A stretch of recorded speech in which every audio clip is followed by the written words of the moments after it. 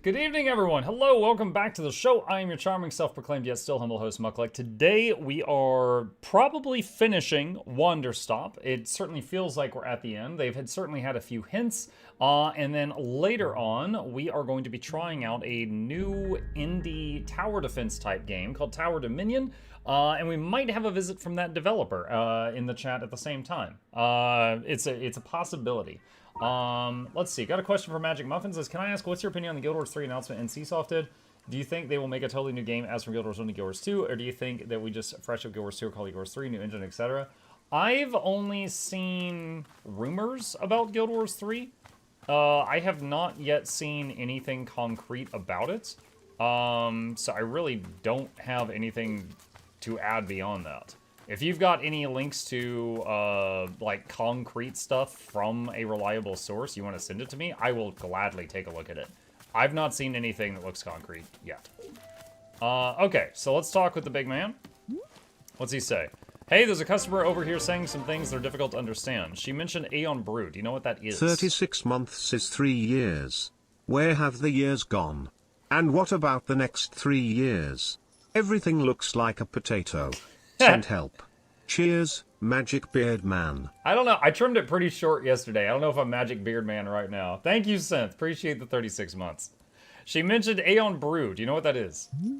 My heavens, Boro has not received a request for Aeon Brew in many ages. This is one of the elder drinks used in ceremonies from long ago. Our new friend must be from Old Aeon. What a treat. Boro was very fortunate to be attending a ceremony in Old Aeon some years ago now, if you are believing it. What was the ceremony like? Goodness, it was immensely confusing. Boro has never been so overwhelmed. Many dozens of people, and everybody is singing or doing a dance of some kind. Yet every dance and song is completely different. Was it all being improvised? I couldn't say. But then they would stop and be starting again, all in perfect unison with one another over and over. For hours like this it went on. Truly the endurance needed was quite beyond my comprehension. I'll be honest, Boro found it difficult to know what to pay attention to, so much was happening. Yet, for all my bewilderment, it was truly a unique experience, unforgettable in every way. Oh, but the Aeon Brew. We must be making some. There are several steps we must be following. First, we only use cold water. We must be infusing cold water with these ingredients in order. Dupe Shroom, Vapor Sprout. Third, you must color swap a puff pod with huge shrooms. Add one of these colorful puff pods to the infuser. Fourth, a blue loop. After all of this, you add a T-ball. Then you must let the ingredients sit for 1 full minute. Then finally, after a minute, one more T-ball. Oh my god. Nothing else. Just those ingredients. All taken together, this should be making Aeon Brew. If Boro's memory is serving correctly, that is. Memory is not my strongest suit, not like bowling. Much better at bowling. I hope this is helping. Alright. Let me go make this tea before I get distracted by something trivial. Very good. I hope our new friend enjoys the Aeon Brew. Oh my god. Okay. Let's do this one step at a time. Let's see. And, oh, that's right. The brat wants tea request, breakfast cereal, sugar, and dirt. Breakfast cereal? Okay, hold on a sec. Sugar and dirt. Hang on a second. Breakfast cereal.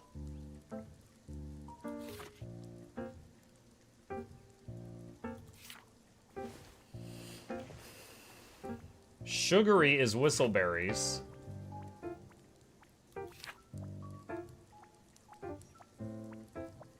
Okay, snock cones taste like whatever you frequently ate for breakfast as a child. Okay. Alright, so snock cones, 4 yellows. How many seeds do I have right now? Not a lot. Okay, so first off, we need to multiply our current seeds. So let's just get over here and do some seed multiplication. We are almost out of pinks. So let's do pink. And we'll hybrid it with yellow just to make some more. And watering can.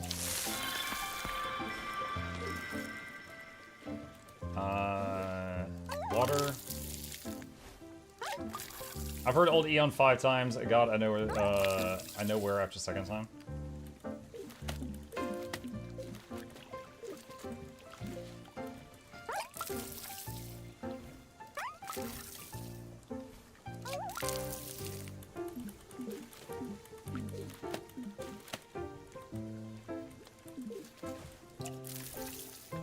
Okay, so I think we've completely gotten everything we can from that plant. Alright. And... Alright, let's multiply this again.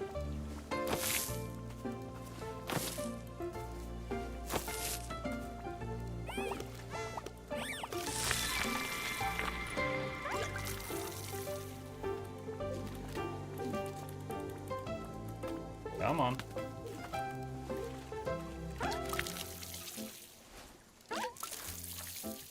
Good OST. Yeah, very, very peaceful, music is pretty much always in this game, other than when she's having the PTSD attacks. Okay, I think both of these are done. Alright, let's see what we got. Okay, that's decent to work with. Alright, first off, snot cones. That's 4 yellows. Alright.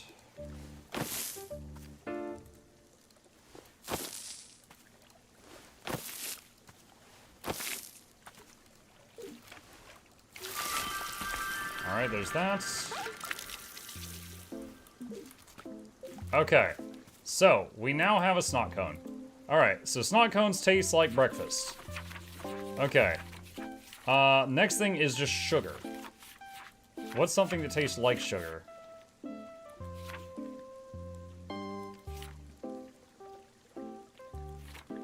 Sweet and sugary. Whistle berries.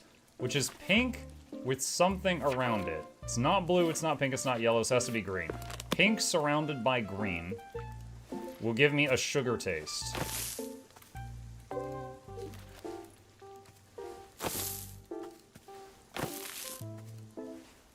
There's that. Hey, Monkey Chad. Hey, Bozer. What's up?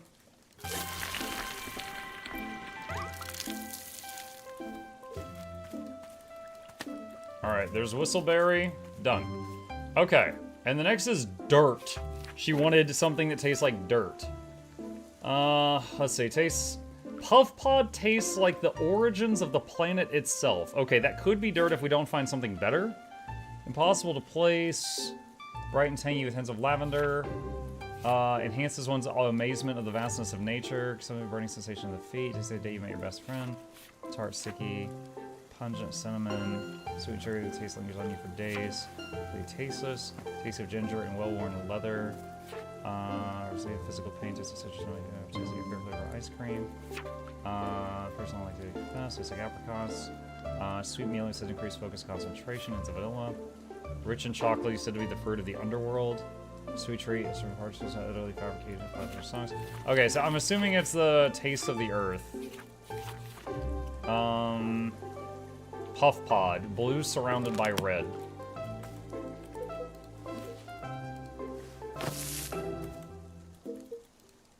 Okay.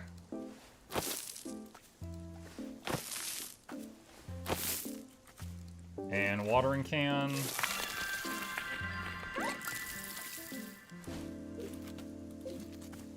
Okay, so with that, we've got 3 things, and then we need a T-ball. And I'll refill this while I'm here. Okay. Do I already have a T-ball in here? No, because I'm a dum-dum. Alright. Let's get the basket. Let's find some tea leaves.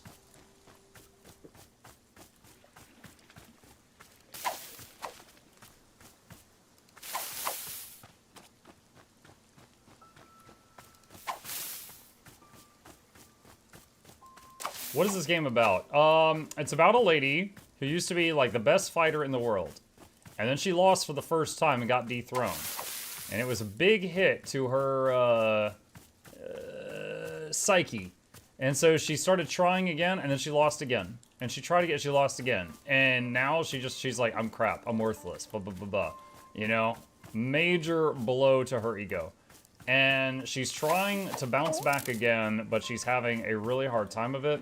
And she's in these woods that are kind of magical. She ends up at this tea shop. And the owner is this really nice, kind of almost Buddha of a guy. And he's like, have you tried chilling out? And she's like, that's not how I work. I've always gotten through life by giving like 150%. And he's like, well, your body is falling apart. You need to calm down. But she's basically like tormenting herself because she just doesn't know how to relax. And this whole story is basically about her journey. So sometimes you're just running around and doing chores and stuff.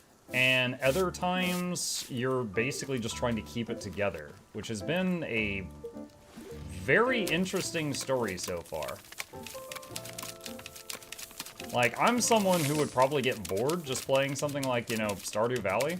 But this is like that sometimes, and then it's like, you know, panic attacks the other times. And the story has kept me really engaged so far. And right this second, our job is to... Again, we're in like a magic forest, so we see people that aren't always human come through here. And we are trying to make a special type of tea for someone who's like this kid that...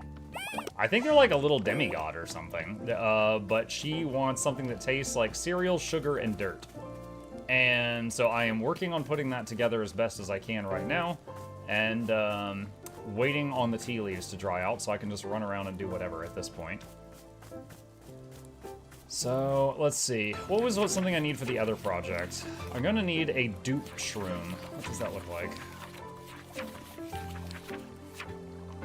They're red with yellow polka dots. Alright, I can go ahead and try to find that for later.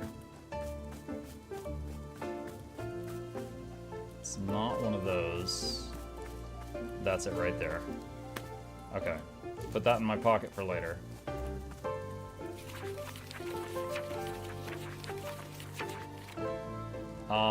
Vapor Sprout, Blue Loop. Vapor Sprout and Blue Loop. Okay, it's not a mushroom, whatever that is. I'll have to grow it. Alright, we will need more T-balls, so I could go ahead and work on that while we're waiting on the first set to finish.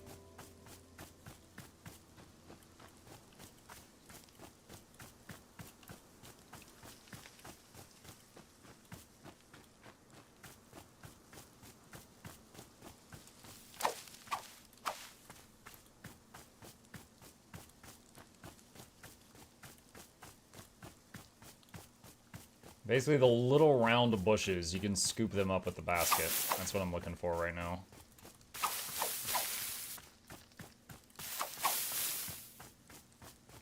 Hey, Mike, how was your day? What's up, Bly? It was good. I slept in a bit, played lots of video games with the boy today. Hung out with Lady Luck. It was good. Alright. That is done for later.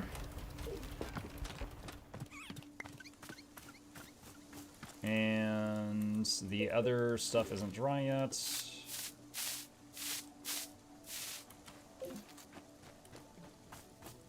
Let's see. Nope, I think that one root there is bugging out. It's supposed to let me clip it, but it's not. I said root, it's like a weed.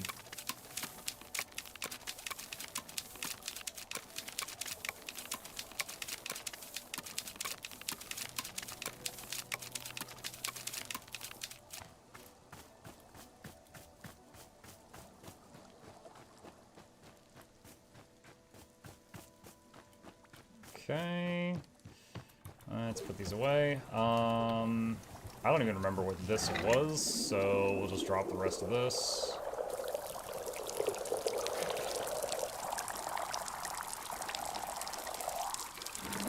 Alright, just feed that to the tree. And this is almost done. We're waiting on this to finish, then we can get started. So, in the meantime, so we're about to make this abomination. Breakfast, cereal, sugar, dirt. Alright, so I can go ahead and get the water ready. Mug, you gonna play the new Assassin's Creed game? Not really interested. I got an email asking if I wanted a free key for it, and I didn't even respond. So, I had the chance to get one for free, but that's how kind of little I was into it. Like, I think the Assassin's Creed games were okay. I've played 4 AC games, and I think they were okay. But current one looks to me to be less interesting than all the others that I've played.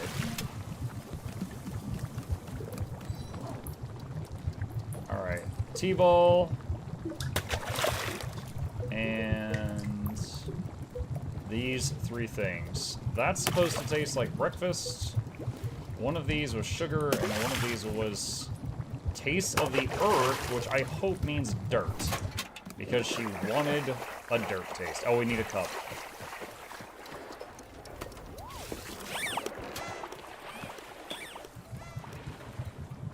Come on.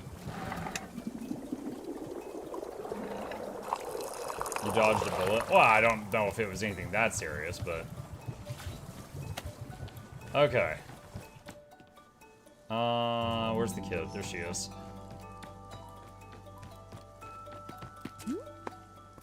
Here's the tea you asked for. Can I have a different one? No, drink it. Okay.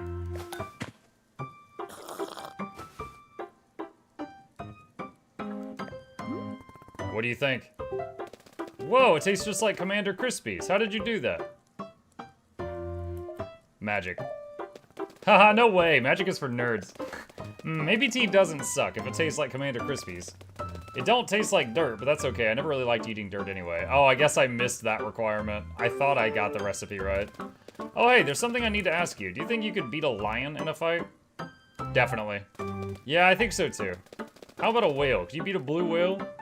I don't know how that would work. Oh, it's easy. You just kill it with your sword, or your hands. Yes, obviously. Which one would you rather fight, a lion or a whale? Why not both? Gasp! Yeah, I want to do that too! I would stuff the lion right into the whale's blowhole. Could you beat a guy if he had a sword, but all you had was a toothbrush? Could you still kill him? Monster, combat isn't just about what type of weapon you have. Combat is about control. Control is physical, but also mental. Control is knowing what your opponent thinks and what he fears. If I know exactly what my opponent wants and what he's scared of, I can win every time. That's how I became a champion. I made sure nobody could control me. Whoa. This is so cool. I'm learning way more than I ever did in school. School sucks. Yeah, you have the best opinions on everything. Alright, that one's done. Okay. Cold water, we have access to that. Actually, hold on a sec. I should try drinking the concoction that no, not this. The concoction that I just made, and see if we get any new insights from it. Eh.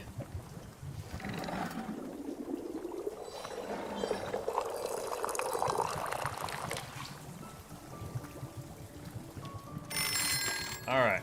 Let's take a seat and see if we learn anything new about ourselves from drinking the Commander Crispy and dirt.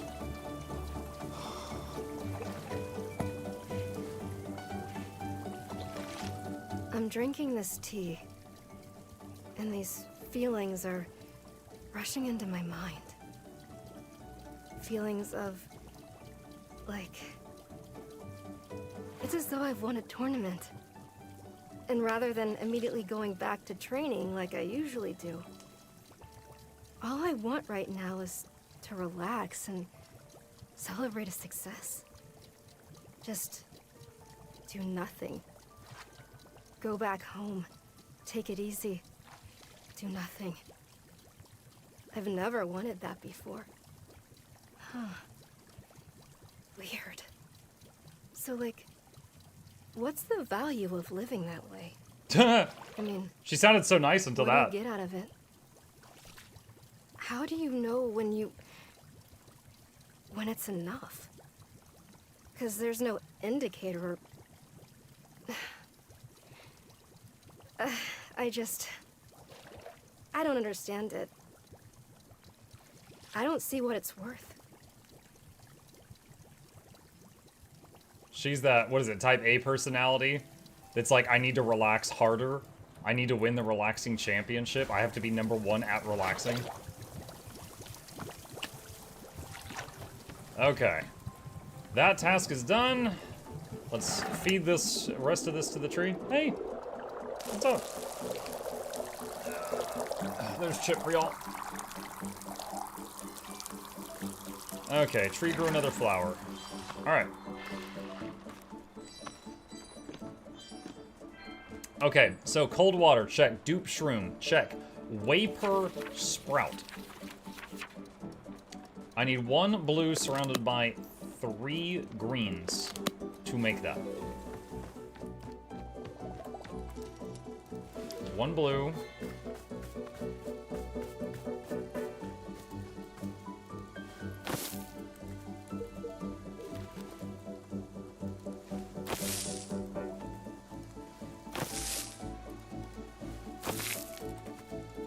Water bucket. No. There we go. Alright, that thing is a vapor sprout. Okay, we have a vapor sprout. Alright, next thing for our list. Color swapped puff pod. Oh my gosh. Okay, step 1 is puff pod. 1 blue surrounded by 3 red. Did I already make one of those?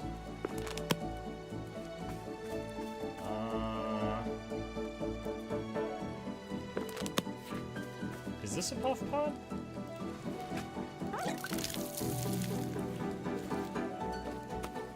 That is a puff pod. Okay. But I need a color swapped one, right? Okay, so color swapped puff pod means I need 3 hue shrooms, which change the colors of something. I remember that one. None of those are hue shrooms. I especially like the current music, I just want to say.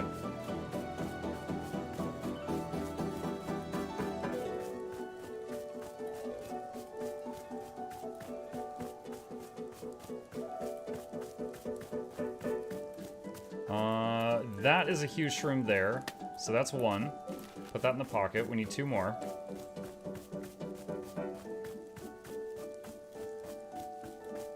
Been a while, so you might have answered this already, but couldn't find any info. Did you quit the Factorio X-Pack run? You plan on getting back to it at some point?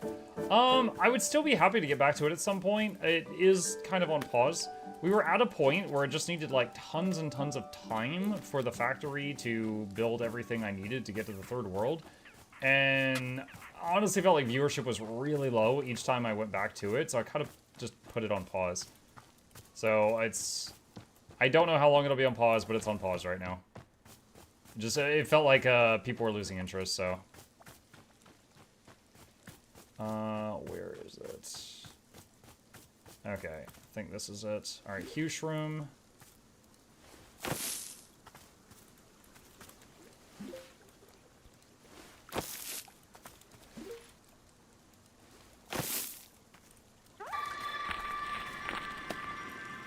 Okay. So we've got a vapor sprout and a color swapped puff pod. Now we need a blue loop.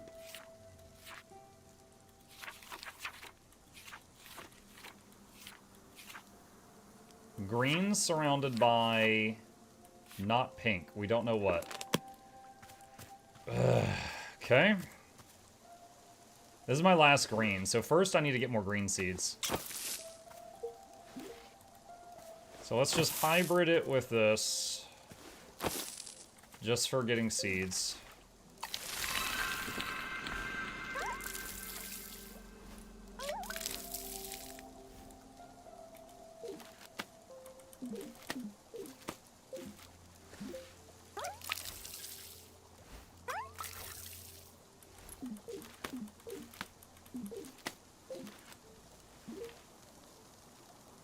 Alright, that's all I can get from it.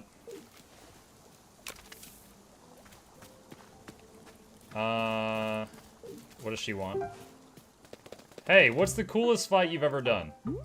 The coolest? I beat my own instructor using his favorite weapon. I trained in his school for 2 years, but he hated me. So on the day I graduated, he called me out. He told me I was arrogant and unskilled with a sword. He challenged me to a sword duel right there in front of the rest of the students. Whoa, did you kill him? Haha, no, but I was able to knock his own sword out of his hand, which ended the fight. He was humiliated. In fact, it was so embarrassing that he made all of us swear an oath to never tell anyone about it. That's so cool. I'm gonna draw a picture of the fight. Make sure it's a high quality drawing. Ha ha ha, never. Okay. So, green surrounded by something that is not pink, but I don't know which one. So let's try blue first.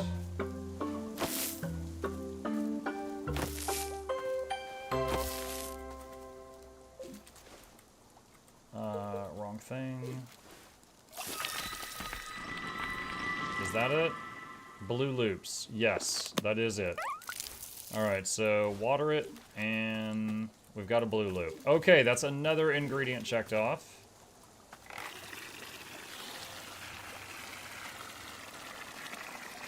Redeem pet chip. Hey. Are you done making biscuits? Is everything perfect?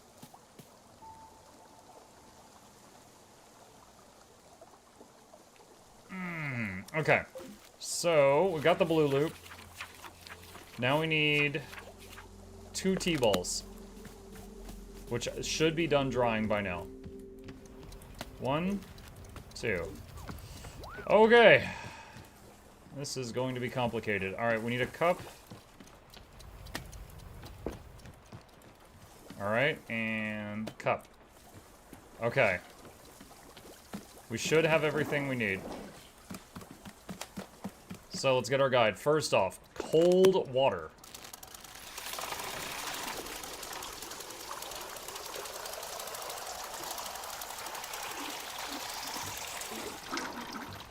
Alright. Do not heat it up. Send it to the next thingy. Next up, in order, a dupe shroom.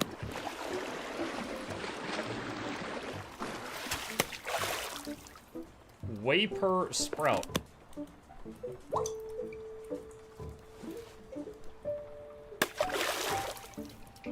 Color swapped puff pod.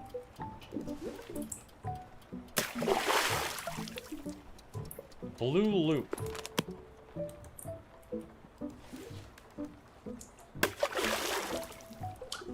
T-ball. Wait 1 minute.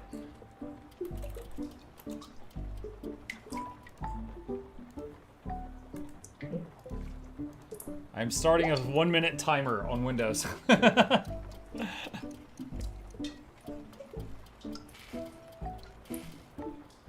What is this color?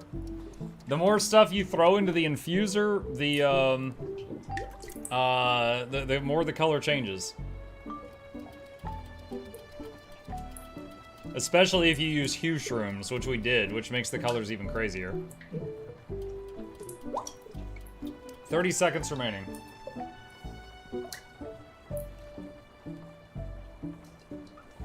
Looks like a baby play ball.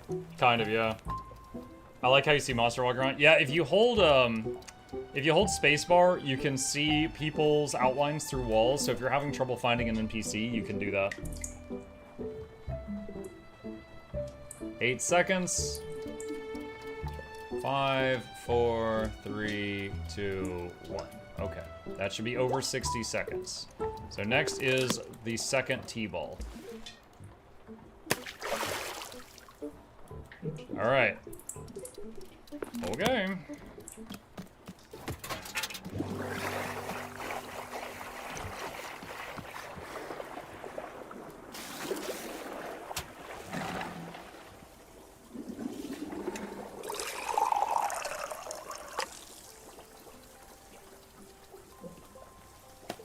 Alright, so this should be Eon Brew, which the weird Sailor Moon looking lady wanted. I gotta find it. Oh, she's upstairs right now, I think. Alright, princess lady. Here you go.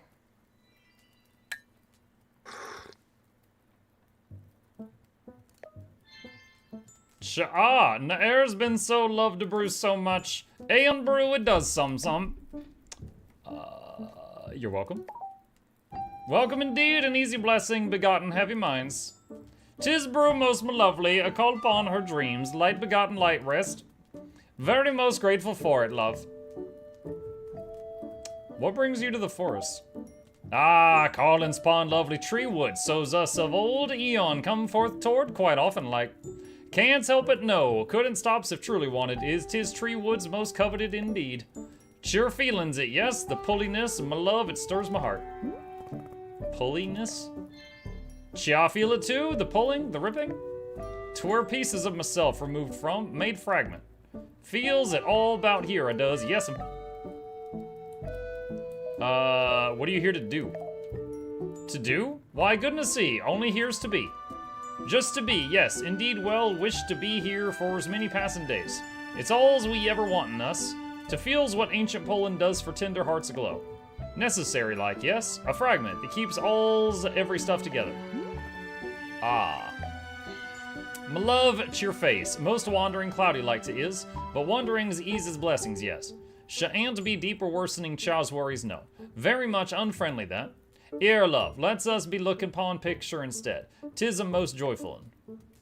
Chia sees the very home dwelling made myself pon old eon. Ah, sweet friendly like. A most ancient home dwelling 'tis, but most loved. Warm hearth to be the dream space, Chia? Ah, yes, there within's the making. So-so's indeed. Ah, Chia, catching me going on and on. Favorite of pictures this. You take it, won't ya? Bestowal kind, a gift. Sure, thanks.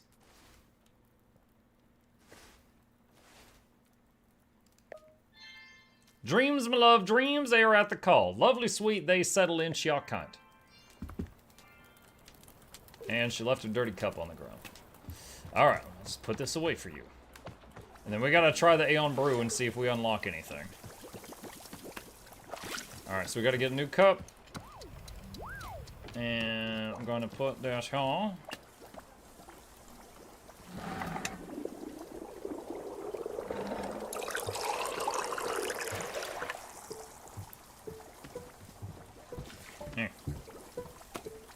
Okay.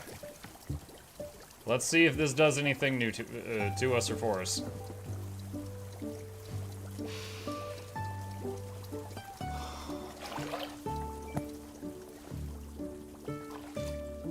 Huh.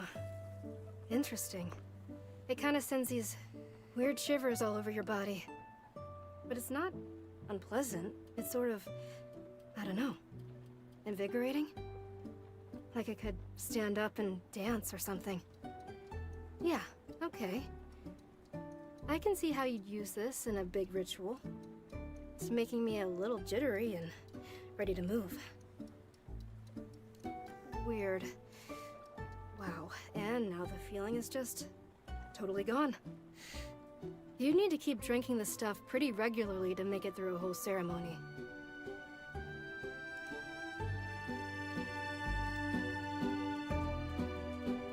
I guess that's why he said that people would just like stop abruptly and then start again. I guess they would take a drink or something.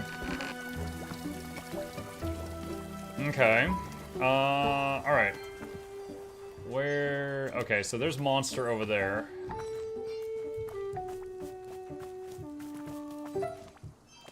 I did it! I drew a picture of your cool fight. Come on, I'll show you.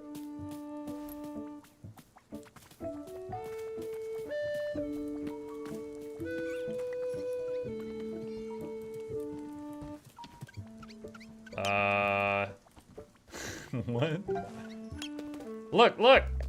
See, it's you beating up your stupid teacher. He's a jerk, so I drew him getting hit by lightning, too. What do you think? You captured it perfectly.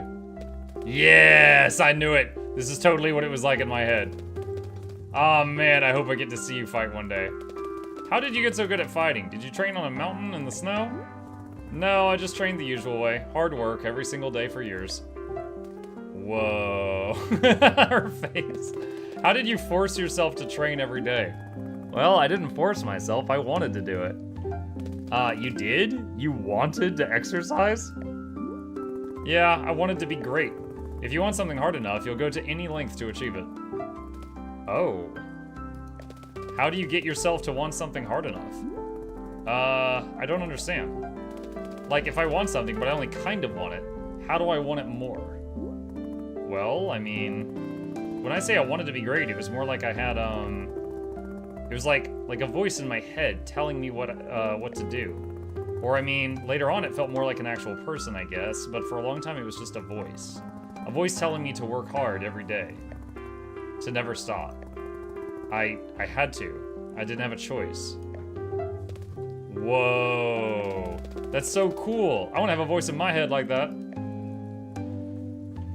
Sure. I hope you get it. ... Why do you want a voice like that anyway? Quick pause. Nariani says, Muk, help a brother out. Club Johnny or Oring Legendary plus 1k gold. For info, I don't have a main. I always play everything, and I only play Dagger and Greatsword Legi. What do you recommend? Wait, what? Are you, like, saying you made a Club Johnny and you're thinking about keeping it or trading it? Is that the thing? If it's like... Okay.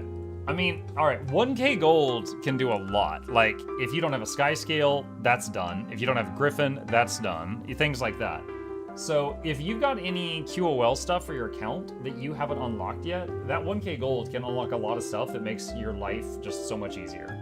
So, if you still need any of that, then I would say 1k gold. The Oreen Legi, I would say Oreen Legendary, it just depends on, can you get one that you'll use on your classes? I'm afraid all the good build requires spears. No, there are spears in many builds, but certainly not all of them. Because I never do anything good, because I'm kind of stupid. So if I had a voice like that, I could work super hard to do stuff that's good. I don't think you're stupid. Haha, yeah I am, you just don't know it yet. Someday I'm gonna do good stuff, for sure. Do your parents ever help you? Nah, they're always busy with stuff, so I don't see them much. But it's great, because I get to do whatever I want. Oh. Well, thank you for making this drawing of me. It was easy. Drawing cool fights is the best. Okay, the Nana wants to talk over here.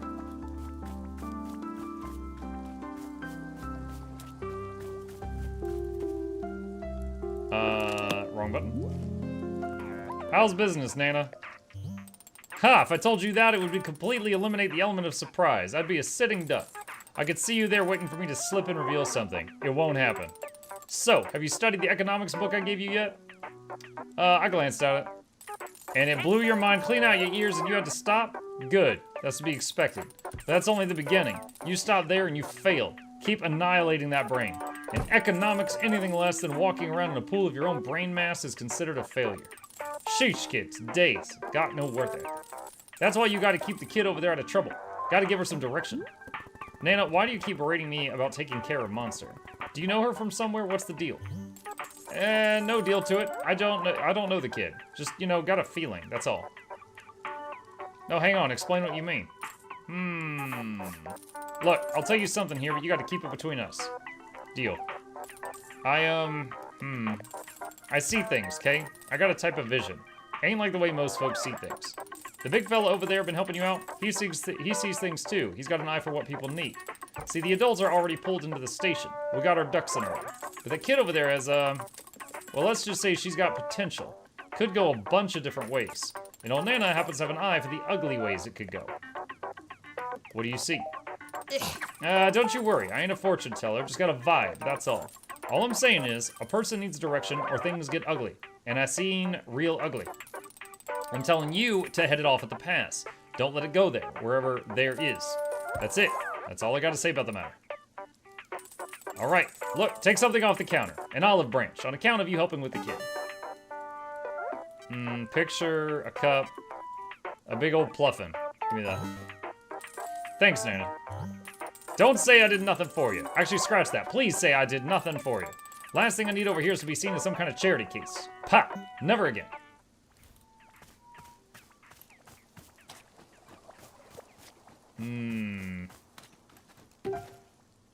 Hey, I made a decision. Want to hear it? Sure. I'm gonna be a fighter. Great. And you know what else I decided? Guess. You're going to be a thoughtful and introspective fighter. Ew, no way. I'm gonna be the least thoughtful fighter ever.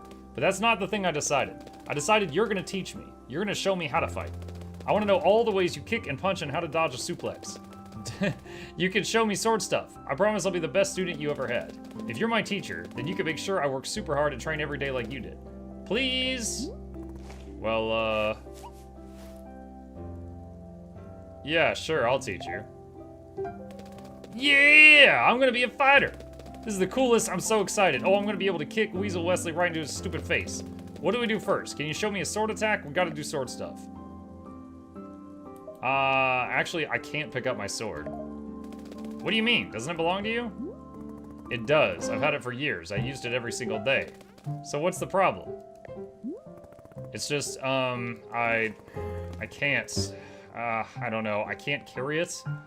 Or, I would just say, like, I'm cursed or something. I just can't. I'm sorry. I'm trying. But you said you would show me stuff. You told me you'd show me. Yeah, and I want to. I could show you other techniques if you want, something without a sword. But I wanted to see the sword. You told me you'd teach me the sword. Let's just do something else, okay? No, I don't want to do something else. You promised me. That is not what I said. I said I'd teach you to be a fighter. There are lots of other things I could show you. I'm a professional fighter, remember? But you can't even carry a sword. That's not being a fighter. That's just being weak. If you're not a real fighter, how are you going to teach me to be strong? I have to be strong enough. Strong enough for what? Strong enough to... Because I need to be good. I need to do good stuff, okay? What do you mean good stuff? Just, you know, whatever makes people want to be around you. I don't do anything good ever. That's why Mom and Dad don't want to be around me. It's why Annabeth doesn't care about me. I have to do good stuff, okay? I have to not be so stupid for once in my life. Monster, why do you think that being able to fight has anything to do with people liking you? Well, I mean, it's... Like you said, you have to be in control of others. And if I'm in control, then nobody can hurt me, right? That's what you said. I promise I don't think you're stupid. Yeah, you do. You said you would train me. You lied to me. You knew it was a lie, and you said it anyway. You think I'm a dumb kid, just like everybody does, so you can lie to me and it doesn't matter. Monster, you aren't dumb. You just have no idea what you're getting into. Sword fighting is dangerous. I don't want to teach you unless I can carry the sword myself. It's not about you, I promise. There's other reasons. ... If it's not about me, then you should trust me. No, I can't. I won't. I'm sorry. Humph. I'm not good enough for you. I'm not good enough for anyone. Monster. Go away. Listen, there are other ways to be strong. Stop. Stop talking to me. Go away. Go away, go away. Alright, fine. Oh, this is going well. We've successfully set her on the path to the dark side. Did I already try? Yeah, I already tried that. Okay. Boro, I just had a terrible conversation with the kid over there. Monster. She, I don't know. I don't know what to do. Yes, Boro saw you speaking with her. It was appearing to be quite emotional. Children can be difficult, no? Truly, they are minds of their own. Is there anything I can do to calm her down, to just settle her? Well, it's possible that he's gonna say make her tea. Oh, goodness. What? Over there. By the exit to the forest. I believe she has taken something of yours. She stole my sword! Damn it, what is she doing? This keeps getting stupider and stupider. I think I should go out there and track her down.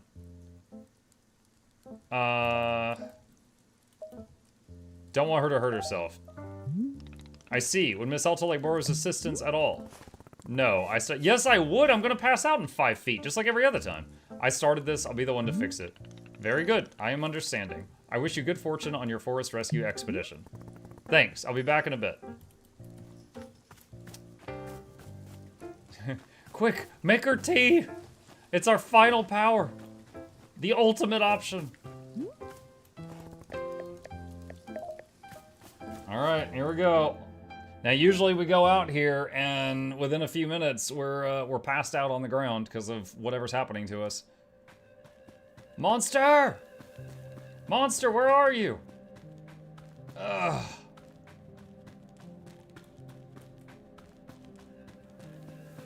She was unreasonable. Keep moving, Alta. Monster, can you hear me? Oh. Monster, there you are. Are you okay? Monster? Hey, what's going on? Did something happen to you? Why'd your sword get so heavy all of a sudden?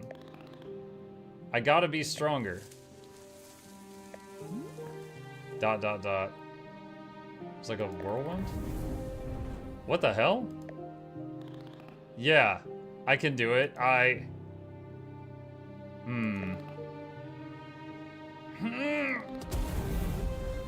Ha, I can do it. I'm strong enough. You see, it's my sword. I'm the one who deserves it. How are you doing this? I wanted it. I wanted to be powerful, and I got it. Monster, please, can you give me the sword? I don't want you to hurt yourself. Dot, dot, dot. No! You don't care about me, you just want what I got. You can't even carry the sword. That's what you told me. You're just jealous because now I'm strong. You don't like me being strong. That's not true. I don't want you to hurt yourself. The sword is heavy and sharp. You could easily hurt yourself if you didn't know how to use it. Trust me, I've used the sword for a long time. It's dangerous. I'm not gonna hurt myself. If you give me the sword, I'll let you make other decisions. I promise. Liar. You're a liar and you think I'm too stupid to notice. You can't carry the sword, so now I get it. I get to be in control now. Say it. Say that I get to have the sword. Monster. Say that the sword is mine now. Say it. Hold on. Before you do anything, let's think about this. Alta, this is your sword. It was made just for you. You went undefeated for 3.5 years with it. Without the sword, who are you? You're nothing. You're nobody. Don't you see that? The sword is your right. Take it back, now, or you'll never be yourself again. I think that's the right action, but the wrong reason. I think we should take it back, because if we let her keep it, then we're teaching this kid that it's okay to just steal weapons from people. I don't think we should care about that reasoning, but I think that's the correct action.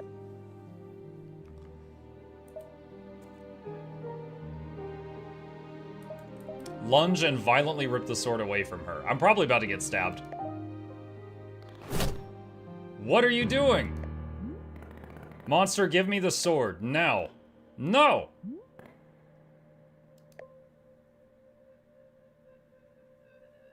Is she about to stab this kid? I didn't think we'd even close the gap without getting hurt.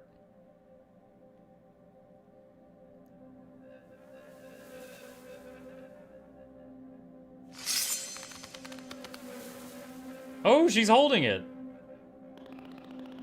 You're doing it. You're holding your sword.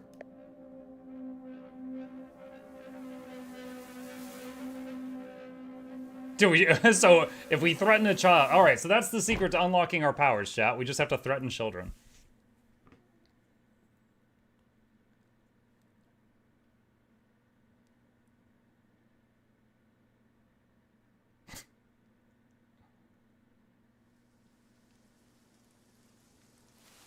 The big guy save us again? Boro. Ah, glad to see you coming back around, Miss Alta. I put your sword back by the tree stump as always. Is Monster okay? Indeed, she napped ferociously for a time, but now she is being up and about. Perhaps you should go say hello to her. She is certainly one who loves to talk. Yeah, sure. Is everything being okay? Boro, I almost attacked her. I can't believe it. I did it a second time, the same thing I did to Master Winters. This voice inside of me told me to just do it, and I just couldn't say no. I knew what I was doing. It wasn't my choice, and I did the same thing as always. I'm unfixable. This is going to just be me forever. Oh God. But Miss Alta, if I'm hearing you correctly, you said you had a choice. I did. I could have gone either way, and I fell right back into it. Yes, but... Miss Alta, this is the first time that Boro has heard you refer to it as a choice. It has not felt much like a choice in the past, has it? No, I guess not. This time it felt more like I knew what I was doing. Exactly. For a thing to go from not being a choice to being a choice, it's a sign of change. You are changing, Miss Alta, whether you realize it or not. You are beginning to see something which was previously not in view. To be able to see something is perhaps not as pleasant as being able to fix it, but if you are wanting Boro's opinion, seeing is a wonderful first step.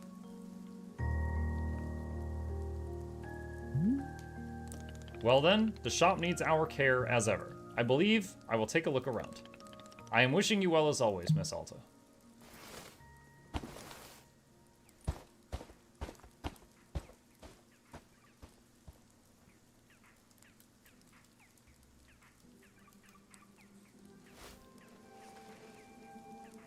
Kinda wonder what would have happened if I had clicked, tell her she can keep the sword. I wonder if the other version of me would have, like, taken over and done the lunge that I did. Alright, so let's go try to talk to Monster. Who has a black aura around her. Yeah, look at me! I'm still kind of glowing and stuff. That's probably a... Let's just say that's neat. Yeah, I'm definitely not that strong anymore, though, which sucks. But being big and strong was so cool. Is that what you get like when you're fighting? You mean, do I glow and gain magical strength? Yeah! Unfortunately, no, but it sounds cool. Oh, dang, you should be huge and glowy. That would be so neat. So, Monster, what I did out there in the forest when I, almost attacked you. It was a really bad thing for me to do, Monster. I lost control. I gave into a side of myself that I'm not sure I like. I shouldn't have done that, and I feel awful. Say nothing. It's okay. I don't mind, I think. Besides, when you had your sword up in that super cool pose, that was so neat. No, I could have seriously hurt you. It's not okay. But hurting people's okay sometimes if you ask me. Just don't do it too much. Oh my God. Or if you have to do it to someone who really deserves it, right?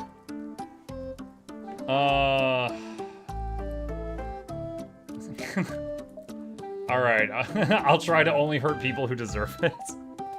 Yeah, some people super deserve it. Well, okay then. I'm gonna go see if I've got superpowers from this black glowy stuff. See you around. Okay.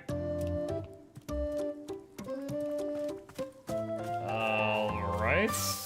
That happened.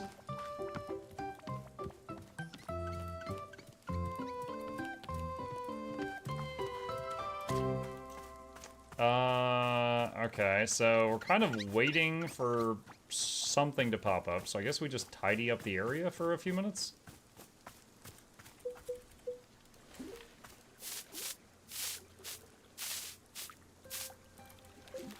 What's this? A trinket. Is that a rubber band ball? Kinda looks like one.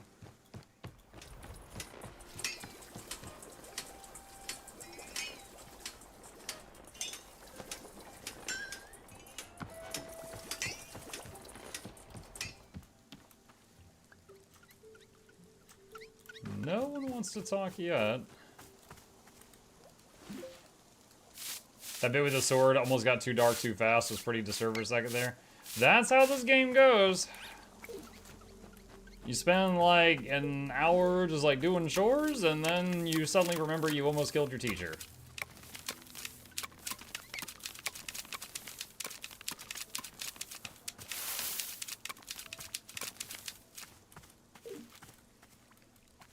What's this? That is a trinket also.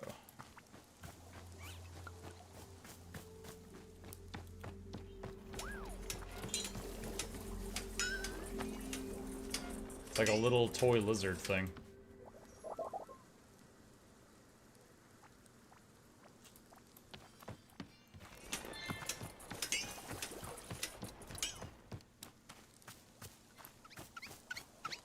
The rest of it has been silly and stupid in some cases. Not all of it. I mean, she had a memory of stabbing Master Winters out of freaking nowhere. And Master Winters with blood dripping down her body screaming, "What's wrong with you?" Like, they were just sitting at the breakfast table, and she's like, "Well, it's stabbing time."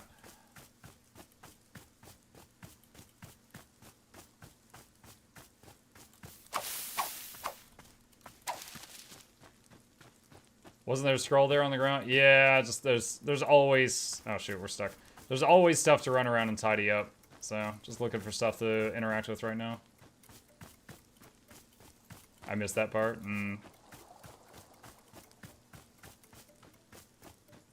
We basically got to Master Winter and we told her our life story and we're like, "So, can you help us?" She's like, "No, I can't, sorry."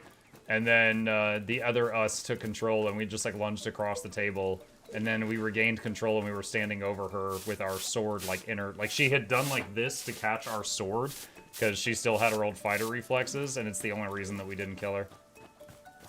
That's part of the reason that our character's like, I'm a monster. All right, there we go. There's an update. Hey, do you want any more tea? Oh my gosh. Monster. Please don't go. Please try to stay conscious. Please, I don't want to lose you. I don't want to move on. I don't want to change. I just want something that lasts. Please. I hope you connect with your family again. Alright, it's time to shift again. Boro, it's done. Monster isn't talking anymore. Oh, I see. Indeed, Boro noticed you looking somewhat ashen. How are you feeling? I just want to be able to talk to her again. Yes, I can be understanding that very much. Well then, I'm thinking it is time we convene at the shrine once again. I will see you there in just a moment. He implied that when we came here, this was the last visit, so surprised that the shrine... Surprised we're going to do the shrine again. When did that scene happen? A couple sessions ago, I think. Like, we finally regained a memory. Like, for the first half of the game, we were like, we're trying to get to Master Winners. Then we gained the memory that we had reached her, did horrible things, then suppressed it. Here we are one last time. One last time, he says. And there we go. This is it, Miss Alta. It is time to... Say, Boro just now had an idea. What if we made one last cup of tea? One more brew to send out our big adventure together. I would be very grateful if you were to make me a cup of something you love. What do you say? Sure, I can do that. How delightful. Thank you.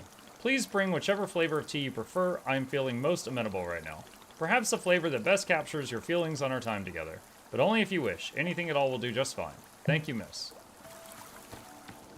I think there's still that magical Eon tea in the machine. I'll just do that.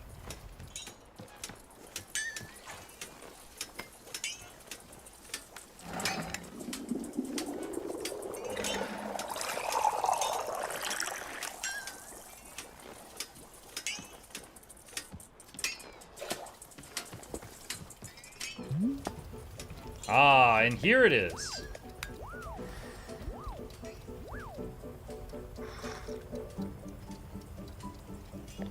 Goodness, there must be 1,000 ingredients in this tea. Miss Alta, your maximalist approach to making this tea is a fitting way to close out our time together. Is it delicious? Perhaps not, but ow! But it is reflecting your personality, and for that I am grateful. Oh, he just said it's not delicious. Miss Alta, thank you very much for the drink. I am grateful for your presence and your effort as always. In fact, being here with you now at the end of it all, well, I must say, it is a strange and wonderful feeling. No customers asking for tea, no tasks that require doing. Just us and our tea shop. Isn't it a particular sensation when everything goes quiet? I know how much Miss Alta enjoys excitement. Perhaps you might stay here and enjoy the silence with me for a bit. Stay here and do what exactly? Well, that's just it. There's nothing in particular to do. You could decorate a bit if you still feel like arranging some of our mini plants, or maybe there's some photographs you wish to capture, or not. You might meander about and sweep up leaves, or feed the pluffins. Or perhaps you wish to make Boro another cup of tea. I'm always enjoying that very much. And of course, you can be making a cup of tea for yourself to sit and enjoy. There are any flavors of tea you've not yet tried. Now might be the time to try a few. But Miss Alta, these are not requests or tasks. If you simply want to sit and do nothing, that is fantastic as well. So for those who don't know, whenever we drink a cup of tea and she sits down and just like talks about her past and memories and stuff like that, there's a different dialogue for each primary tea ingredient. So like if you make one cup of tea with one ingredient and another cup of tea with another ingredient, it triggers like a different dialogue cutscene. So if you wanted to hear every last drop of dialogue, you would need to make every possible cup of tea. I'm only suggesting a moment of pure open-endedness, if that makes sense. Nothing in particular to be gained, just existing. In fact, this is what life is like for Boro most of the time. Nothing much happening, just existing. Don't you ever get bored? Yes, all the time. But it is something I am enjoying, in fact. Boredom can be a wonderful luxury. Is that hard to imagine? I understand, but it is true. What do you think, Miss Alta? Do you feel like taking a bit of time to enjoy the silence? But how? Doing nothing is excruciating for me. Boro, you've seen me. I genuinely keep trying to slow down and rest. I want to get better at it. But then the person who looks like me, every time I try to do nothing, she forces me back into action. Sitting around all day doing nothing is meaningless if she just gets her way in the end. Ah, yes, I am understanding completely. Perhaps she is seeing boredom as an obligation, an errand, a chain upon the neck. From that perspective, I can be quite understanding to her objections to it. If I had to guess, boredom may be a difficult thing to do until she allows it. So perhaps you can request her permission to be bored. You think she'll listen? I don't know, but to ask the question with an open heart is a good first step. And for now, she cannot stop you from simply sitting on a bench and listening to the wind. Perhaps she'll better understand the merits of boredom with an occasional demonstration. She wants what's best for you. I'm sure you can persuade her of the value in doing nothing. Miss Alta, thank you so much for your patience and your thoughtfulness. Boro appreciates it very much. You have shown such remarkable resilience. It has been a true treat to be on this journey with you. Wherever you have become bored of boredom, you may of course meander over to the shrine. I feel quite certain it will allow you to move on to the next thing, whatever that means. Once I sit down at the shrine, I won't see you again. Oh no, I believe I will see you before you go. Boro may not be in control of the forest, but I am certainly able to sneak in a last goodbye. Do not worry, I will be there to see you out. Take your time, Miss Alta. Do not go until you feel good and ready. We are in no rush here. Okay. Alright, so it did zoom in on that bench when he said you could ask her permission to, or she can't stop you from sitting down and listening to the wind. So I kind of want to just sit down on the bench and just see if anything happens for a second.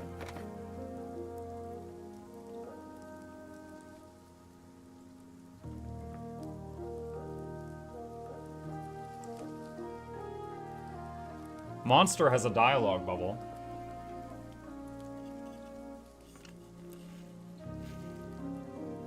Alright, I thought we might have a conversation with our other self, but I guess that's not the case. Just a nice view.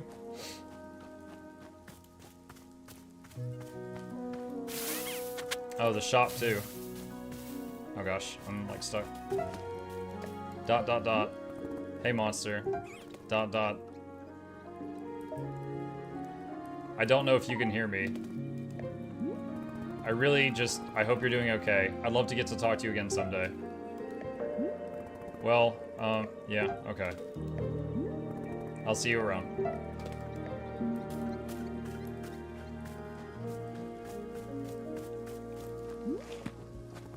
Nana, it's going to be extremely weird hearing nothing but silence from you. Silence? Missy, I tried being silent once and it was a goddamn nightmare. How are you talking? I thought everyone went silent. Yeah, the losers did, maybe. Did I look like one of those bimbos to you? Can't shut me up. Just you try, universe, just you try. Come on, universe, you got this. Ha! Universe thinks it's so high and mighty? Poosh. Is there a reason you didn't lose your voice the way the other people have seemed to? Missy, I already told you. Me and Boro ain't like everybody else around here. The two of us are cut from different cloth. We don't play by the rules you've been setting here. Wait, the rules I've been setting? Yeah, you. I'm perfectly aware of who the force is responding to around here. So don't go try making this about someone else. Take some damn responsibility for once. Alright, that's it for old Nana. Something tells me I gotta be getting out of here lickety-split. Nana. You said you saw potential in people, right? The bad kind? Yeah, what of it? What do you see in me? In you? Look, reason why I don't tell folks about this vision of mine, they all seem to need some kind of reassurance. Reassurance that they ain't bad people, or some such like that. But you listen to me. There's no bad people, only bad choices. That's it. The kid over there, she doesn't get the choice. The choice is being made for her, and that pisses me off. Pisses me off. You, on the other hand, you get to choose. So just don't be an idiot about it. Will I ever be a fighter again? ... Now this is just old Nana's opinion, but you'll always be a fighter, kid. That ain't going nowhere. Humph. Alright, time's a-wasting. There's market potential out there just begging to be tapped into. I'm out of here. Bye, losers. Good riddance. Bye, Nana. That was really funny. It's gonna be weird hearing silence from you. You just try and shut me up. You ain't got what it takes! Alright, we've exhausted all the dialogue. Now, there are some flavors of tea that I probably missed. I'm not going to go through every one of them. Let's just see what happens. Alta stares at the mysterious shrine. Sit down? Yes.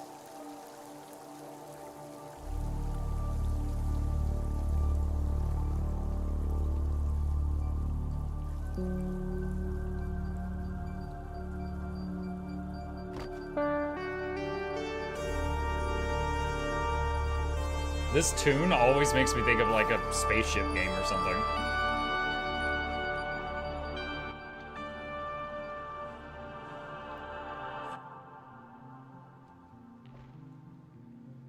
Hey, are you there?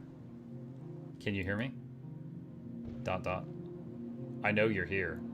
I can feel you. Please, don't let all of this be permanent. Something's going to change me, won't it? It has to. Please let this be something that can be changed. Permanent. It has to. Forever. Permanent. It has to. Forever.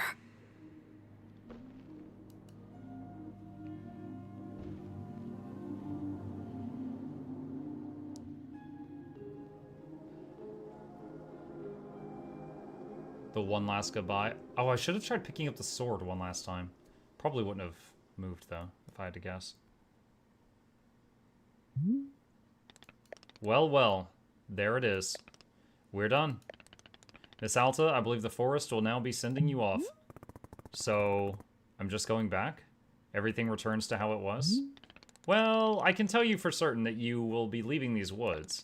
But whether it goes back to how it was, that will be up to you. Oh, my sword's next to me. Am I going to be a fighter again after all of this? Well, from Boro's perspective, I certainly thinking it's possible if it's something you want. But what do you think, Miss Alta? Do you feel that you are going to become a fighter again? Yes. I see. Why is that? Because it's just who I am. Good. It is good to know who you are. That is an excellent starting place. ... I am very proud of you, Miss Alta. Boro has very much enjoyed your company here in the clearing. Whatever comes next is up to you, and I trust you to be making the good decisions. Once I leave, will I ever see you again? Oh, I should very much be thinking so, but not right away. In time, the forest will always invite you back. You're a weird dude, Boro. Haha, indeed, and I am offering no apologies. I am simply doing what feels right, as best as I can be telling.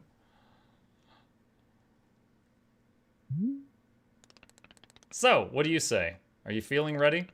It is up to you. We will not move on until you have decided it's time. Okay, I'm ready to go. Alright. I am wishing you all the very best, Miss Alta.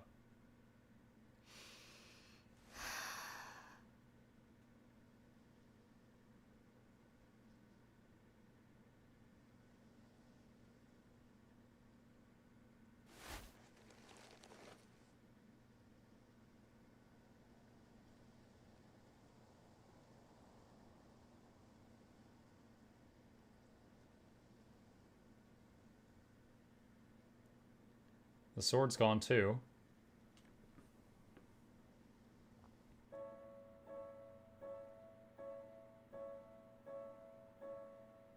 A game by Javier. Oh, that's the end? Yo, I thought we would see her leave the woods. Small bit of torment. Tiny torture. Tiny torture. I thought we would see her leave. All right. Well, chat, I guess that is Wanderstop.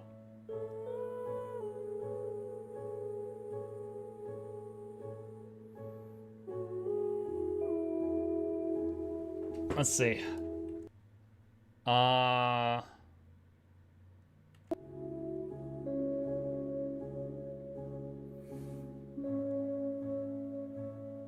was looking to see if there was like a skip this, just to see if there was anything after.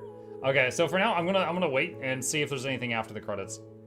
Now we need to know the meaning behind the game. I was really expecting something more unless it was a bad ending. So, something I heard from someone else in chat is that this game was made by the guy who made Stanley Parable, and it was supposed to be about, like, how much stress and stuff that they went through during the crunch time for Stanley Parable. And this was, like, their way of telling part of that story, or kind of, like, offloading that. There's supposedly a video about that? Making of Wanderstop. Let me see.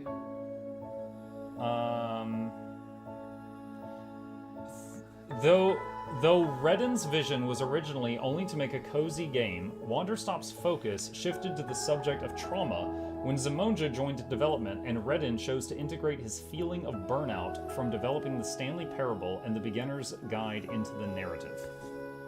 That's what it says.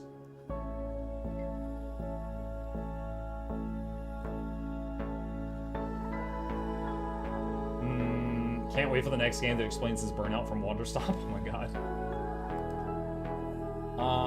Let's see. The art design, taking inspiration from other cozy games, draws elements of Impressionist art and Art Nouveau.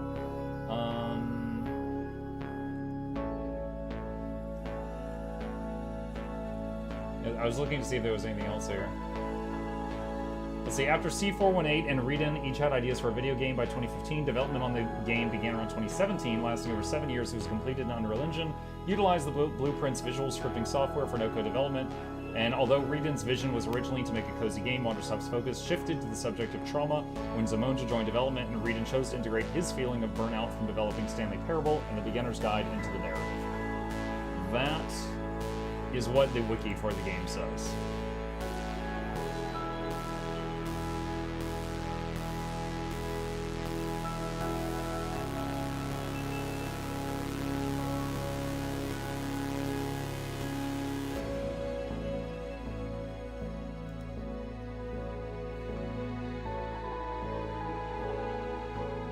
I'll say there's more people that worked on this game than I expected. I get that, but other than that, what's the meaning of making us go through it? Of making you go through it? It's just an exposure on pain and regret. What's the point of the gloominess? I can't believe that's all there was to it. It's difficult to put into words. So, Plague, the whole thing, again, because you missed some episodes, right? Like, I mentioned some other horrifying things that they shed light on that you missed, so I know you missed some episodes. But the whole thing was basically Alta's journey of, like, basically coping with a traumatic experience. And her trying to recover and heal from that. And someone trying to help her to the best that he could. That's the story. And yeah, it doesn't have a, you know, wrap it up in a bow and, you know, perfect ending type of thing. But the whole idea is that she made a bit of progress.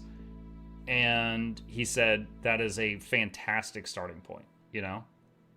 Like, she went from, I can't stop myself from doing horrible things, to I had a choice and I barely stopped myself. And he's like, then it sounds like you're making progress. That's a first step.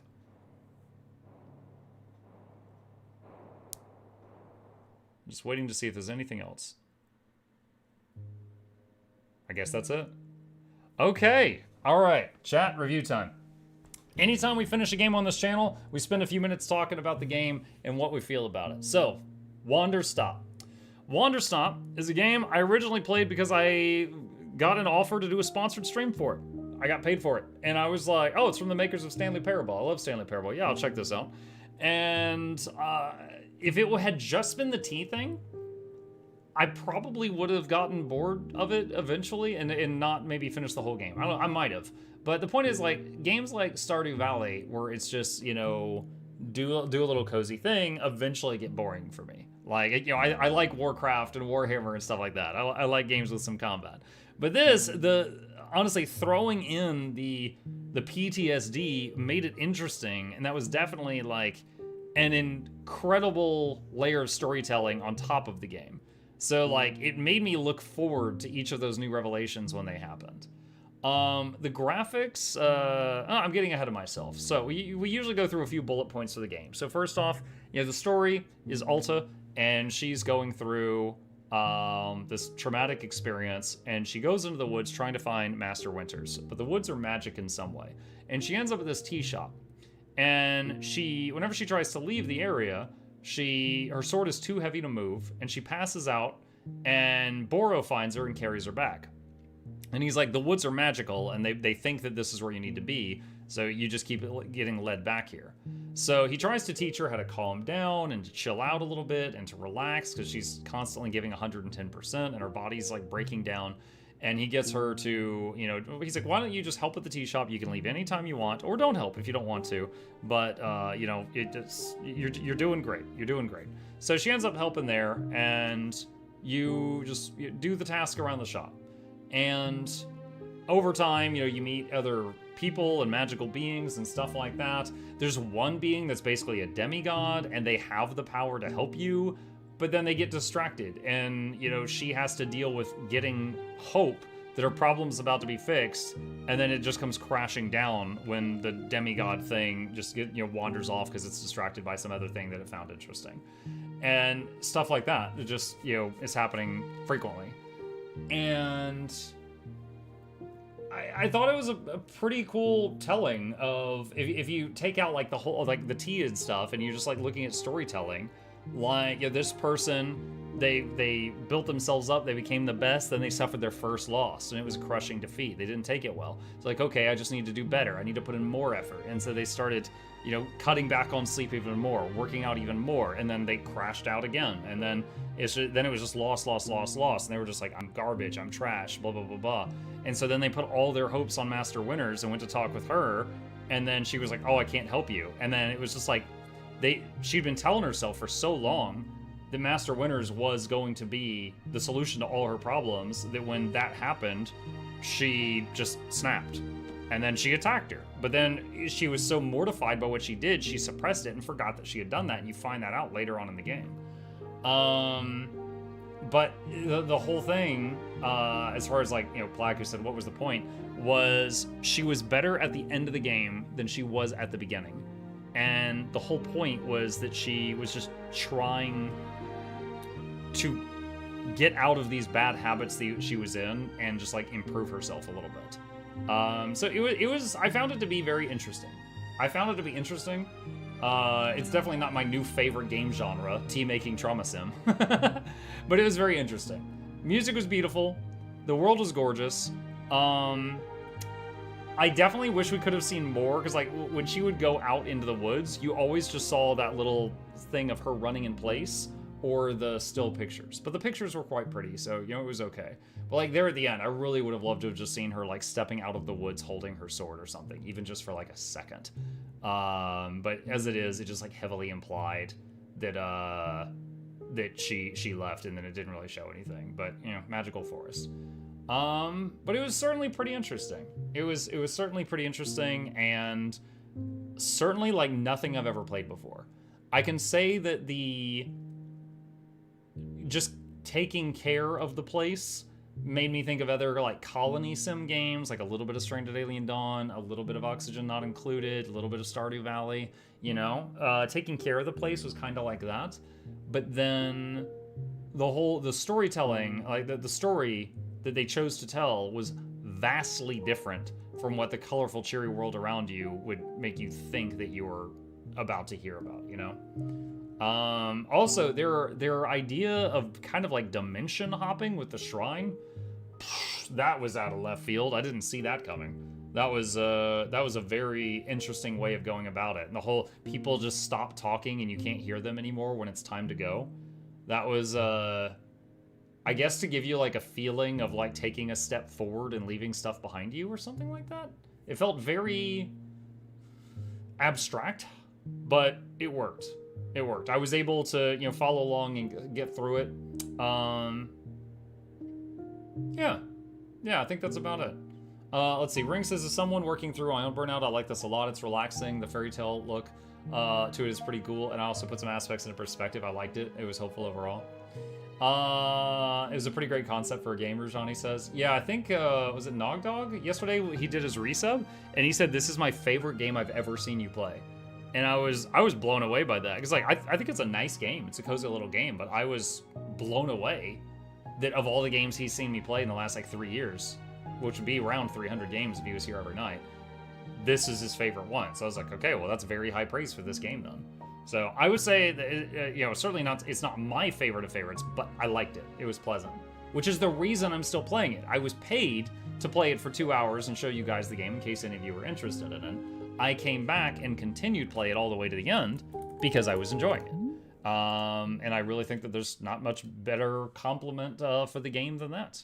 And it looks like it took us right at about 10 hours to finish it. We didn't have every single cup of tea. We did most of the side quests, but yeah, Boro was great. Yeah, Boro was a great character.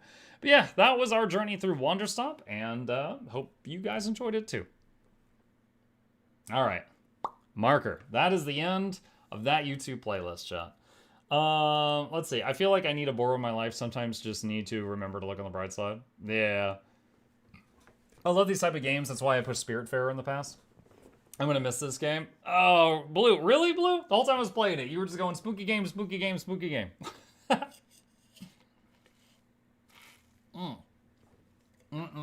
Okay. Delicious. Set that down. All right.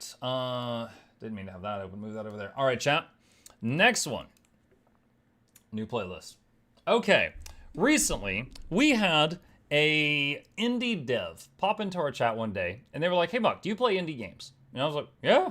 I played 110 games last year. They weren't all AAA 70-hour titles, and a lot of them were little indie games. And he's like, would you be interested in trying my game I just made? And they were really, usually I don't like, you know, just people doing like self-promo for their own projects in the chat.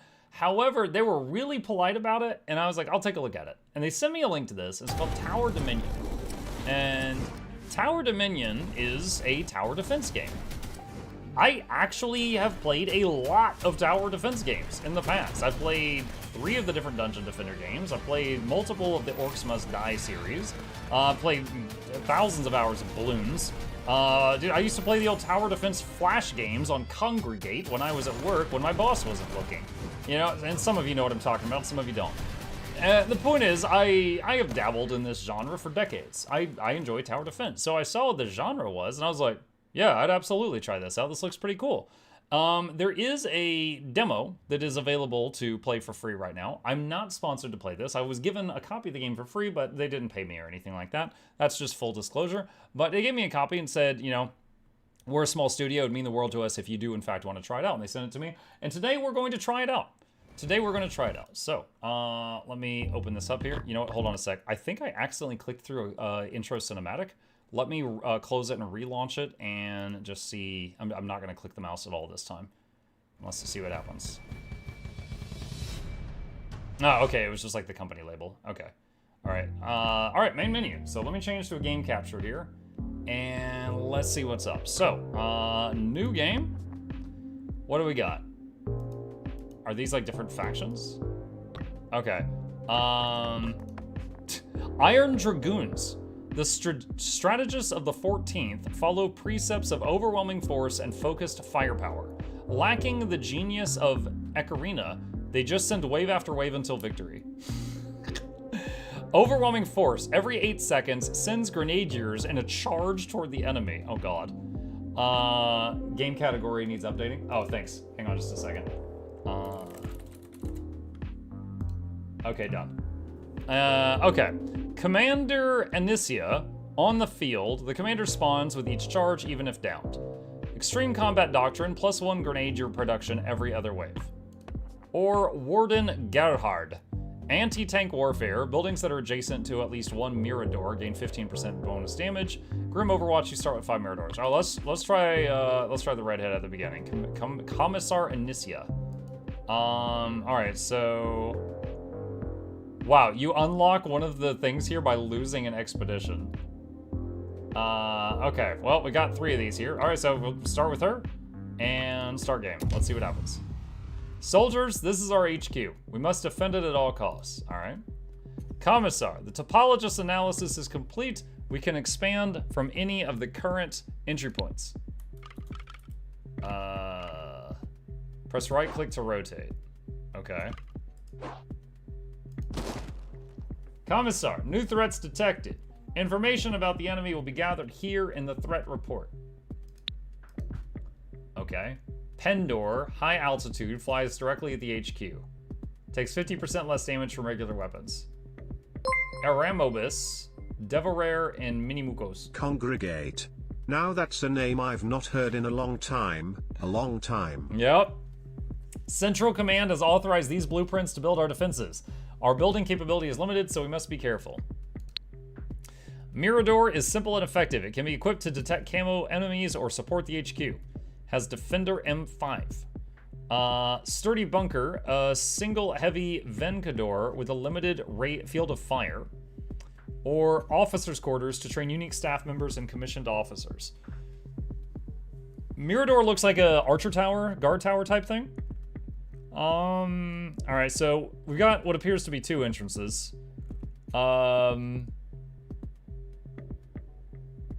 Oh, elevation bonuses. You guys see that? So you put it on, look, the higher the ground, the larger a range it gets. Okay, let's put that there. Commissar, here is the report view of the capabilities and available upgrades for this building. Special, let's see, +1 gain detection and +1 weapon. So it adds a dude, and I guess it can see invis or something. Underground depot, +50% damage and rate of fire, +1 range, 2 if at height 0. What's our current, I guess our height is right there, maybe? Maybe that's the height?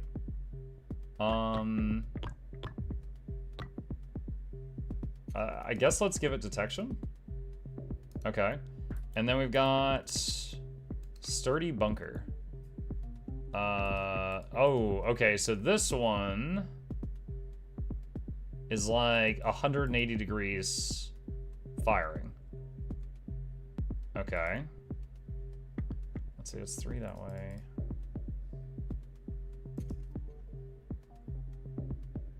Let's do that. And I guess we're out of money. All right, so building upgrade level. Okay, so that just lets you toggle on an overlay type thing to see that. Speed up shift is runs things at 3x speed. Let's get better at the game before we crank up the speed. Send wave spacebar. Oh boy. The little charging people. Wave 1 exterminated. Choose a bundle.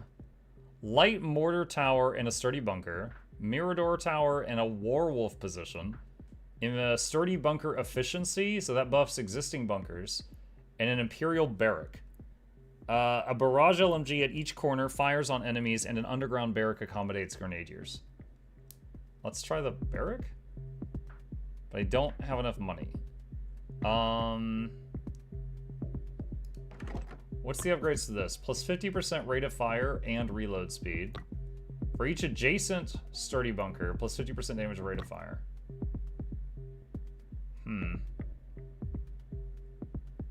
I don't really get what this does. To train unique staff members. Okay. I think for now... Oh, no, cancel that. Let's just buff the rate of fire. And then save the rest.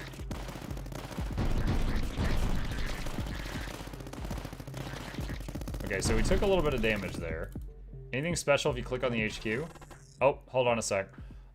Choose a bundle. Barrack and Advanced Mirador.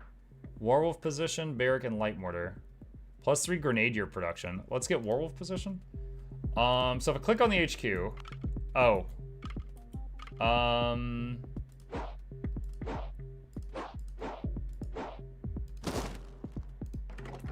Okay, let's do that. Alright, so that, I would suppose that makes the enemies appear further away from us. Okay, corner strong points, plus 4 weapons. Or plus 30 to the infantry's hit points. Okay. Alright.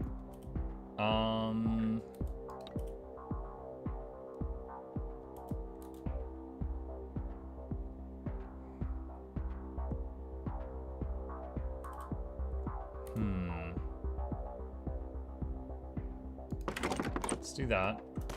Alright, next one.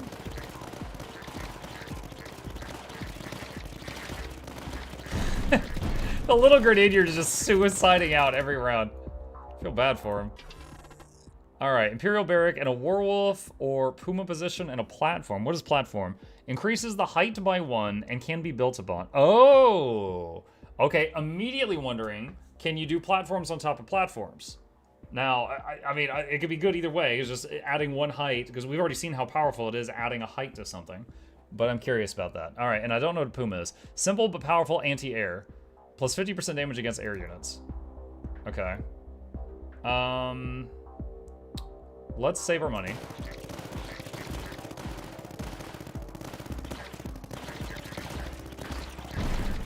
Oh, the flyers didn't follow the lane. They went right over that.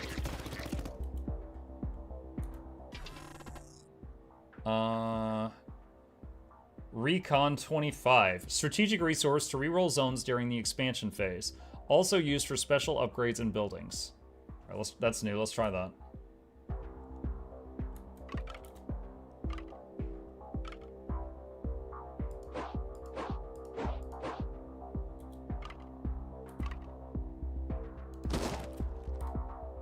Okay. Warwolf launches a cannon shell at great distance. The explosion is a bit weak against strong foes, but makes short work of packs of weak targets.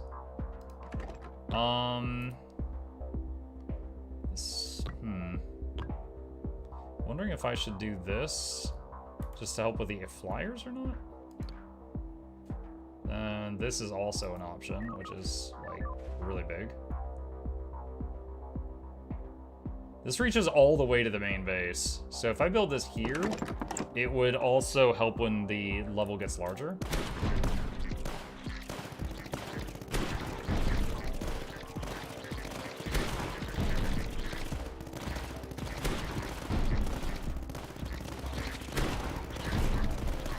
I wonder what the AI is for the towers.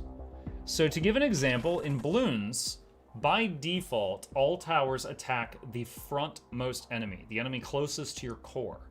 This, I can already tell, is not that, because there was that last dude was on our core, and there was some other stuff over here, and the tower was shooting at that. So they might be set to target closest enemy. But I'm not 100%, I gotta keep watching. But, for example, in balloons, you could set, by default, towers target the frontmost enemy, the one closest to, like, scoring. But you can change them to hit farthest enemy, closest enemy, strongest enemy, weakest enemy, or it's stealth enemies, things like that. So I need to watch it more to see what all it's got. Durindal? A single powerful Durindal cannon, great range, strong explosions. So it says, damages foes in a large radius, but does fairly weak damage. Easy access, 30% the rate of fire and reload speed, double if it height 0, which is, it's not. And heavy shells, more damage. Finish an expedition with this building to unlock more upgrades. Okay. Don't really know what the officer's quarters is yet.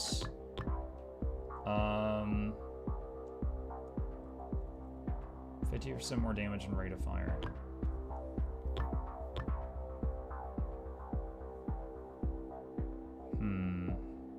I think we just save.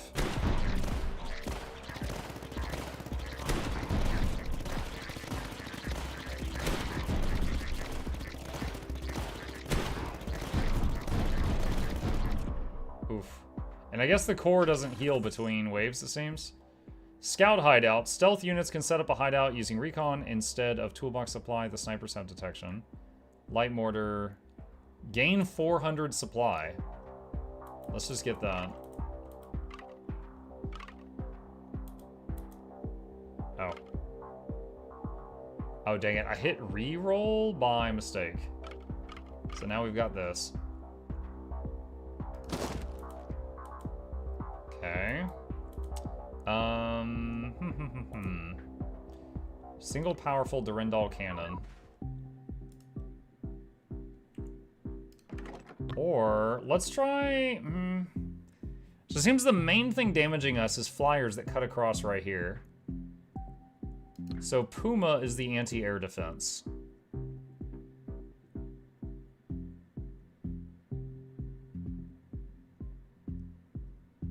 Let's put a Puma there. What does the red building do?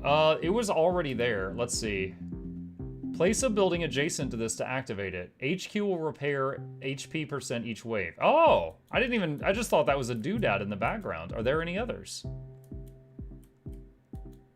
Huh. Okay, so we got to keep an eye out for buildings that are like that. Okay.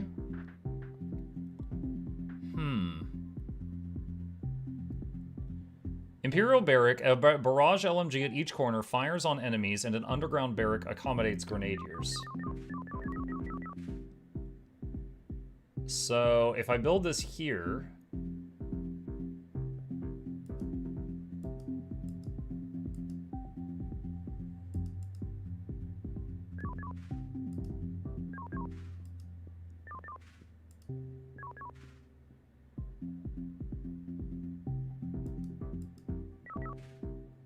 So there's like little red smoke coming out of the top of it when you hit like a good spot, I guess. All right, so we should have the auto repair now. All right, there's the little guns. That's pretty nice. So it can shoot on, looks like you can lock onto 3 targets at a time. Click on it. Hey, Bobby's here. Chat, Bobby and Bobby, correct me if I'm wrong. I believe Bobby is one of the developers of this game. That was the person that contacted me. Let's see, Wave 7 exterminated, choose a bundle. Durandal, single big gun, sturdy bunker, without that. Scout hideout and supply, gain 2 frontline trenches. All right, I don't know what this is, and I want to see it, so I'm gonna pick this. Also, I haven't seen Sanctioned Cannon yet. Very constrained target zone, but deals a terrifying amount of damage in a wide area. New threats spotted. Okay, so we're on wave 8, so new stuff is coming. Metacris, minus 50% damage taken from regular weapons. Brita, creates tunnel entrances at each threat level from which non-flying foes can attack. Alright, so a trench for 3 soldiers armed with Protector M2. I wonder if there's a way to lock this window so that I can mouse over Protector M2 and see what that is. Okay, how does the, okay, oh, so you just build the trench like alongside the thing. Okay, so you got to find a spot that is long enough for that. Okay. Let's see. Cancel that. So this thing. Gun holes, many small weapons, Protector M2 spread around the building. Huh. It like... So instead of this like wide... 3/4 of its radius is covered, it becomes a smaller radius, but it hits 360 degrees, it looks like. Secondary, unless this is just like a completely separate weapon. I think it's a separate weapon, so it's just like more weapons for close range, and then this still has the original ones. +2 grenadier production, 3 if adjacent to a sturdy bunker. All right, so the grenadiers, I was wondering if some grenadiers were gonna come out of this thing, but I think they all come from the core.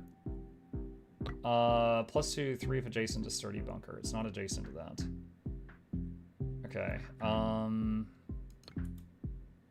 guess let's try putting a trench there. +3 weapons, +10 infantry, +3 weapons, +1 range. That requires recon points. What? All right, let's just save our points for now. Let's figure out what the officer quarters do, because I don't know. +8 recon production. Oh, I didn't know. Oh, we don't even have recon production. Infantry hit point increased by 15. +1 chaplain per charge. I don't know what a chaplain does, so I don't know if I should be excited about that. All right, next round.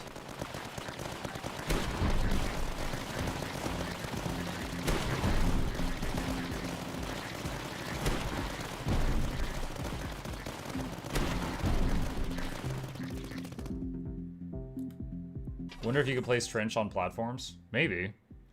Plus a bunch of supply, plus Puma position efficiency. Let's get supply. I think I could do more with that. And we have to choose a way to expand this.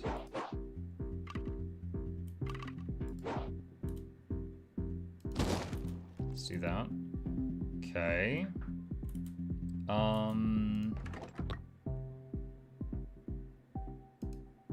how important recon production is.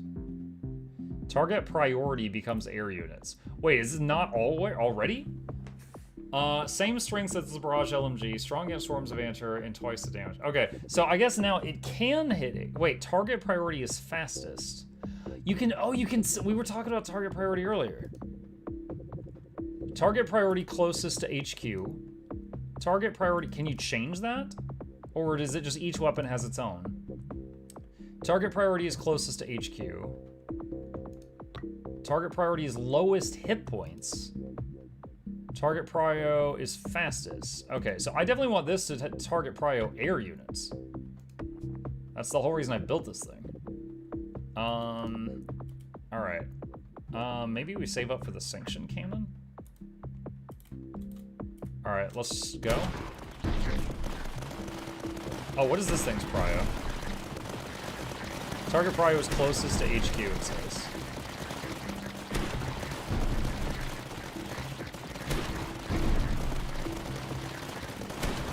Can these guys hit? I guess these guys can't hit ground, air units. Gain an advanced Mirador. Buff Pumas. I guess I'll do this just to see an advanced Mirador. Here they come. Brita and Metacris. The tunneler thing. Okay. Flying and fast, be careful. I can't, oh, I have to expand the level. Oh, so this has like a tunnel. All right, let's rotate it so the tunnel's a tiny bit further away. All right, so there's another one of those steel factories here.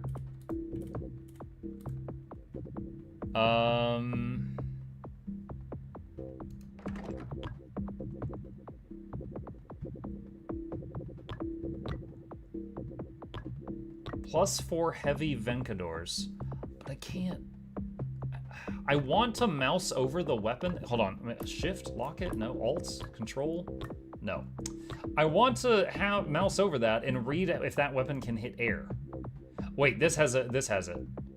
Okay, a sturdy bunker can hit, okay, yes, it can. All right, so yeah, we'll take that. All right, so that works. Let's see, +8 weapons, Barrage LMG, Mirador's game. Okay, we'll deal with it later. I want to try out the Sanction Cannon at some point. All right, Advanced Mirador has +1 range, does 20% more damage than a regular one.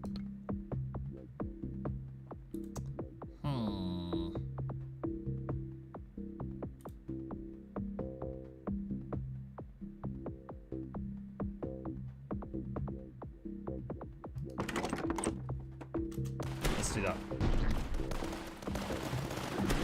I'm also wondering, how do these people, the ones led by the redhead, how do they choose what lane to go down? Like, if they have multiple options, I wonder how they decide where they're gonna go. You also saw the platform? Yeah. Slovak Howitzer. Fire powerful shells at very long range. It's so heavy it has to be mounted on rails, limiting its field of fire to the direction in which it's installed. Durandal position. Just to try out something new, we'll take the howitzer. Have to expand the map.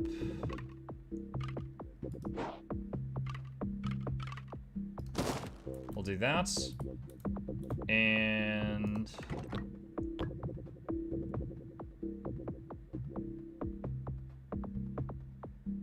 add chaplains? We'll try adding chaplains and see what it looks like.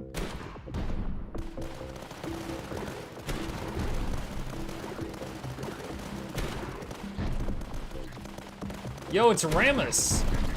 Okay. Actually, they got like Protoss shields.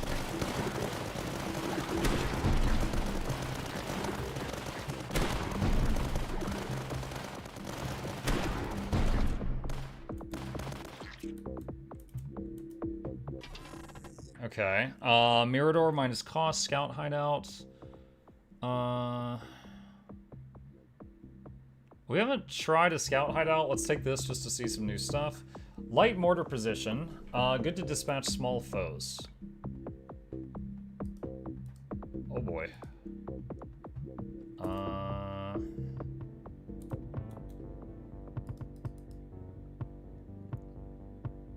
It's pretty cheap. We'll try that.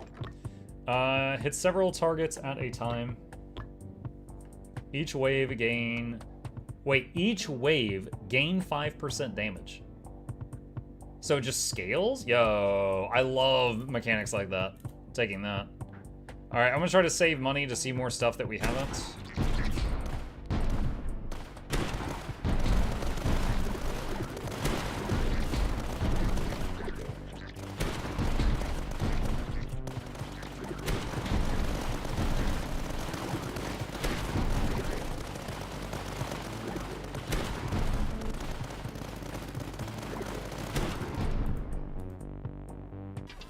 Okay. Alright. Salamander position. Convert height range bonus into damage. Fixed flamethrower. Everybody likes flamethrowers. Alright, we have to extend the map.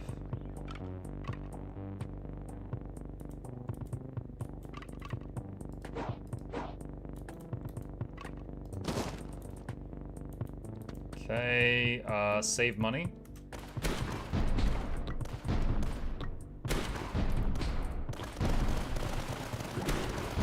You know what? I'm gonna add another dude to the advanced tower.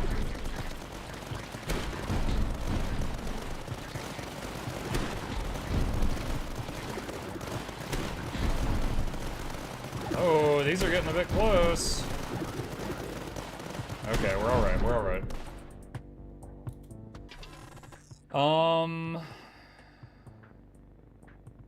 Let's get that.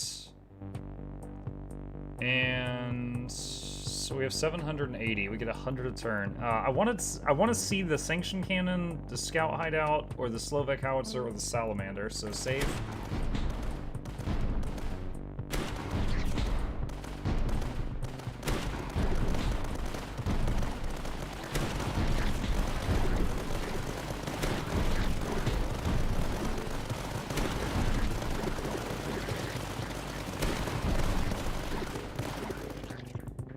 Alright, so we can afford a couple things here.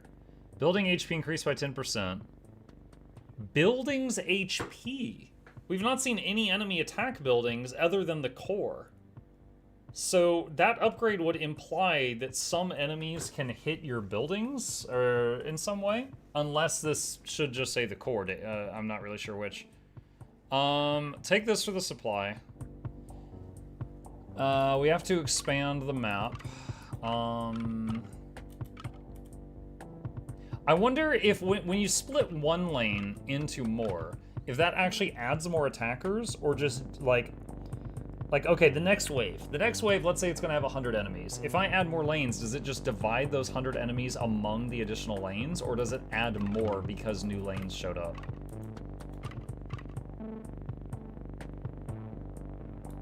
Alright, so if we want them to go through this mortar guy, we'll add them there, and then there's a higher chance that they'll come through there. Okay. Slovak howitzer. Oh my god. Alright, if I use the platform, we could do that. Salamander.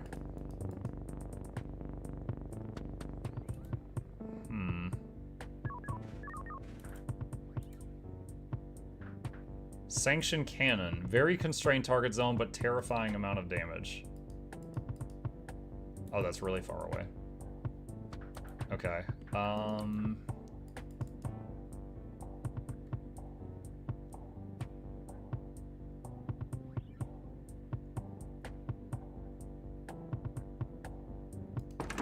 Alright, let's try the Slovak howitzer. What are these blue chips? Tech. Rare resource, use wisely. Slovak howitzer launches powerful shells at long range. Every 5 seconds, increases damage by 25% and range by 1 until the end of the wave. Sure.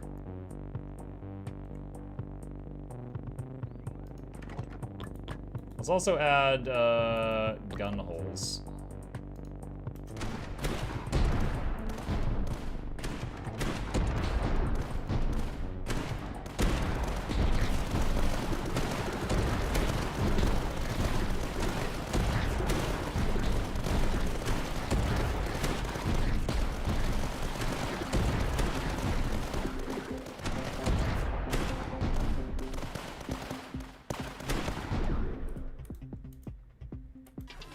Okay.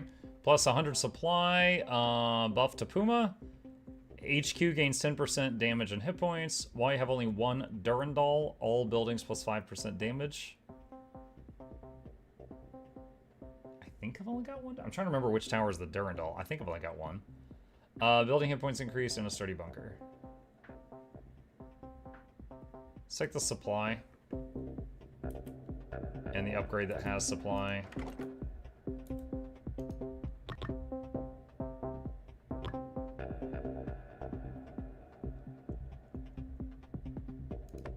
Third dude to the fancy tower and plus 25% to reload speed.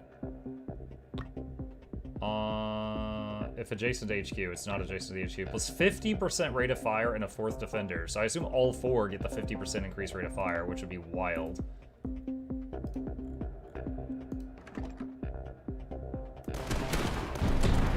What is this? Damage dealt last wave. Oh. I wonder if there's like a button I can hold down to like see that number above all the buildings, so, rather than click on every single one of them. It would be nice if there was. Oh, look at that. Oh my gosh. Yeah. So 4K on that one, 500. Let's see, double platforms, minus mirror door costs. Buff the HQ. Oh,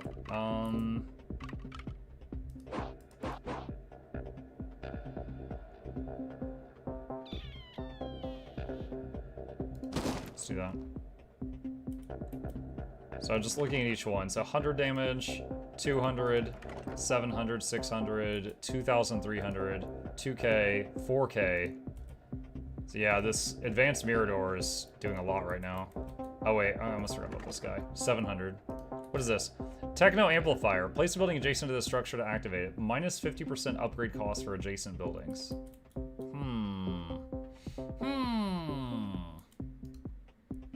Plus 8 weapons. Mirror doors gain plus 20% to damage. Gain 2 mirror doors. This is a mirror door, right? Yeah. Plus 5 discovery. Whoa, what's discovery? What's discovery?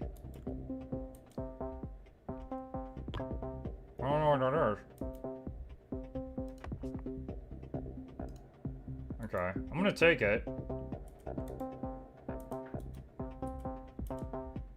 That'll buff our strongest tower right now. Alright, save the rest.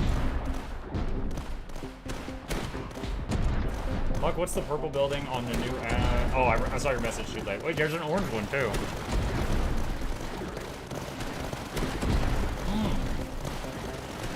Underground camp, plus 15 supply production per adjacent building. I assume per wave.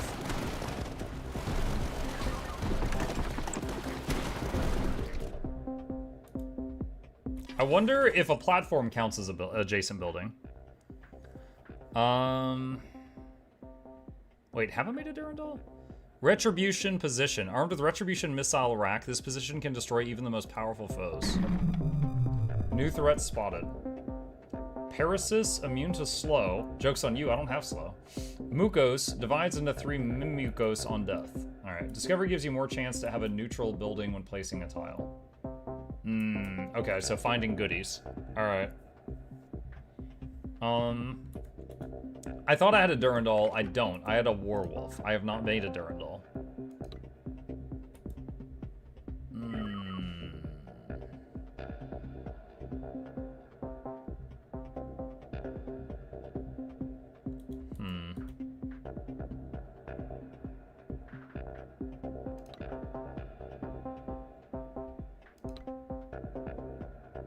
Alright. Mainly building these there for the upkeep. Also, it says per adjacent building. In some games, adjacent means, like, how can I explain this? Like, this would be adjacent, but this would not. So I'm wondering if diagonal equals adjacent in this game. Also wondering if I sell a building, can I replace it somewhere else? But I'm not going to risk it right now. Direct contact is adjacent, not diagonal. There we go. Okay. See? Yes, before you upgrade. Okay. Okay.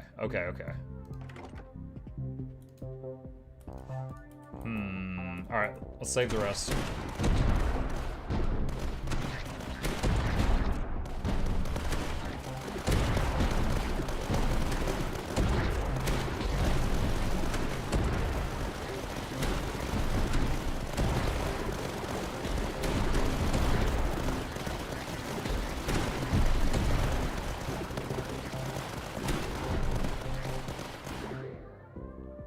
Okay.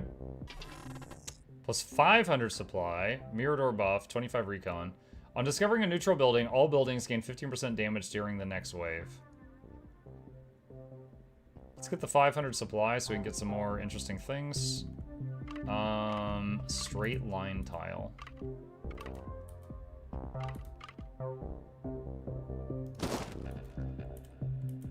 Alright, Sanction Cannon is the one with the insane range, so you kind of need a bigger map to make this useful. I don't know that I can do much of this with my current map. Retribution position. Okay, so this... a little bit more than 180 degrees.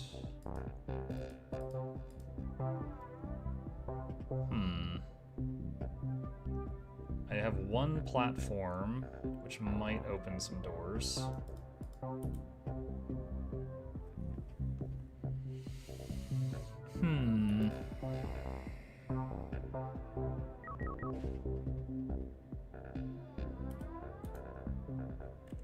Well, I'm just looking around right now.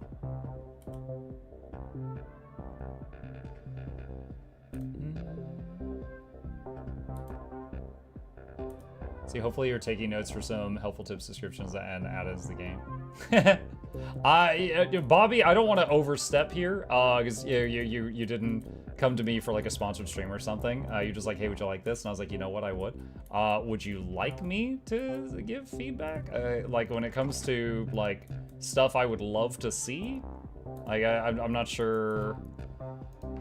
Like I said, I don't want to like overstep my bounds here. Like, so far, I've just been kind of thinking out loud. That's pretty good coverage.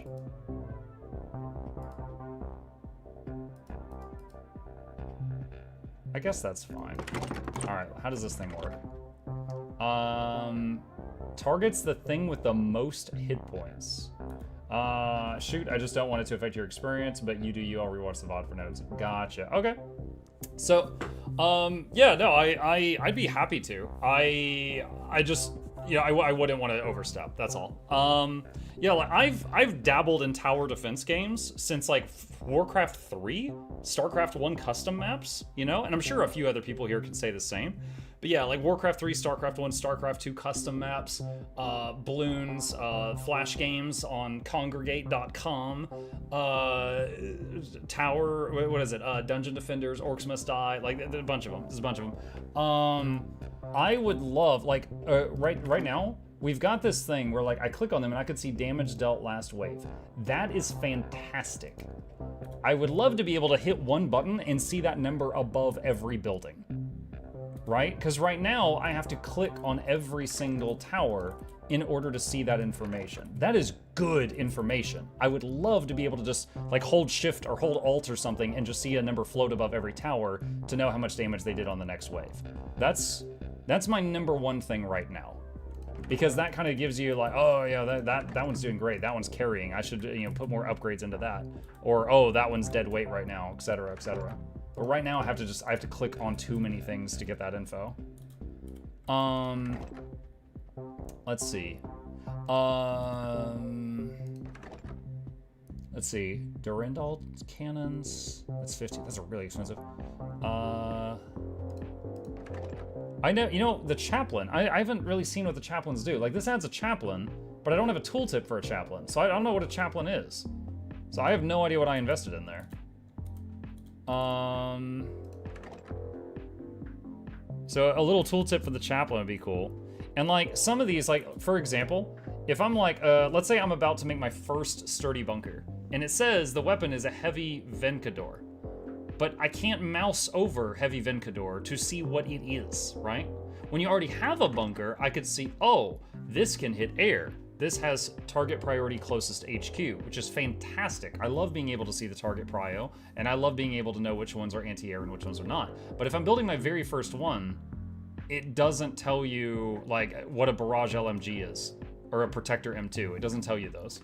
So it would be cool to be able to like have this floaty box stay there so I can mouse over it or something. I don't know. So that's my second thought, I think. Just, you know, and that's something that when you're no longer a new player, it would no longer be a big deal. But it's like the newer you are, the more important I think that is. Okay, let's see. So we made this big thing. What do we have? Plus 50% to anti-air damage. Target priority becomes air units. Or just plus 50% damage to everything. Let's just do a wave and see how it does. Oh wow, it like lit them up right when they came out of the thing.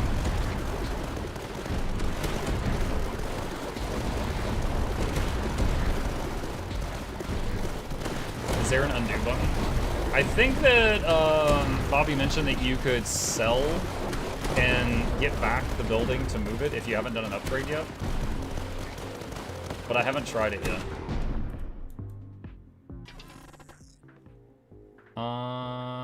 We have done all of these. Let's get that. Here they come. All right, the new thingies are on the way. They're coming out of a tunnel. Okay, so this adds a new tunnel to the map. All right, so if I want them to go past this, we're gonna put this here so that they go past this big gun. All right, converts range into bonus damage.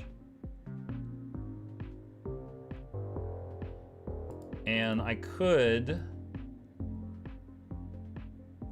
use a, what is it called? A platform in conjunction with this to try it out. Like I could platform there and do this. So let's try that. Platform. And try that. Salamander.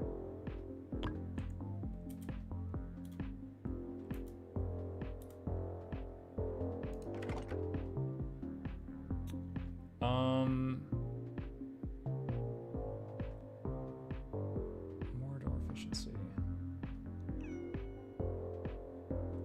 Let's go ahead and start. All right, here's one of the new thingies. Oh no, it's thick!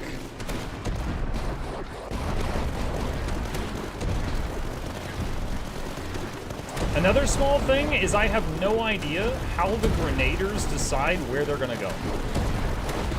Sometimes they come out and go left, sometimes they come out and go right. I have no idea what determines where these guys are going. So I think on that run, they went left, left, left, right. Maybe they go to the nearest enemy. Maybe they just flip a coin. Why you have only one werewolf plus 10 recon production? Can I take a look at the map? Yes. That's a werewolf, right? I think I've only got one. I think I've only got one. Gain 1 blueprint among 3. Super heavy pulse. Okay, this thing. I've never seen it. And then we have to expand the map. All right, so this is interesting. So if I connect these two, that's no longer an exit, which means more enemies will come out of the other 3 points.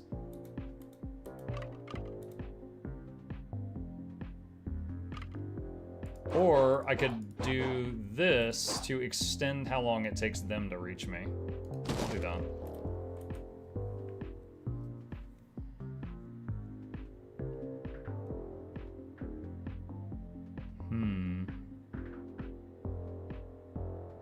I'm gonna save. I don't want to save up. Let's see. What we've got? 3 upgrades for Pumas. I can't go down here until I beat a level. Plus 3 weapons, protector M2. Plus 3 weapons, plus 1 range. Plus 10 infantry hit points. I mean, the guys in here, to my knowledge, are never targeted. Maybe it's the infantry that come out of the HQ? Because those get hit. Plus 3 weapons, plus 50% to damage. Sure. Alright, here we go. So now, this should be doing many times the damage it was earlier.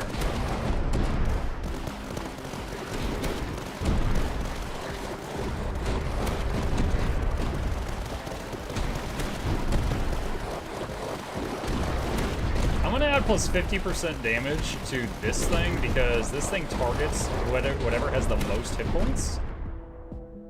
And some of these things coming down the pipeline right now are really beefy. Upgrade the Mirador, get supply. Infantry is referring to the dudes that are running the enemies. Okay, roger that. Plus 75 infantry HP. What is their current hit points? Can I see that? I'm guessing that's damage done last round, just because that looks like that. So Anicia did 2200 last round, Chaplain did 110. I still don't know what the Chaplain does. Grenadier did 2162. Funny enough, I don't notice them throwing grenades, I just notice them charging into the enemy with their face. Unless I'm just not seeing the grenades. Quartermaster and Standard Bearer are added. I don't know what either of those do. Durindals I know are pretty good, but that's incredibly expensive. Maybe they just drop the grenades? Maybe. Let's see, 1100 damage, 700, 4K, 2500, 1200. Oh, the Salamander did 4200 last round. Haven't really been watching Salamander. Have to, let's see, this one. All right, so this one's in a, oh yeah, we can't upgrade this anymore because we need to, so I guess if it's what is it, the blue?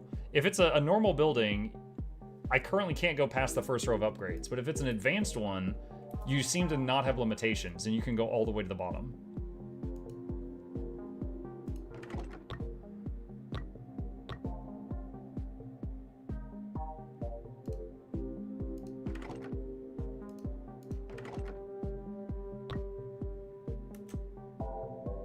Alright, I'm gonna just save up for now. Let's see what we can do. So there's the flamethrower.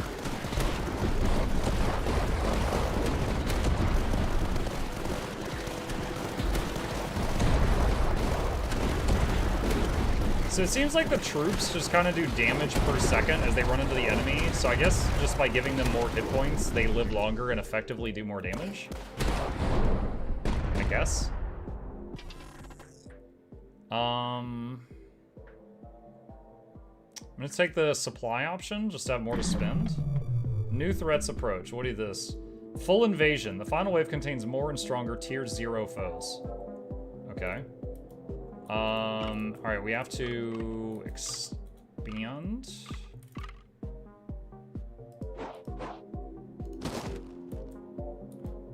Alright. Super heavy pulse defense. This high-tech position allows the operation of a super heavy pulse cannon, the mightiest weapon to deal with shields and hard targets. Alright, so I want to test something first. So I'm going to throw this down for a second. And that takes away, we'll go 2596, and now we're 2496. If I cancel, I go back to 2596, I get it back. Okay, so I can, I guess, look at it and then sell it if I want to. All right, so this guy, what's your deal?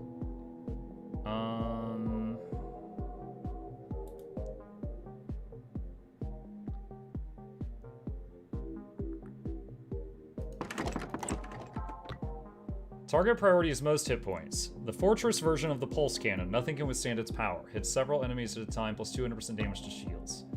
Plus 50% to rate of fire, plus 70% if adjacent to an ammo depot. What is an ammo depot? Have I ever seen an ammo depot? Desi Amplifier. What are you? Adjacent buildings gain plus 75% damage, but upgrades cost more. Have I seen an ammo depot? I don't know if I've seen that yet. Okay, forget that for now. So plus 50% rate of fire. And this is plus 5 range. I think I'd rather have it 50% more rate of fire to what is within range. Let's do solid frame. Adjacent buildings deal 50% more damage to shields or hits up to 3 targets behind the initial. Let's save that. The grenadiers are the grenades. I mean, if they don't throw grenades or explode, they should just be called, I don't know, cavalry or something. Or privates. Send the privates.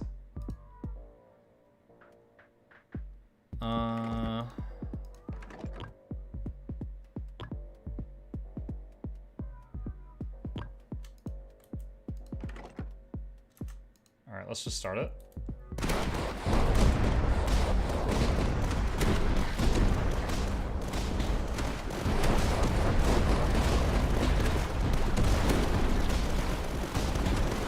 So this thing appears to fire in sets of 3, and it will change. That's kind of interesting. So if the first shot lowers the health of what it's aiming at, then it will change targets before the second shot because the thing with the most hit points just changed. Gain 2 light mortars and a scout hideout, werewolf position supply. Let's get supply. So that last wave, this did 3,800, this did 6,700. So super heavy pulse cannon's pretty nutty.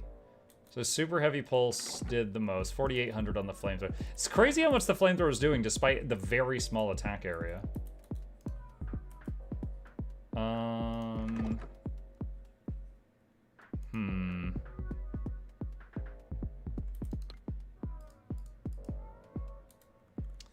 So, the werewolf.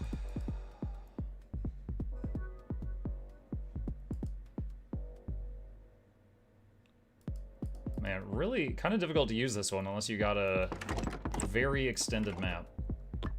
Plus 20% damage and reload speed, double if adjacent to a Mirador. Oh, it's like the little guy's like a scout for you. Targets are slowed. Sure, let's try it out.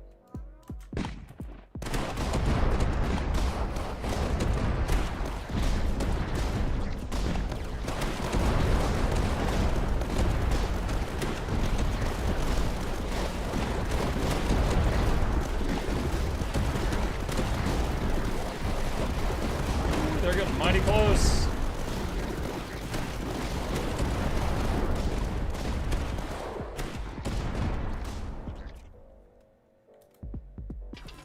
Okay. High priority process. Gain 1 blueprint among 3 twice. Medium mortar. We haven't. Okay, we've never seen a medium mortar. Let's try that. Here they come. Final wave full invasion. Can only be built at height 0. Installed on a pivot, the medium mortar can shoot in any direction. Like all mortars, it can't shoot near it. Okay, fair.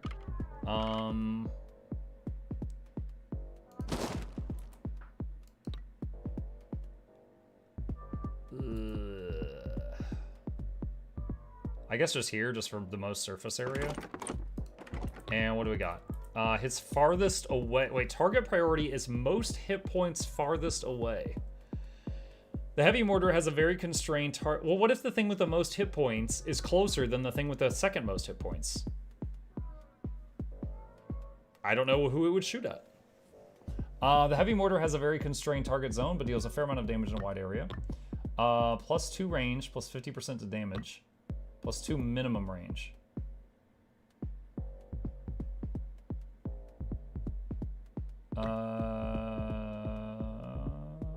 Let's do that. Plus 10% damage and rate of fire per adjacent building. Adjacent buildings gain increased rate of fire and detection. Data sharing. That's kind of neat.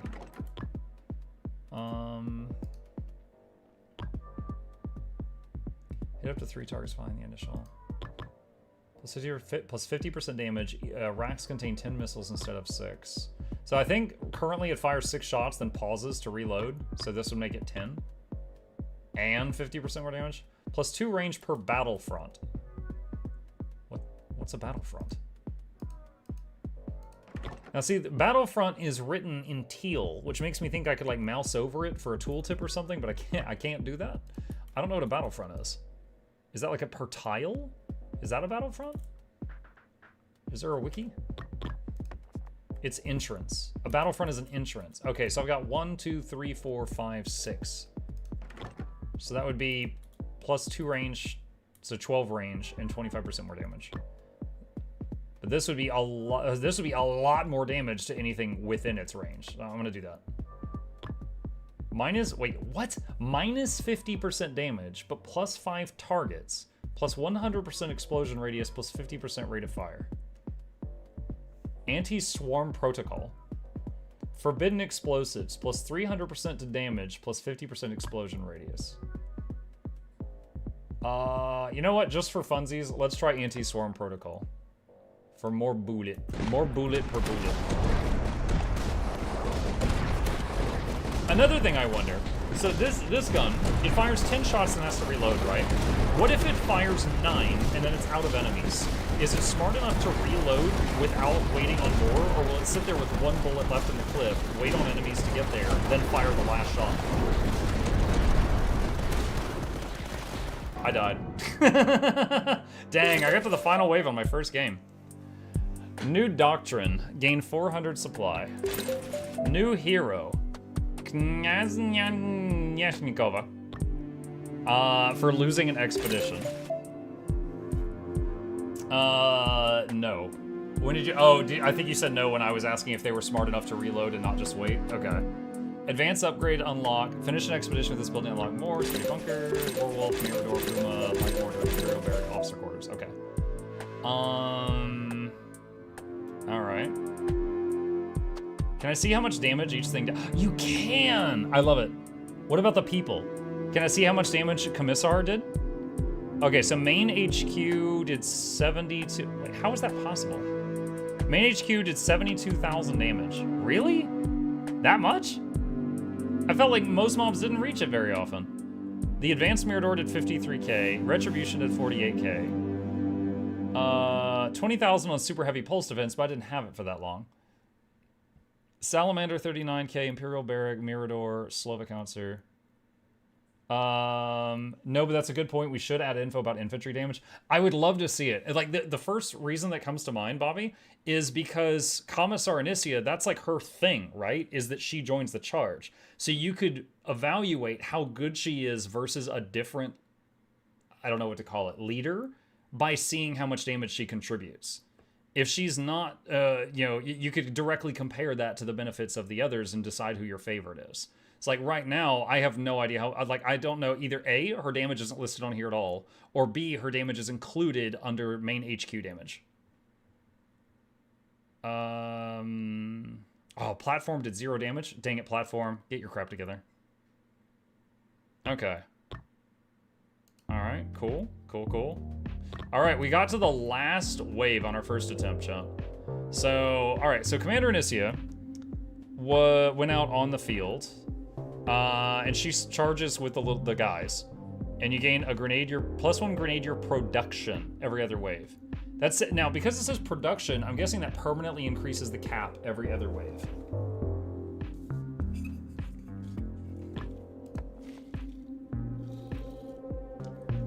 And then this guy is anti-tank. Buildings adjacent to a Mirador. What was a Mirador? It's like the sniper tower thing. Gain 15% damage, and you start with 5 of them. I wonder if that stacks. I would love to know, like, if that affects stacks on the, like, in parentheses, this affects stacks, or this does not stack.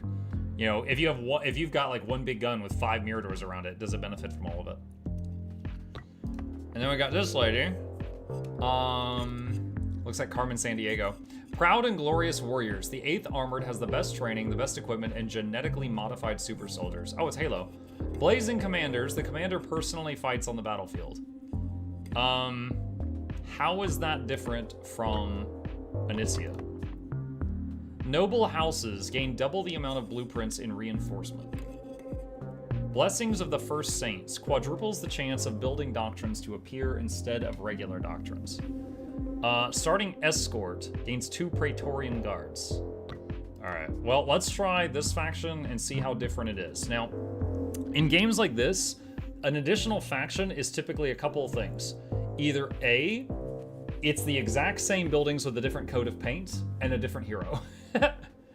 Or B, it's mostly the same buildings with a few different. Like, they'll still have miradors and they'll still have werewolves, but then, you know, like the third building will be different.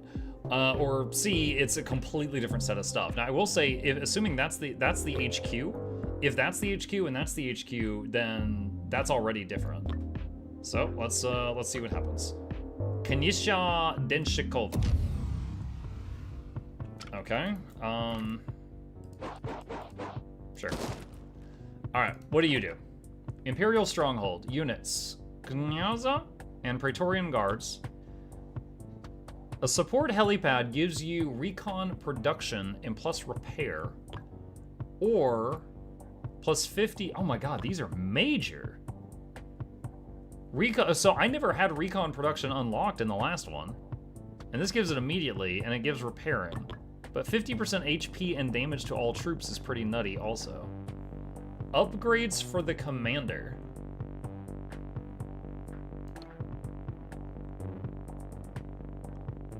Alright, let's put that there. So this is just like a statue or something. Increases chances for building doctrines to appear instead of regular. All buildings plus 10% air and shield damage. Mug, I know the game isn't released yet, but you may want to consider adding in ways for chat to ruin Mug's run so we can destroy my Mutiny Mondays, think cheese explosions, rainbow, oh my gosh. So Bobby, what K-Max is hinting at is that we love Twitch integration.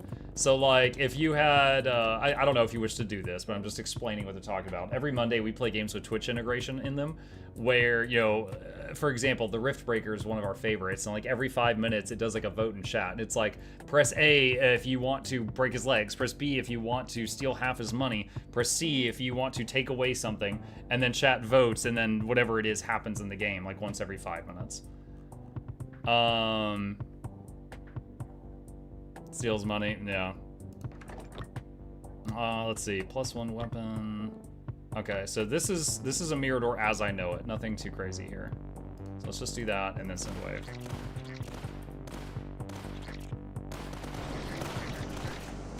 Oh, her guys actually stop and shoot. They don't just kamikaze in all the way. Okay. Each building adjacent to at least one other building gains 5% rate of fire. Again, I'm wondering, does it stack? It doesn't say. Plus recon, commander gains detection.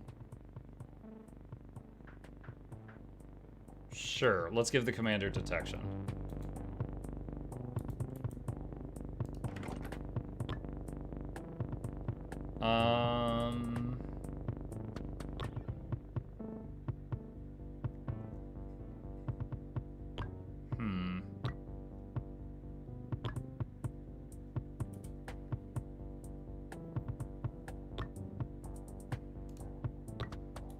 Do I want recon production? Plus 50% point damage. Let's get support radar plus 50% hit point and damage for all troops. Let's try this out.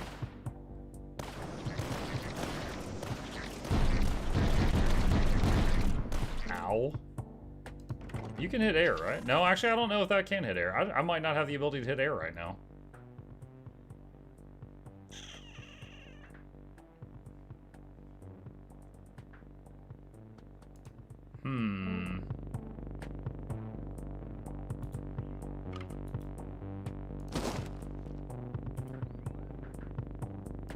I think Sturdy Bunker could hit air.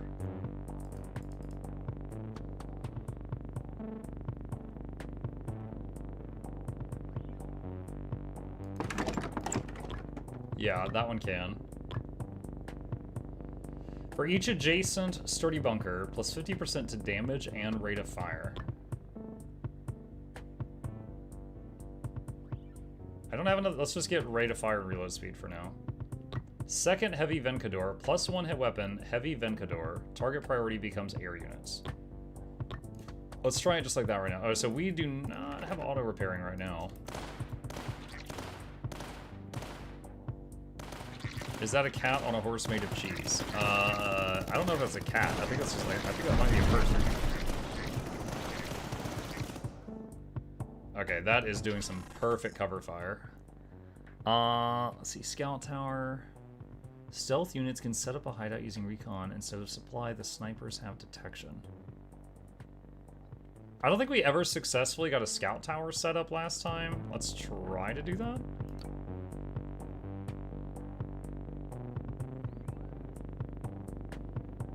You can also use Q and E to rotate the camera. Whoa! Oh, dang. I wonder if that's worth putting in like a little pop-up at the beginning of the game. Because I would have never known that. Because there are many tower defense games you can't turn the camera. I would not have thought to have gone looking for that. And if you hadn't been here to tell me that, I probably could have played this game for another 20 hours without finding that. +2 range per height level. Okay, I can't afford either of these, so there's no point in really reading for that right now. Light mortar.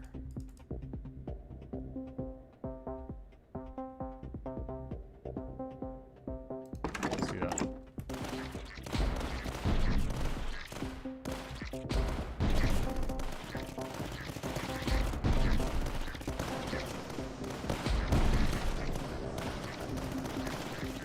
Man, who would have known that you could pause and shoot at the enemy and not just run into them in suicide?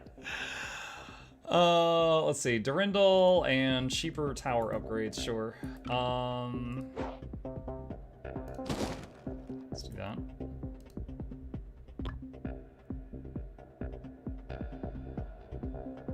Dude, that is crazy expensive. A 200% bonus damage though.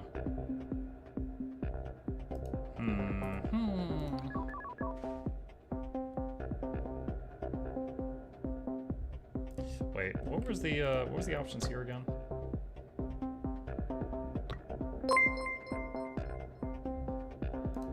I can now say with absolute certainty that this is the first time I've ever a-wound a VOD to see the end of a game. Praise the team. Glad you enjoyed it, Nogdog. Replaces the current weapon with a strong single target cannon.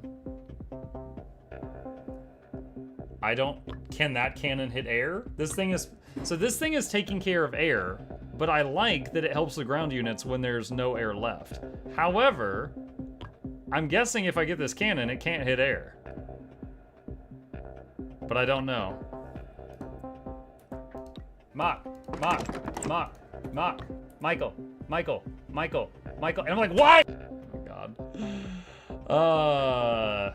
Hey Mike, just wanted to say I've been watching your playthrough of Stranded Alien Dawn, both early access and same playthroughs been great.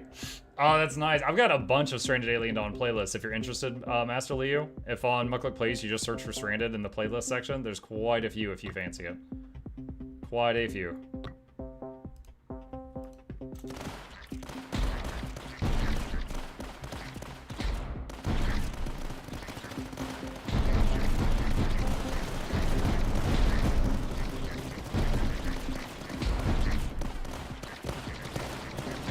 Couple 100 hours, yep. Plus 10% damage rate of fire and reload speed. The supply is nice. I would like another bunker though. I would like another bunker. Just to help cover the home base.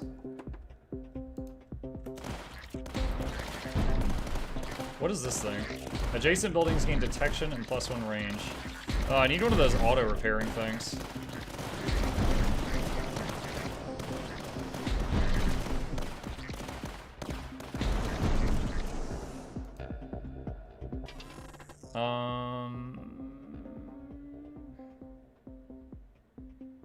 Could get a Puma for helping deal with air units. Oh,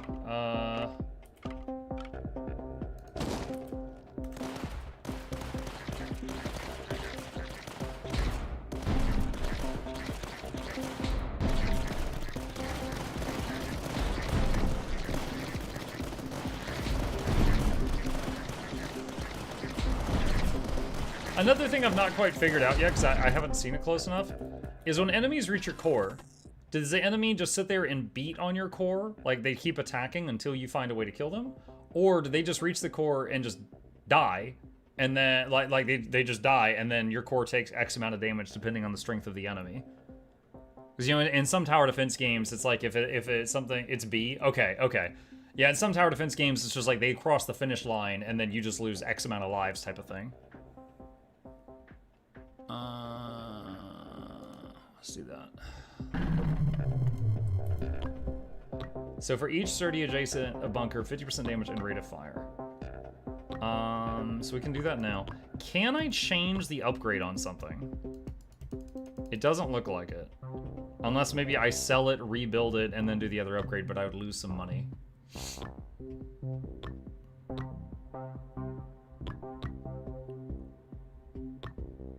So it looks like if I do this, it won't hit air anymore, I'm guessing. Since I've got 2 of these now, I'm going to test it. Yep, it lost the ability. So I feel like that should say that. If you take this upgrade, will lose ability to hit air. But fortunately, I anticipated that, and I made sure to have a spare before I did that. The Reaper Cannon is an old but sturdy design, low rate of fire compensated by a punch rivaled by only the Pulse Cannon. Targets enemies with the most hit points. Okay. Alright.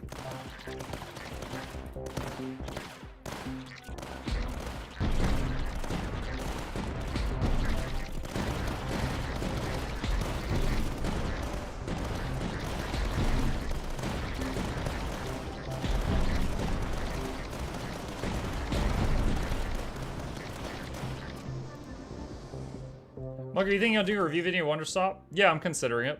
Very difficult to put into words my thoughts on that game, but yeah, I'm considering that. Taking this for the supply primarily.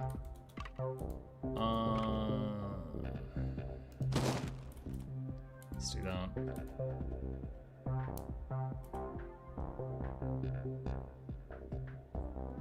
Everything is in the weapon system. When you hover and upgrade, you can see what it's going to do in terms of weapon, replace it, add it, remove it, but for sure it's not clear enough. So, here's another bunker, right? If I mouse over Reaper, it says at the top, X on the current weapon and plus on a new weapon, but I can't move the mouse up and read the new weapon. You see what I mean? So, I think I do not currently have the ability to see that I will lose anti-air.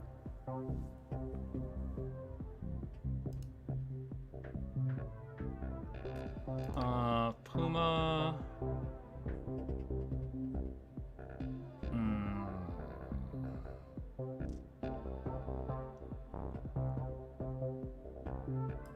Actually, let's do this. And then that is going to give this one more range of damage.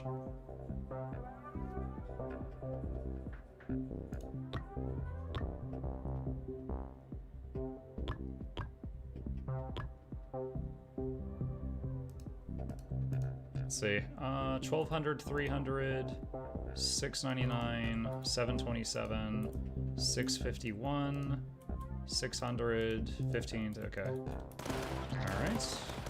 What's that? Plus 40 supply production. Ooh. All right, let's put that there so we get the supply production.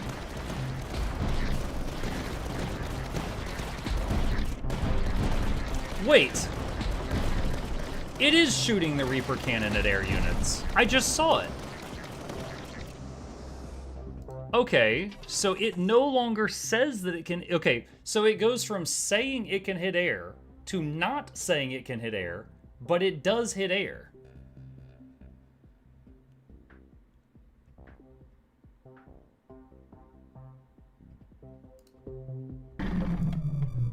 Because, because, like, this one, at first it says built-in anti-air targeting. And then, but then it goes to the Reaper, which has no mention of anti-air, so I thought it lost the ability to hit air. Camouflaged foe, bring detection equipment. Yeah, we've got a building that can hit camo.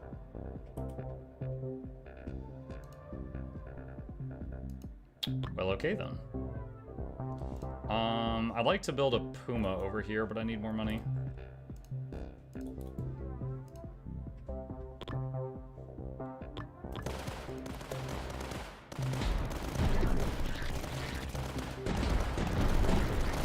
So wait, which one? Deviscore. The ones with blue crystals on their back are camo. Oh god, I don't know if we have enough. Oh wait, I gave camo detection to our leader, so she can help with that. Okay, cool. Forgot about that. Ooh, I don't really like any of this. I guess the bunker. Bunkers have been doing good right now. Do that just to extend that. What is this thing? One strong shield break weapon. Huh? What? Okay, I can think of two immediate things that this might be. So either A, I power this building and it becomes a shield breaking weapon. Or B, I power this building and then I gain a blueprint for a shield break weapon I can build. I'm not sure which one it is. So, just for science, let's see. I could do a Durandal. Actually, no, I can't afford that science. I need to take care of this air problem first. We're gonna do...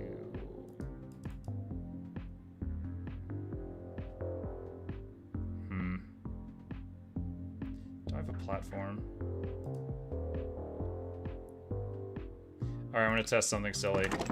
Can I platform on platform? I can! How high can it go? That's it. It can go up to 3 elevation. Oh, look at that! Never has a Puma Puma'd so hard. Alright, now that we've got our anti-air covered, I can experiment with this next time.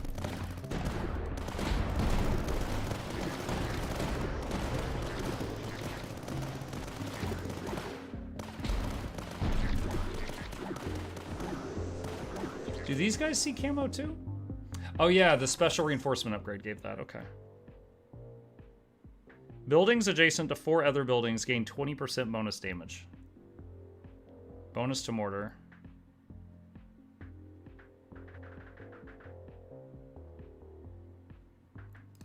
Take that for now. Alright, let's figure out what this thing does. Alright, it says active. Okay, so it was, of the 2 things I said, it was A. Shield break. Plus 200% damage against shields, targets most shields, most hit points. Okay, so it's like it's a free tower with purchase of something next to it.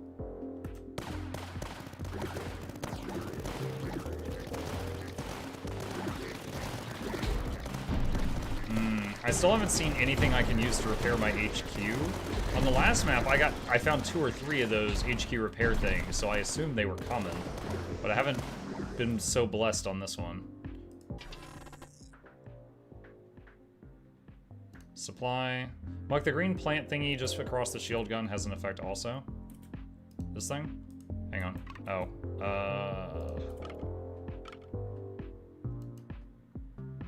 Wait, what? Why is that not working? Oh. If I do this, they all come from there. But then I think they'll split into 2. What was this one? Adjacent buildings gain to... Yeah. We saw that one earlier.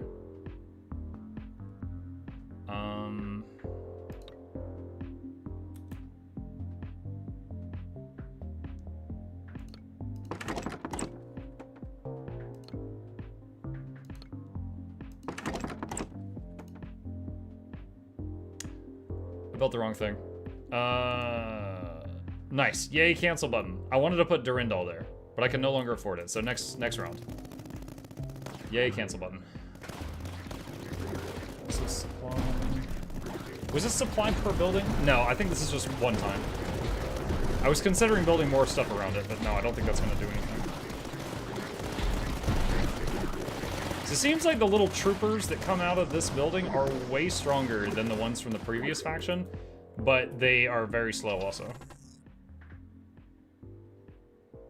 Each building adjacent to at least one other building gains 5% rate of fire.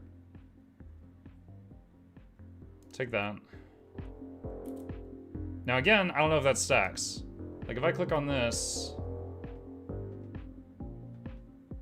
I guess it's just a one-time boost, because like this is adjacent to 2 other buildings. I assume it does not stack because I just see 5% right there. I don't see it say 10.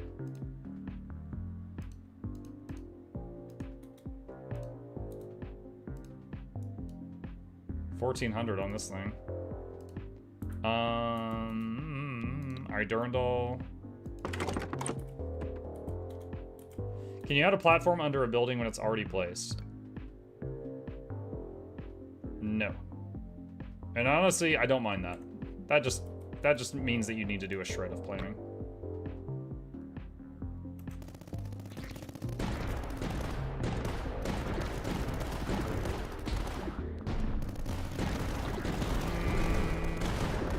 Breach adjacent, so let's do reinforce pivot.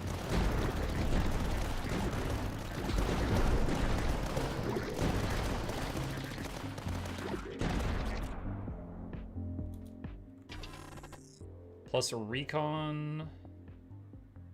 Let's take the recon. I've been unable to upgrade the scout tower for a long time. Wait, what? Oh.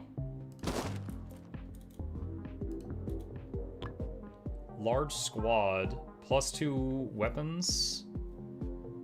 Plus 2 eminence targets. Full hit points are closest to HQ. Far sight target system. Plus 2 range per height level. It's got 1 height right now. But going from 2 weapons to 4 would be double the damage output. Let's do that. Quick math.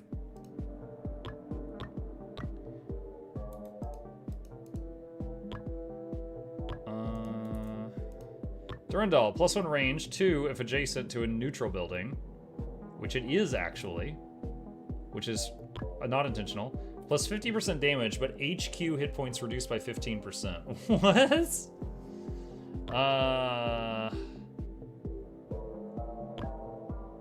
So this would be plus 2 range.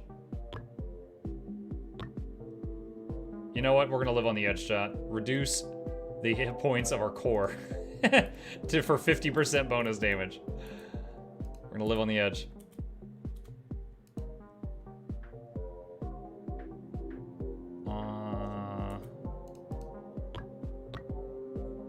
Reaper cannon.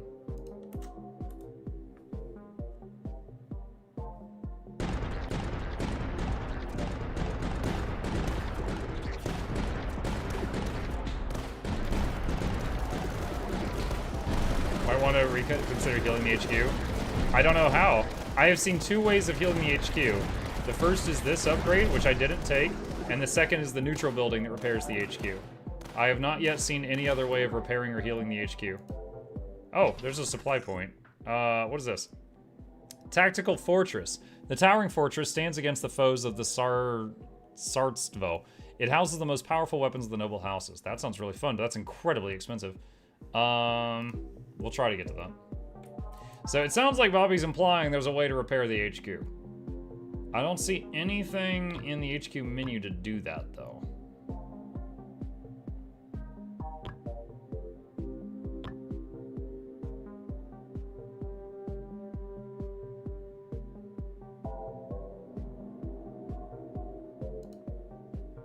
Looking around, is there a repair tool somewhere? You named 2, but didn't know you made the wrong choices already. I mean, there was only 1 choice. There was these 2 options, and then the other thing was finding the neutral building that heals it, and I haven't seen any of that on this one. So it was 1 choice. Not wrong choices, it was wrong choice. You chose wrong? Yeah. Okay.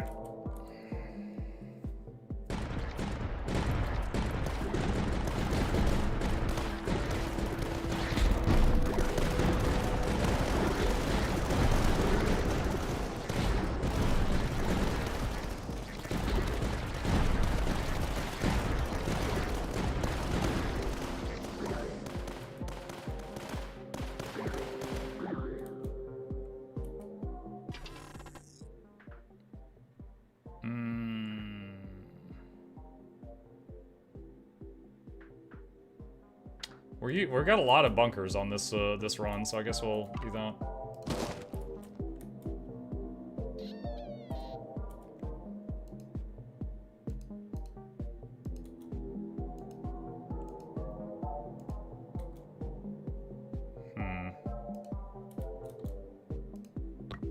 Plus 100% damage, plus 50% to rate of fire, and plus 15% to reload speed. Or plus 100% damage per height level. Per height level? Wow. So if you have that on the highest elevation, it gets 300% bonus damage. Wow. Alright, I'm gonna get Solid Foundation, just to make this do stupid damage, but I want to try Tactical Fortress, but the hard part is surviving while saving up 2600. That's like playing balloons and saving up for like a T5 tower and trying to just survive the last few rounds before you spend it all. Hey. Chip is visiting.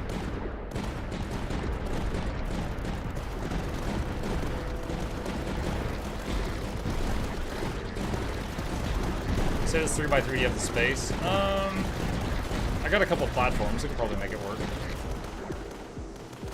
Where do you see 3x3?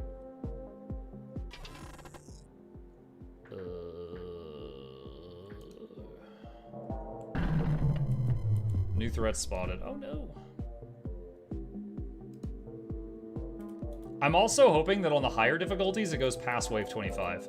Because it's like, it feels like the game is just starting to get really fun when we got like a lot of tiles down and stuff, and then, you know, it's over.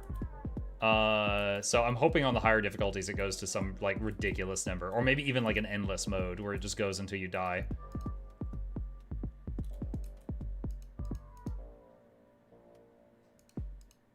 There's an endless mode. Oh my man, I love it. I love it. Good job. Good job, Bobby. Good job. Heat system like Hades. Heat system like Hades. I haven't. It's okay. I cleared Hades. I beat Hades. It's been a while. I'm trying to remember how the heat system worked. Hey, is it real time? Yeah. All right, chat. What? Chat. Hold on. Tell the book and I'll be a bit.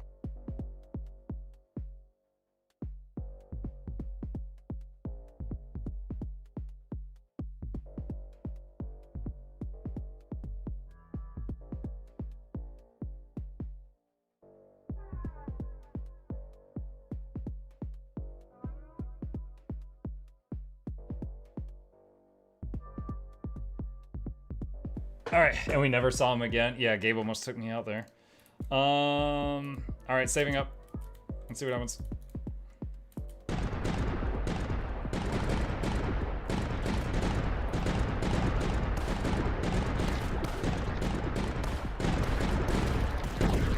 I don't know how often this number updates. It looks like it's every 3 seconds or so. It's certainly not every shot. It's definitely not every shot.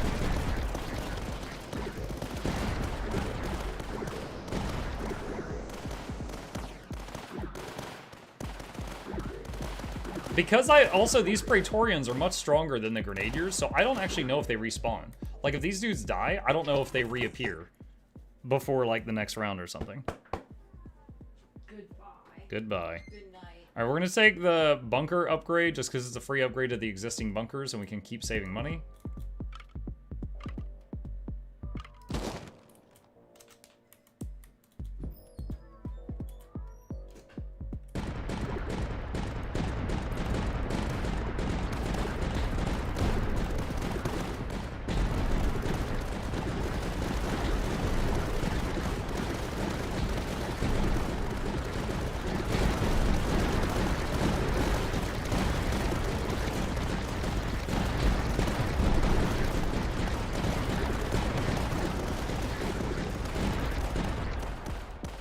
In Hades, you can add debuffs to your run. We have something similar for sweat gamers. Gotcha. Okay. Gotcha. Yeah, I think the most common endless mode that I see in... well, you already said you had endless, so you might already have this, but the most common endless mode I was thinking of was like when you... Like on balloons, it's like... There's more and more variety of mobs up until like wave 100, and then after that it's just like there's more mobs each wave, and also the enemies get like 1% more health every wave. So eventually it's impossible to continue, right? But the joy is in seeing how far you can push. Let's see, buffs to Puma, Recon, Retribution. Let's do this because we're saving up for that tactic, that big tower thing. Here they come. Floating snid. Okay, so again, chat, I need 300 more. Oh, wait, I could sell something. Hold on. Ooh. I could sell something. See, that is pull and weight. These did 0 last round. Okay, tactical fortress. Oh my. This is thick.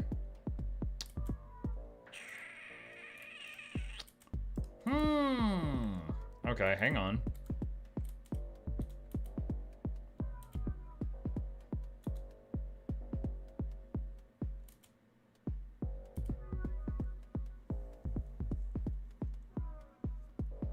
Platforming? Well, I have 2 platforms right now.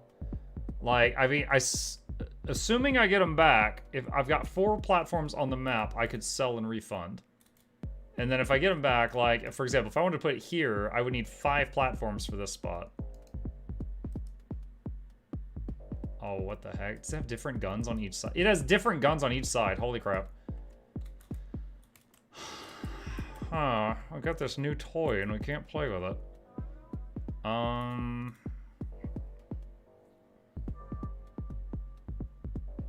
So here's some 3x3 area, but we need the opposite of platforms. We need a shovel, where we could just like dig and get rid of some land. Anti-platform.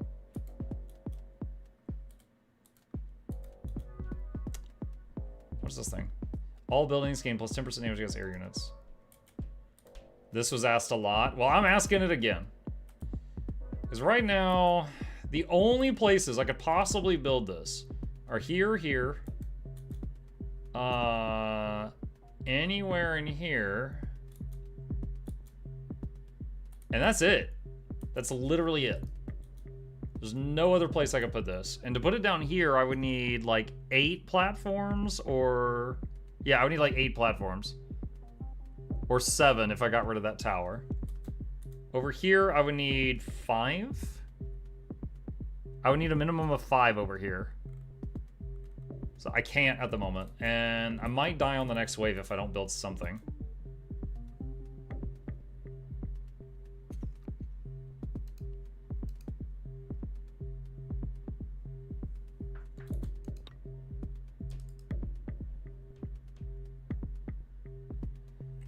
If you sell the 3 platforms, assuming you get them back, you could definitely put it on the 2x2.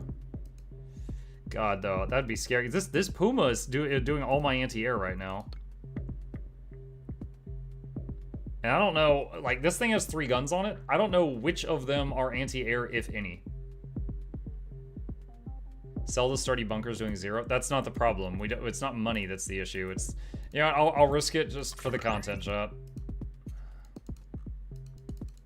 Crap, you can't sell platforms. Dang it, and I just sold my anti-air defense for nothing. Crap.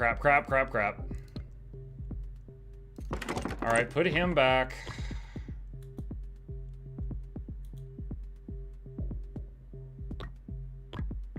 So we lost quite a bit of money there.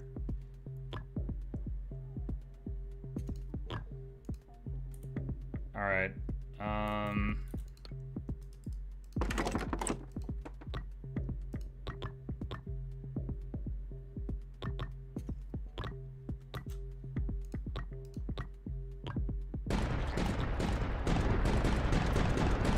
could do this 300% bonus damage thing, but let's just wait for now. Next platform, next round you get 3 platforms, we'll see. Oh my god, what? Floating snid gets stronger the less battlefronts there are. Oh crap, I've been funneling like crazy. I have been making as few battlefronts as possible, friends.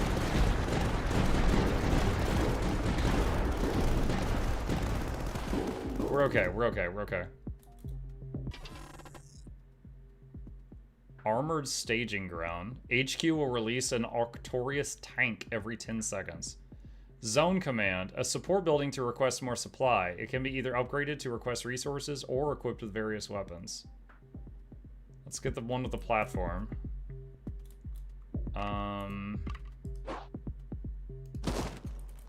By the way, you play difficulty 1, so you have 1 path to your HQ. Each difficulty adds a path up to 4. Gotcha.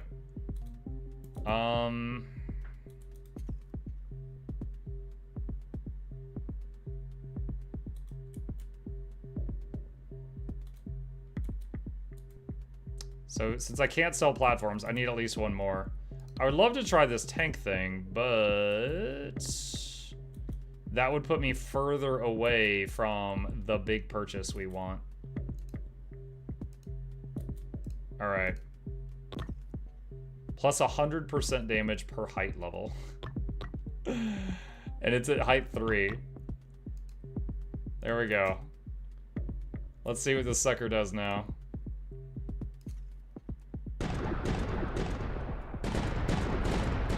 It just kills things, Chad.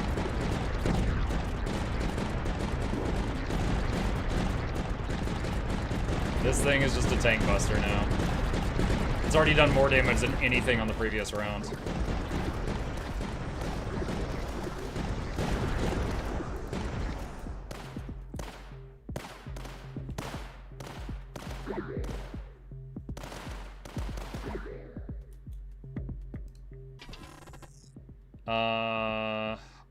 No platform. Gee, guys, do I want 300 supply or do I want 500 plus more? Decisions. So tempting. Is this Bloons TD7? Yeah. You can't see it, but there's monkeys in that tower. Alright, I think we could just save money.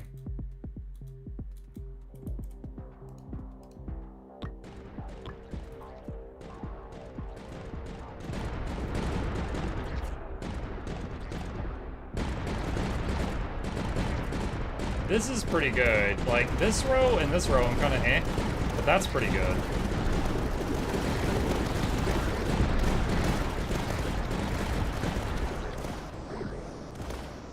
Those Praetorian guards, they're doing good work. This friggin' building, 10K. Ammo depot enhances adjacent buildings as a C2 mine launcher. Let's just see what it is. New threat spotted. Dude, I don't know if I'm gonna get to build this tactical fortress before the map's over.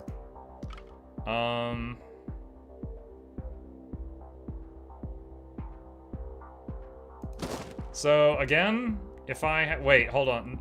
No, if I have 5 platforms, I'd have a 3x3 right there, and I have 4, and I can't sell the ones I've already got down. All right, C2 mine launcher. What? Okay, I'm gonna put this down just to read what it does. Oh, I literally, you can't even see what the weapon is. Adjacent buildings get 20% more damage and rate of fire.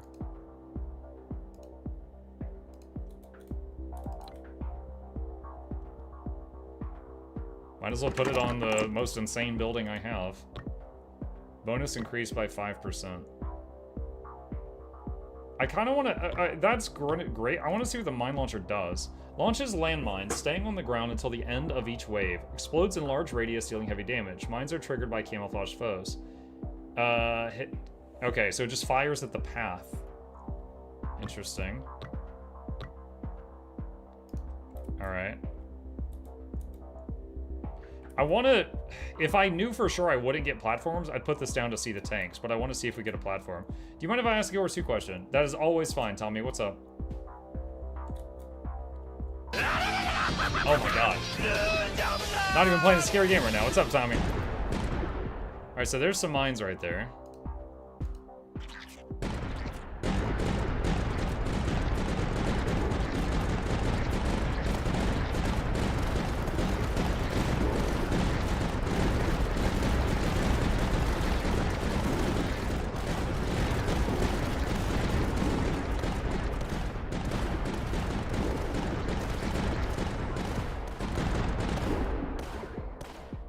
So did 800 with 1 mine launcher.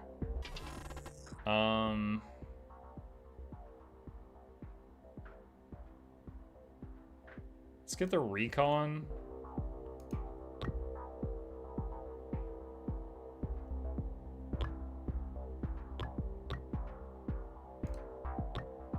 All adjacent buildings gain +2 range. Ooh. Oh my god. Considering that's like my big bad right now, that's pretty crazy. Wait, I've got another ammo depot. Holy crap.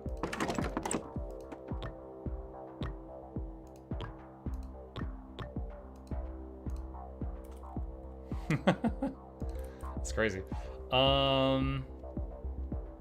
Still short a platform. God, there's only 2 rounds left. All right, let's put down the HQ thingy. What is the shape of this thing?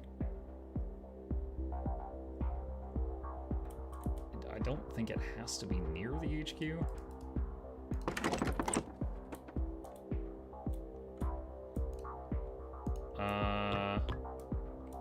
Releases an Arctorius tank every 10 seconds. +1 short-range anti-swarm weapon. I guess... Okay, so, alright. 2 ways I can interpret this. Either A, it adds this weapon to the tank that's already coming out. Or B, it's spawning an additional vehicle that is like a flamethrower vehicle in addition to the tank vehicle. And I can't really tell which. It's A? Okay, so it just modifies the existing tank. Alright. That's costly though. Alright, so I'm gonna wait in the hopes that we get a platform next round and we can build this freaking thing.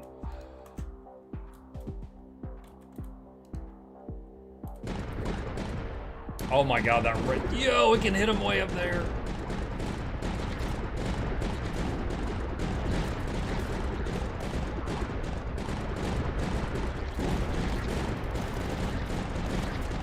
It's unfortunate that it has like this little dead zone right here. But it's still doing good work. Dude, I love having a big bad gun that targets highest health enemy.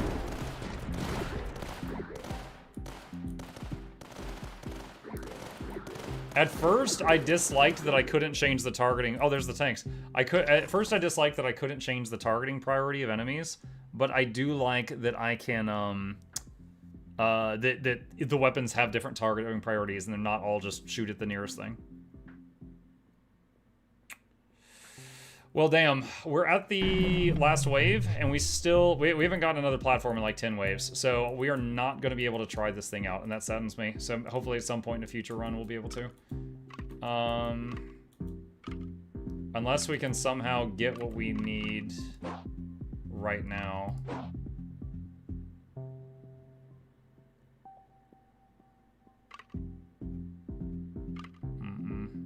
I don't see a way.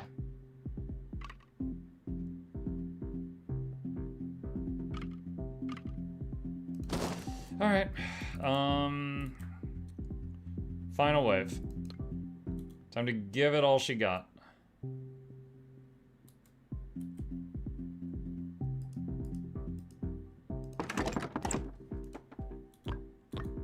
Increase HP, anti-swarm weapon. +4 Reaper cannons. Buildings adjacent to HQ. That's pretty cheap. Spawns an Arctorius tank every 10 seconds. +1 orbital cannon. $5,000. $5,000.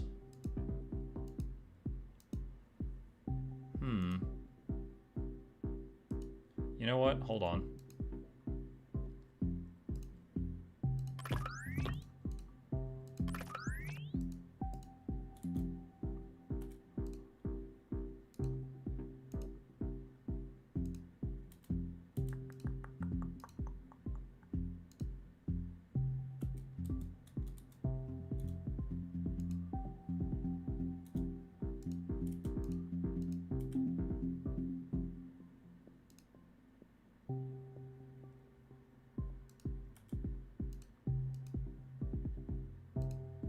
There we go. Navy support. +1 orbital cannon. Random orbital bombardments. Oversized cannon designed to perform orbital bombardment. Hit several targets at a time with the most hit points. And it appears to be map-wide. I would assume with the name orbital, it's map-wide. In case you didn't see my message earlier, you can place buildings during rounds. Using the money the last wave gives you during it can make the difference. Yes, I did see that you could build between rounds. Oh, I saw the orbital laser. Does it say attack speed on weapon? No. Ooh, 3,900. Wow. Wow, it's doing over 1,000 damage a shot. That's nice.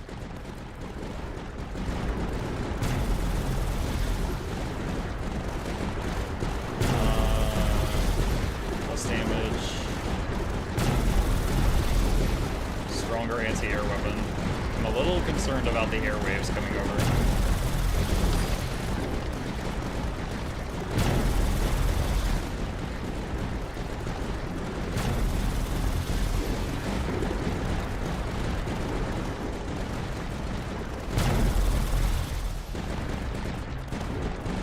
$33K on this freaking bunker, oh my god. 17K on that orbital laser that I went all in on. Hey, my first win! Wait, hold on, I have a button for this. New building unlocked. Ammo debit. Build 50 buildings over expeditions. New hero, Archaeologist Karaya. Discover 6 neutral buildings in a single game. New doctrine. Acquire efficiency 3 in a game, +1 range. New hero, Colonel Eleanor. New difficulty, battle 2. New doctrine. All buildings gain plus 0.5% damage per building. Win, difficulty 1 to unlock Siege Master Obivim. Advanced upgrades for Durindal and Scout. Alright. Sturdy Bunker, 185K, not really surprised. Imperial Stronghold, 116K. Like 30 of that was that laser on the last round. Durindal, 20K. Ammo depot? The only weapon on the ammo depot was those little mines, so that did pretty good. Yeah, I never did anything with this. I don't think I ever did anything with this thing. Really sad that I had that big fancy building in my hand for like 10 rounds. I couldn't place the thing. All right, let's see. All right, so we have let's look at the new heroes we've unlocked. So for the faction we just played, Lions of Ravelsky. Let's see, Archaeologist Karaya. Start with 1 Xenoprognosis. What the hell is that? Give me a tooltip. What does that mean? Commander gains 50% bonus hit points. She never died, so I don't believe she needs 50% bonus hit points. So really, it's all just what the hell is that? This one, let's see, Pargan Assault Group. The 24th Cavalry prides itself as the most advanced and competent regiment of the cohort. They prefer a tactical approach to the traditional blazing bayonet charges. Shock troops start with 20 recon production. Okay, so they're the only ones that start with recon production. Tactical Force headquarters have unique options to tailor your force. Weapon Expert, buildings get +1 range. First line start with 5 sturdy bunkers. Colonel Eleanor, gain 1 blueprint among 3 every other wave. Tier 2 and 3 blueprints are 20% more likely to appear. Let's try this guy and try this new faction, and we'll try difficulty 2, which goes to 28 waves, it says. Okay, and there's 2 entrances. All right. Welcome to the jungle. All right. Well, it's a straight line either way, isn't it? So it doesn't really matter. Okay. Does this thing have weapons? Nope. Orbital relay plus supply production, or plus discovery. Double supply production on round 1 sounds pretty insane. Repair drones. Repairs HQ 40% each wave. That's huge. And all buildings gain 50% more health, or plus recon production. All right. We're going to be trying to defend multiple avenues here. So I'm thinking repair drones and HP. And what is it? Dude, we could just go all the way down the freaking upgrade trail, the first one. All buildings plus air damage, all buildings plus shield damage. I'll wait on that. This faction is my favorite, Bobby says.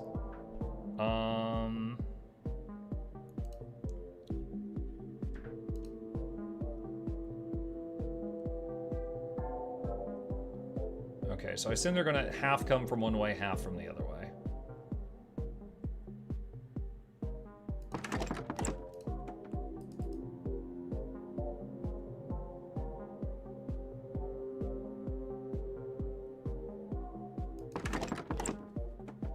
Alright. Let's do that for now. If it takes a little bit of damage, it will auto-repair it. Alright, so it looks like it does not send out little dudes like the other factions do. Okay, ow, but it gets repaired. Barricade. A rudimentary barrier to stop the advance of the enemy. Thanks to its simple design, engineer teams can restore it each wave. While you have only one werewolf plus 10 recon production, plus cost to sturdy bunker. Now I wonder, sturdy bunker cost, does that reduce the cost of building it or upgrading it or both? Verity says, quick question goes 2. I just hit the amount of gold to get the commander token, but I don't do much that I would use it for. Would you say it's worth it as an investment or should I wait?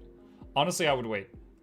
If you don't do much content that would use the commander token, like it is completely possible to buy that and have it be useless to you, right? If you don't do any content that would use it, like strikes or raids or World v World or something like that. So you truly should not feel rushed to get that unless you think you might use it. It's both. Try the barricade, very strong.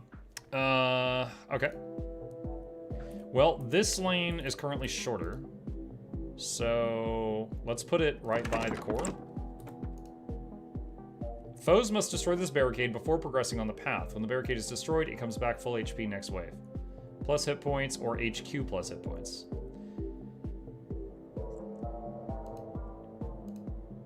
Okay.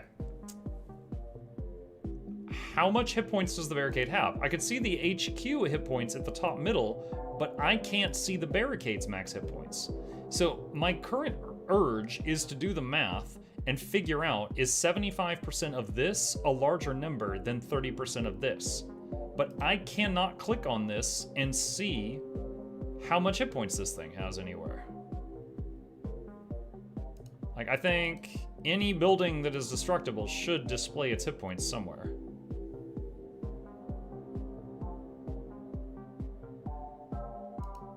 Bobby, write it down. Write it down, Bobby. Okay. Let's do plus rate of fire and plus rate of fire.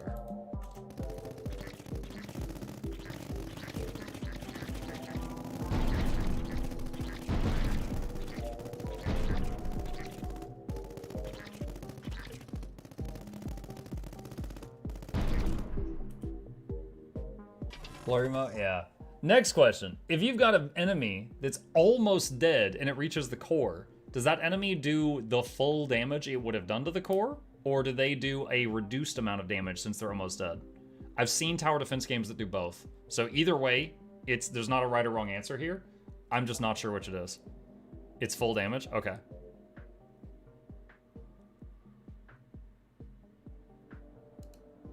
Let's just take the supply stuff.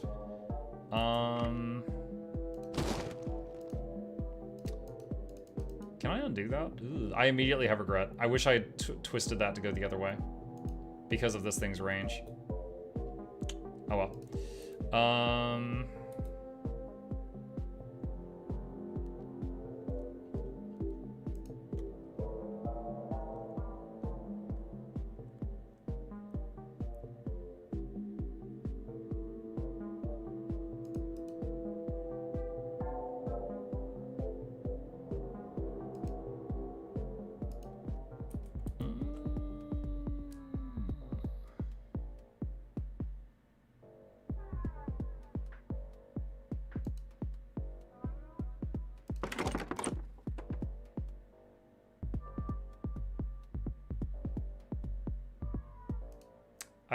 I don't think we have any detection right now. I don't know if we're going to run into enemies where we need it, so I'll give detection to that thing.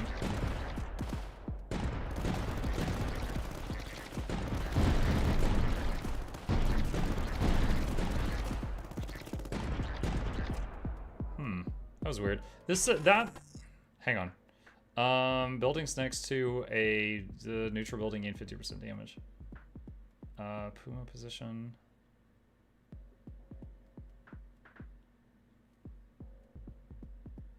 Could do a Puma to take care of the air stuff, or barricade.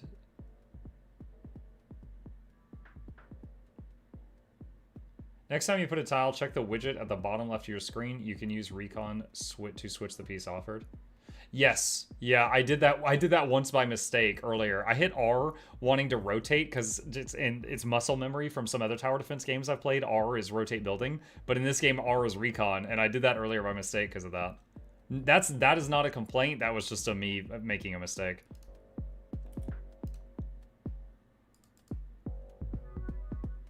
I would love to build a huge platform here and have this guy on it to give air coverage to both sides, but it's just not possible yet.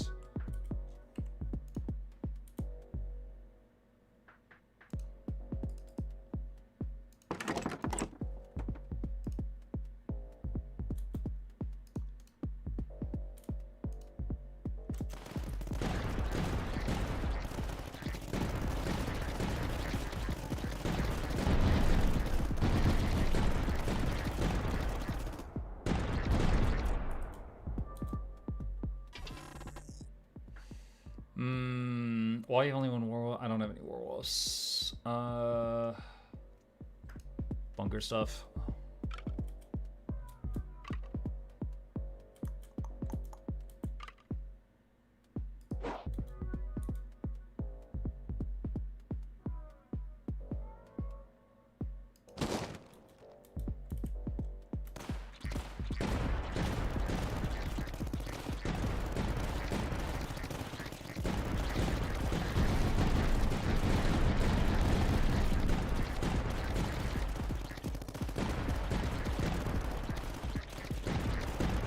So again, this...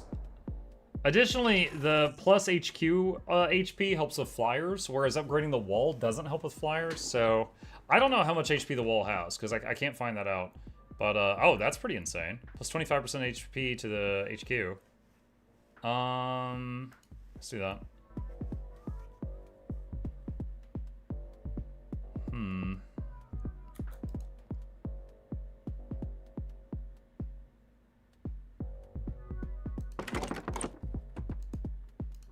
Let's do that. I feel like not having auto repair would have killed you already, but it seems so strong. Well, yeah, but the thing is, this faction doesn't have little dudes that come out and defend the thing, right? Like, there's no defenses on this building. The other factions had some way of the starter building defending itself. So. Werewolf. Or Retribution.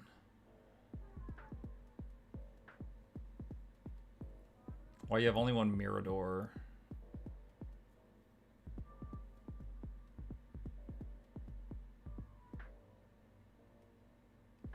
Let's save up for that.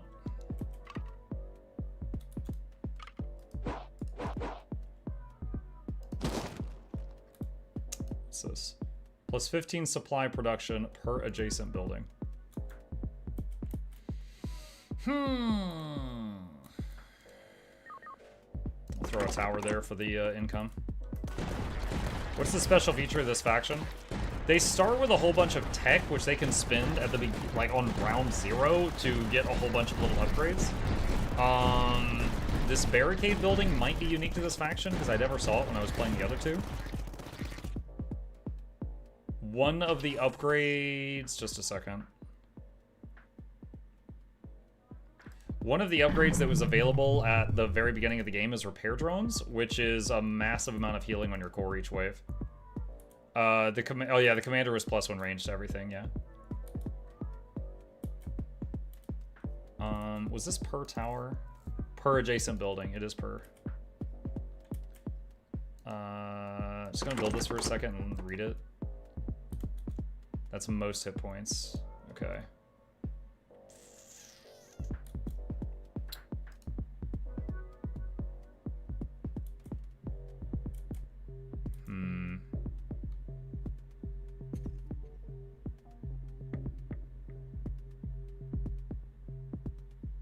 Barricade is unique to the faction, also they can generate recon more easily, make it easier to shape the map as you wish. You know what, I'm just gonna save up for the retribution system, if I can.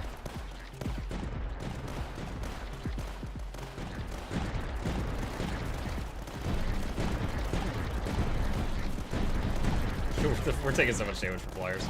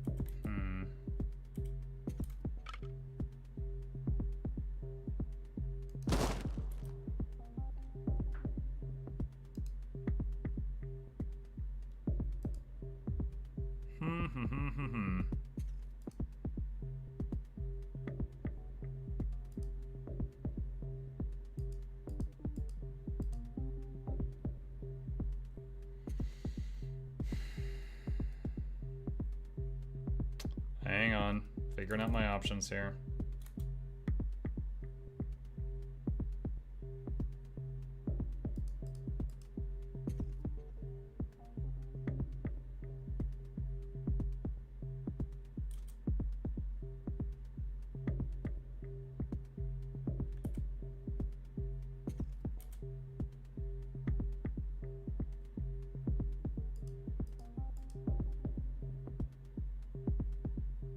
Does the one platform help?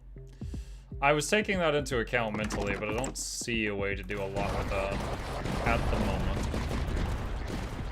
Now, at the moment, there's one entrance here and 3 entrances here, so if I'm understanding this correctly, we're going to get 3 times the number of enemies down here than we are over here, if I keep adding entrances on this side. But that doesn't mean I can just ignore the other side completely. Let's get that barricade there. And there's a cave, which means that's going to be a unit spawn location. Let's do that. That's more stuff running through this thing.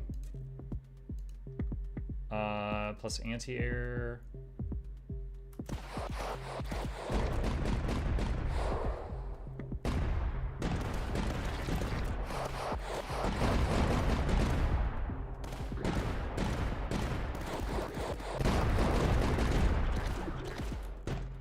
That went pretty well.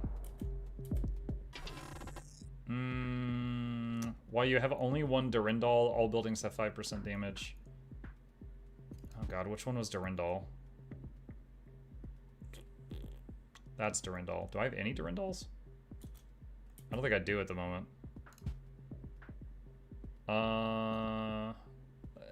Let's get another platform. Maybe it'll help later. Now, the downside to building here is more flyers will come straight toward the core. So I don't mind having more entrances over here, like from this, but I'm trying to take into account flyers coming toward the core. I could do a 3-stack of platforms to get a really high off the ground Puma. And do that to cover this area from anti-air. But that would mean less platforms for any tweaking later. I'll have your dedication on refusing to re-roll the tiles. It's not stubbornness, it's that, like, I don't really feel the need to. Like, every time I get a tile, I'm like, yeah, I can work with this. You know, like that's kind of what's going through my head right now. It's not that I'm just like, man, I'm gonna beat Dark Souls naked with a stick. You know, it's just that I don't feel pressured to do so at the moment. Stubborn muck is up. Shut up, Smashy.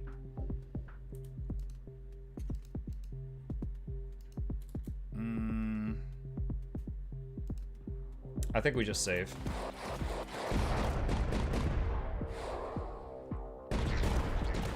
Like, there's an upgrade here that gives you supply when the barricade is destroyed. I've never seen the barricade get destroyed. Not yet.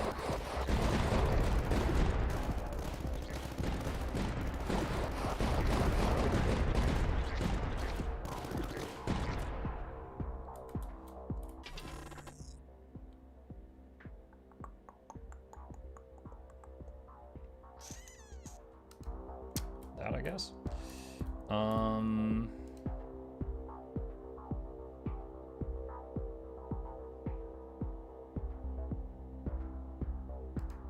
Plus 50% damage. Plus 2 range per battlefront. We've currently got 1, 2, 3, 4, 5, 6, 7.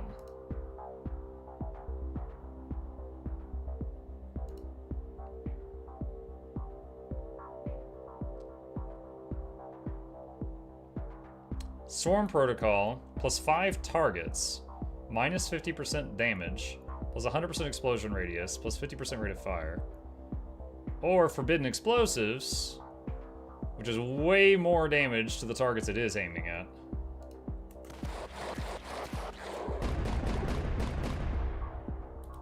Can you build on those tall singleton pieces that are away from the main land pieces?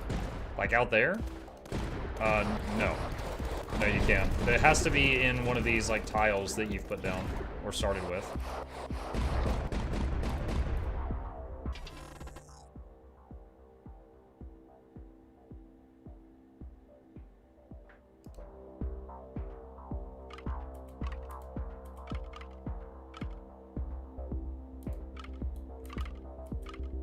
Again, most of my firepower is on the western side, so anything to just keep making the attackers take longer to get here on the western side is good.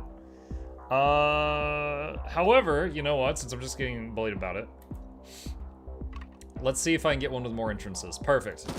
So that extends this thing's range even further. To go even further beyond!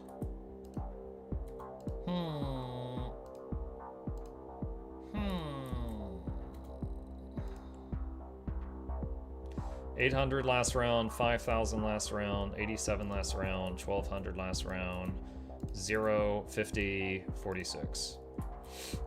I kind of want to save up and try Forbidden Explosives if we can get to that point.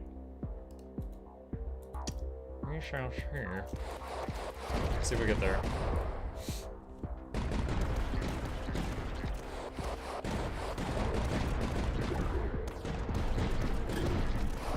Still got flyers reaching me, and we're just repairing through it. However, you appear to get $1 every time you kill an enemy. I would imagine if flyers are hitting my core and I'm not killing them, I'm not getting those dollar dues. So I think it might be affecting my income not killing those myself. Correct. Ah, see, I'm onto you. Upgrade costs are reduced by 20% this wave. That would be great if I was near that 3K I'm saving for. Minus 10% cost, that's good. Scout hideout. You know what? Scout hideouts use recon to upgrade, and we got a ton of recon. So let's take that.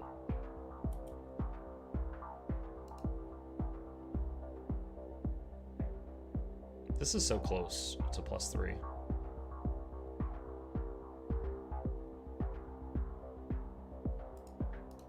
I'm gonna do it. Alright. +2 weapons. +2 weapons. +1 weapon mine launcher. +5% damage per activated neutral building. No, let's get the mine launcher. +2 range, targets are slowed. Or +3 range, while this building has no adjacent buildings, it gains 50% damage and rate of fire. Do it. Do it. This is it. This is what we saved all the recon for. It was a plan. It was all planned. All right.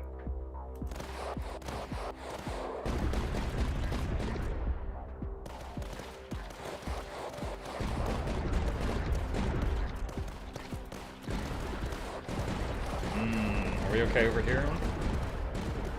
I haven't touched this lane in a while.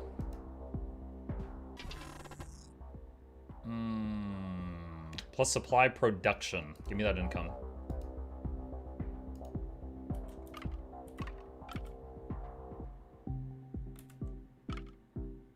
More lanes.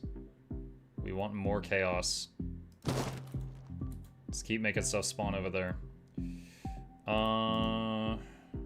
Still only 3,000 for that thing that I wanted to try out. Let's see, 4K last round, 2,800 last round. Oh, there's a landmine. Let's make it the mines. They're so cute. Get mined, idiot.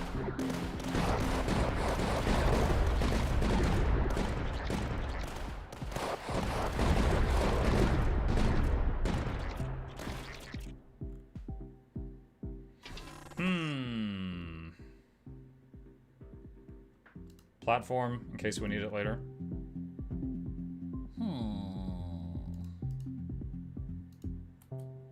Save. You know, I'm realizing there's going to be some situations where this plus 300% damage is not going to have any effect. Because, like, this thing, the way it fires, the rockets move pretty slowly. So if the first rocket hasn't reached the target enemy by the time the 6th rocket has been fired, all 6 rockets are still going to get shot at the same dude. Even if the first rocket kills the guy, all 6 are being fired at that thing's body. Huh. Upgrade costs are reduced by 20% this way. Building HP increased by 10%. Sure. More HP.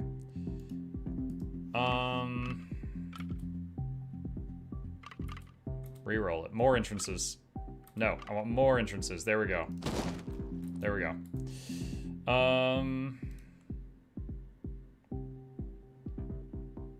This did 6,700 last round. Let's try anti-swarm protocol. See what it does.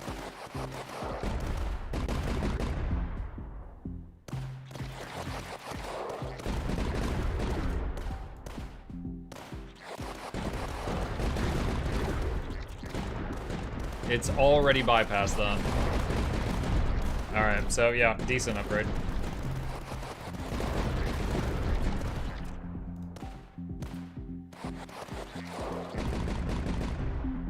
That was weird. This, hang on. This building says... Oh, no, okay. The previous weapon targeted closest to HQ, it no longer does. Okay, never mind.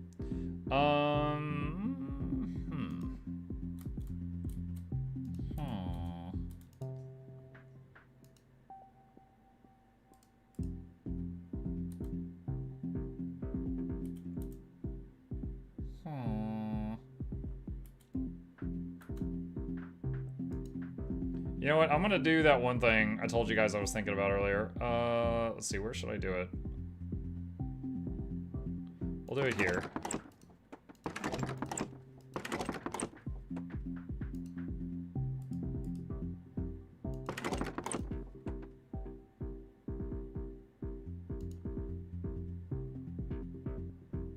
Alright, so this thing is just here to live and breathe anti-air.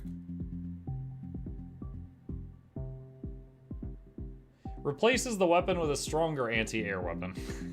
What does that mean, stronger? More damage, more attack speed, can shoot more targets at a time. It's stronger. It's too vague. It's too vague. I don't have enough information. This is facts. I can make a decision with that. It's just more strong. It's just more strong. Yeah. It just has unga bunga when you click it. That's good for now.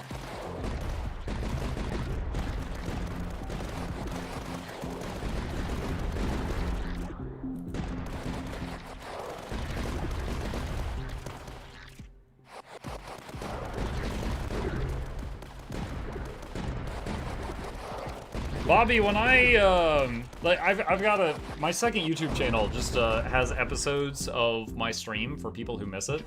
When I put this on there, should I call this early access? Because technically it's not released. I'm wondering how I should label this. If this is not, because like the gameplay might change between now and then.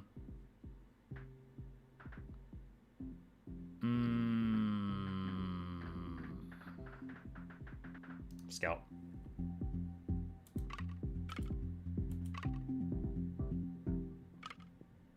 Wait, what is the shape of this tile? Why does that not work there? Oh, okay, never mind, I see it.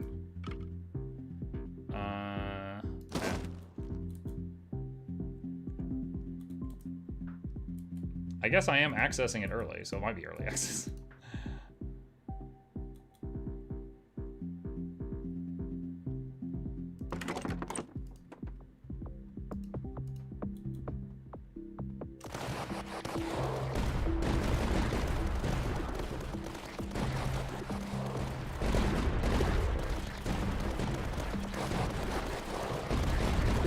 Look at him go. Look at our little anti-air gunner going. He's getting us that money.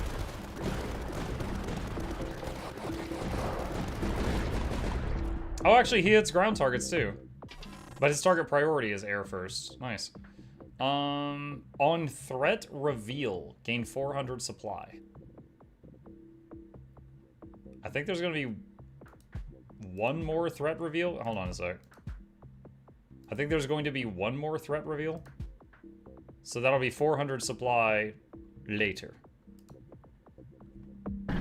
I'll gladly pay you Tuesday for a threat reveal today. Oh, it just happened, actually.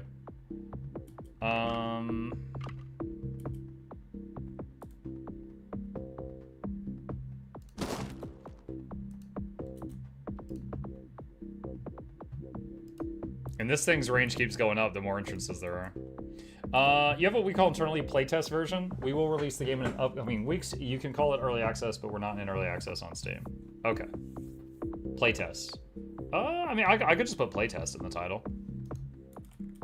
Far more people watch my live streams than my VODs, so it's like, just to set expectations. It's not going to, you know, be hitting like a massive amount of people. But it's just was wondering how like what the proper label would be. Demo? No, because there is a demo version in this, isn't that, JF? I actually had the demo installed, and then Bobby was kind enough to be like, yo, you smell like pour, here. And then he just gave me the full version, and I'm like, oh, shoot, okay. So no, not on the demo. Let's see, 16K. That is 16K, that's 2, that's 4,500. 3K, 300. 0, 23. Dude, there's almost nothing attacking from the east anymore. Let's see, Durandal. Muckboar, yeah. Warwolf. No, I honestly think we're fine. I don't think I need to do anything. Let's just go. I'm too strong.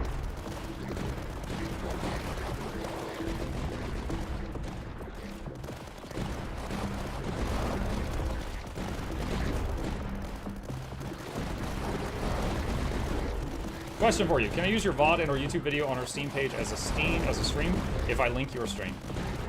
Yes. Yes, you may. And that's really cool. I've never had that happen. So yeah, that would be fun. Yeah. And yeah, I mean just link the stream and I'm happy for that. That's fine. Let's see. Scout hideout, Durandal position, joint. Okay, so we got 3 new buildings I've never seen before. Joint operations launches assault talons to deliver assault teams to the heat of battle. Okay, I'm assuming that is like the other 2 factions that have the little troops that run out each time. But this looks like a helicopter. Electric arc cannon, a unique weapon sporting 4 directional generators. Its electric arc increases in intensity the longer it shoots at the same target. Okay, so it's like a ramp up, a heat up thing, a void ray. Decimation position, packed with stocks of explosives. The decimation position sports a battery of light mortars. What it lacks in field of vision, it makes up for in explosions. I want to see joint operations. What does this thing do?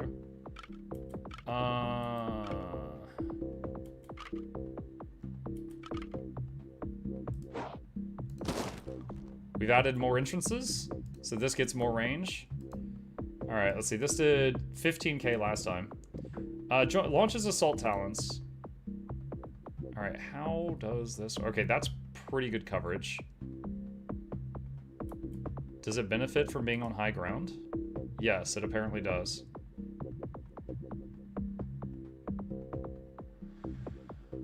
I've got 2 platforms right now. Can I do anything tricky with that?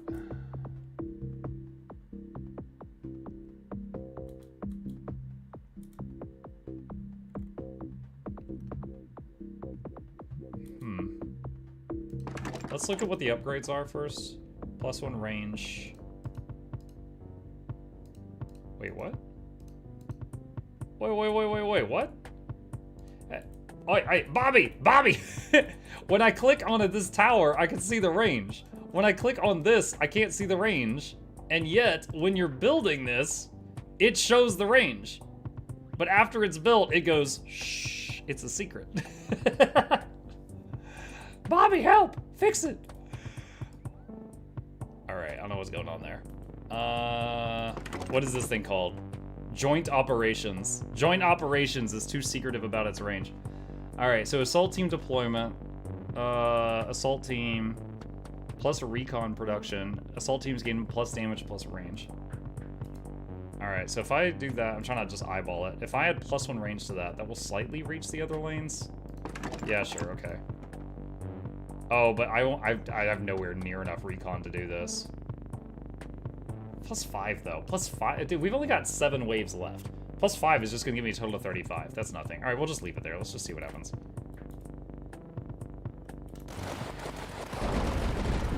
Oh, there it goes. What's it gonna do?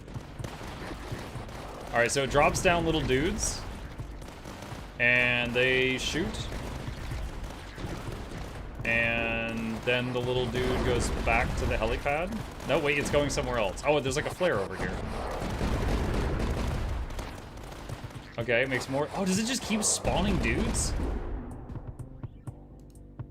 So like the longer the wave goes, the more dudes it makes? Send dudes! Do you mean nudes? No, I'm in a fight. I need men. All right, this might be my new favorite tower. The Sim Dudes Tower. Need a lot of recon to freaking run this thing, though.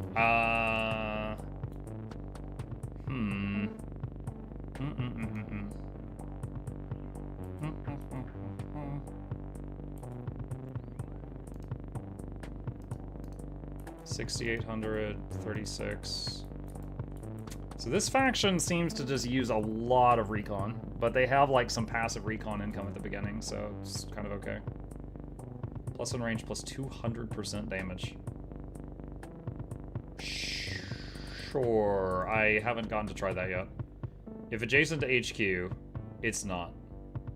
I feel, okay. I am so good at video games, I would never do this. Shut up, chat. However, I feel like if this building is not close enough to the HQ for this to work, this should be like grayed out or something for people who are not as good at video games as me. Like, it shouldn't let you even click this. Because some dum-dum somewhere is going to do it. Now, let's do that.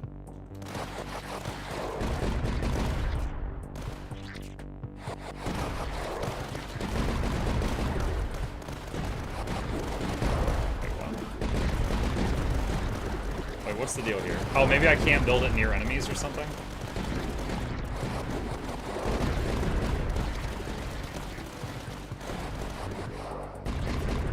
You know, since this attributes the damage dealt to the dudes, I bet it's not going to show up in the final scoreboard.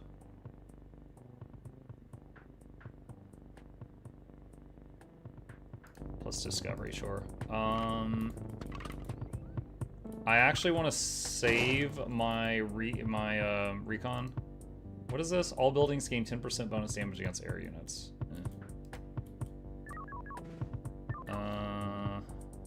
Wait, what?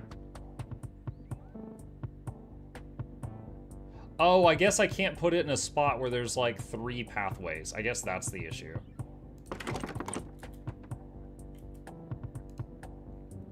$6,600 damage that round. 11k there.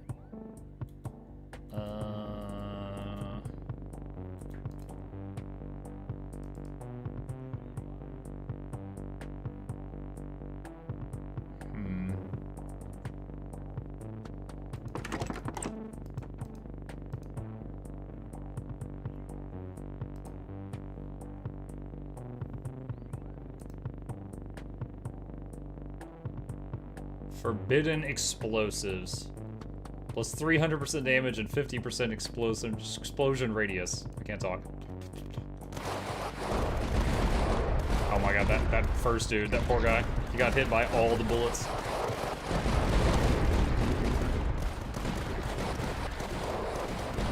Looking through Mukluk plays at Muck being good at video games. I'm so good at video games. What are you talking about? Like Shroud over here. Look at this. Every shot right to the head. Shroud, if you see this, I'm sorry, sir.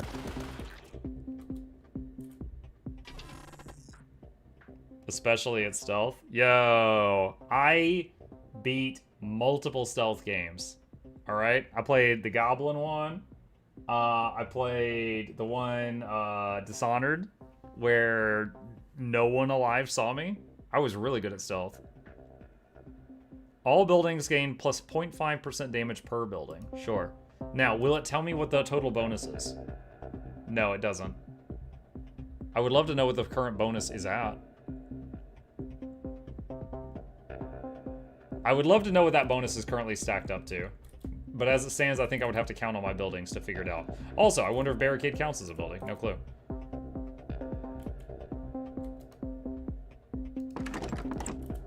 You mentioned Command & Conquer towards the start of this game. Now I can't stop seeing nods to Tiberian Sun.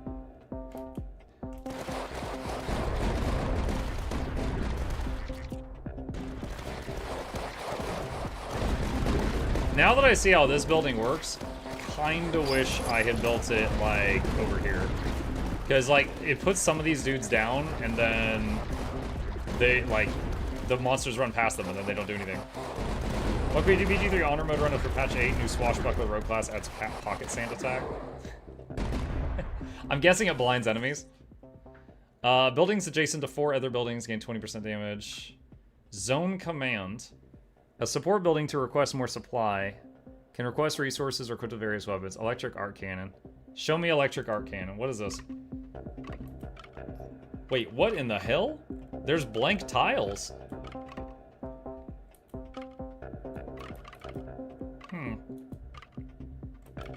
Never seen one of those.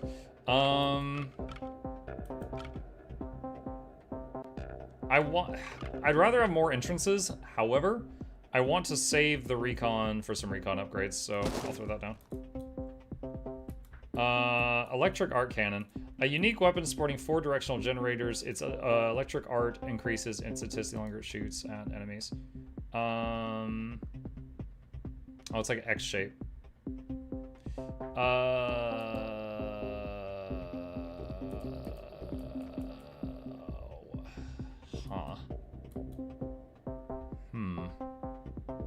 How many platforms do I have right now? I have 2.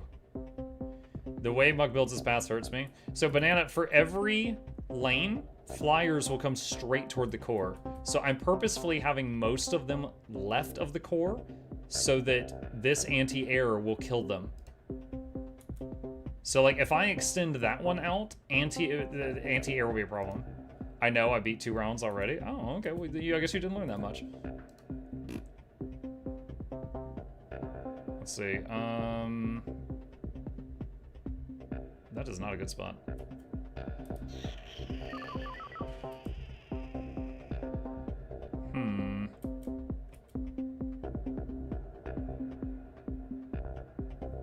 Dude, none of these spots seem good. What?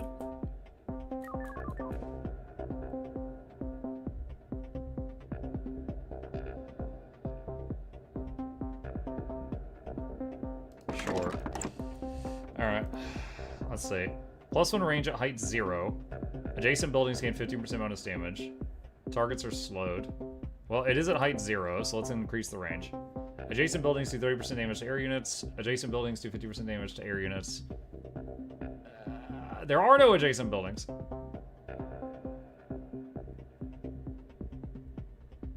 HQ suffers 500 damage each wave. What the hell?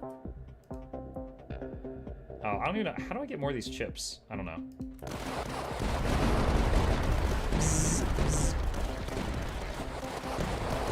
What is a target? Most hit points.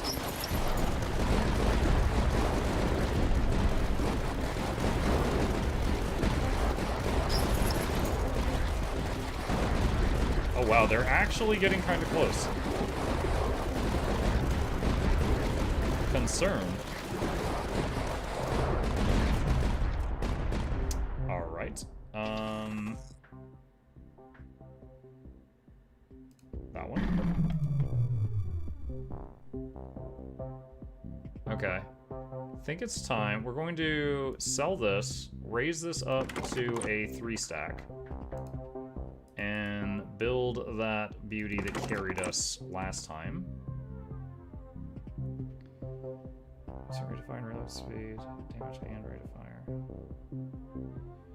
So we're gonna do that, and then do that, which will buff it. And then do that, and then plus 100% damage per height level, giving it 300% bonus damage. Let's see. Bobby says, I'm about to go to bed. Would you mind sharing your overall opinion before I head out? I will watch the full vid tomorrow, but would love to get your opinion. Well, as you know, there's still a lot I haven't seen, right? I am having fun. Let me think. Game systems. There's the stuff I've mentioned to you already. So like, could use more tooltips. There's plenty of things that I'm just like it's like, oh, this will send to Chaplain. Cool. What the hell's that? You know, and I can't even tell. There's plenty of things that could use more tooltips. They're like, overall, I really am enjoying it. I love a tower defense where you can manipulate target priority and things like that. This game you can't, but you can build like a weapon to target the big beefy things, and a weapon that is good for the small little dudes, splash damage, stuff like that. If we're going to have, the terrain that is almost randomized, I would definitely love more access to things to alter the terrain, like the opposite of a platform, which we already talked about. I would say, like, I love the art style for everything you see on the screen right now. The only thing that to me, and that, beauty in the eye of the beholder and all that, the only thing to me that feels kind of jarring is these I had to characters. watch 4 rounds of ads before it would let me sub again. Please take Jeff's money and tell him we want to sub on auto, please. Thank you, Ad1J. In terms of art style, the only characters that seem jarring are these. It feels to me that these characters are like a completely different art style from literally everything else in your game. Not saying you need to change a thing, that's just a drop of feedback I have that I haven't already mentioned. But yeah, the whole tile set and like being able to kind of manipulate where the monsters spawn is very interesting. The way that you can like either make more buildings or you can upgrade an existing building is pretty cool. But yeah, like I think on a base level, you've got a really cool formula here. I'm enjoying myself. I would just think that like for the new player experience could absolutely use more tooltips. There's a few kinks to work out, like this building doesn't display its range. Anything where like the damage of this stuff, I would love to be able to hold a button and see the damage of everything and not click on every individual building. At the end of a round, I would love to see the damage of the, not everything is displaying its damage at the end of a round, specifically the little troops that run out of your buildings, their damage is not being displayed at the end of a round. And I think you add like 30 or more commanders or leaders, whatever they're called, and I'm on my 3rd, so there's a lot I still haven't seen. But yeah, I mean, I'm having a good time so far. Let's see. Okay, they got kind of close to the core. Do I need to do anything? Let's see, plus... let's just add more HP to the core. And maybe add more to the barricades. And go there.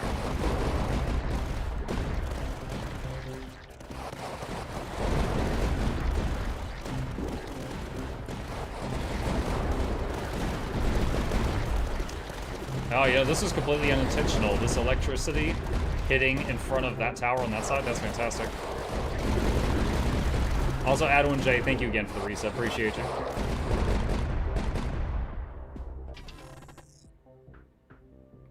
Clarity's a big thing we need to rethink. Thank you so much. Happy to hear you have a great time with the game. Yeah, no problem at all.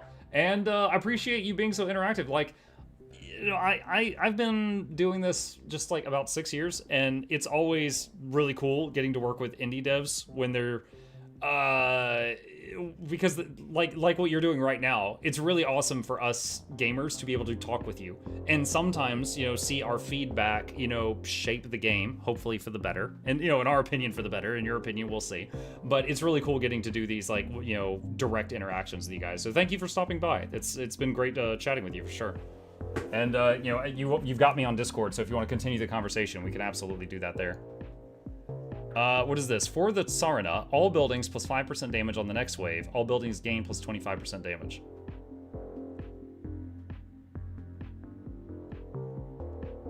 Oh, wait, no. Okay, the punctuation threw me off. No, it's all buildings plus 5% damage permanently, I think, and then 25% damage bonus for just one wave.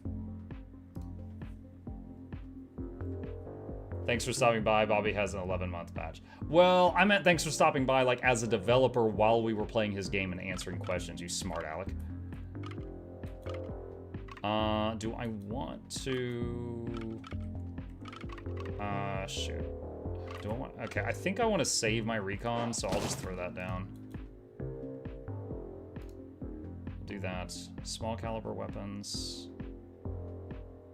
2 small caliber weapons. Like, what, just added to the building or the people? 1 single target strong weapon. Okay, it looks like it's getting added to the aircraft.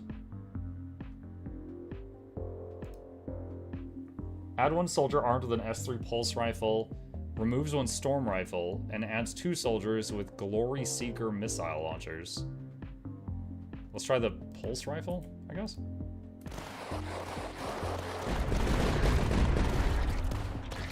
Okay, yeah, the weapons are coming out of the flying machine. Okay, so they broke the barricade.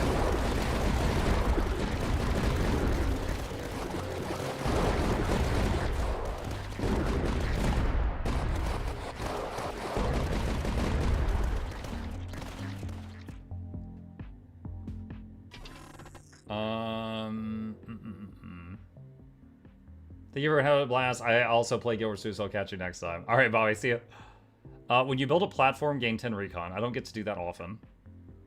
Sanction cannon. Oh, let's get mainly for this. We'll take the bunker efficiency. Final wave. Major breach. Final wave contains more and stronger tier 1 foes. All right, I guess let's take the +2 range to this building for more electrical coverage, which is beautiful how much this is covering.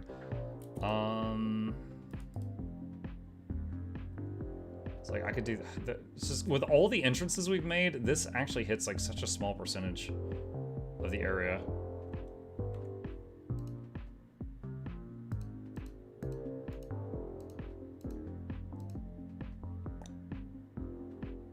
Wait, this gives plus 50% damage and rate of fire for each adjacent bunker. This bunker's doing 0. Sell that. And wait, where did it go? Wait, did I not get it back? Maybe I don't understand that rule. I thought for everything you sold, it went back into your, like, hand. But it did not that time. Huh. Alright.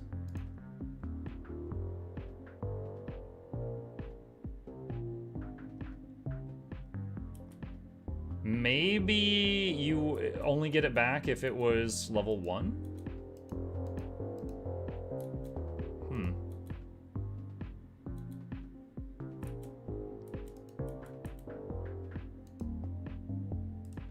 Alright, well, this is last round. Warwolf.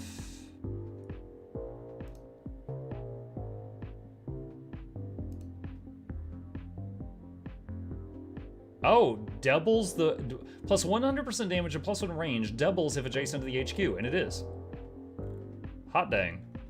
All right, hopefully that helps. Let's see.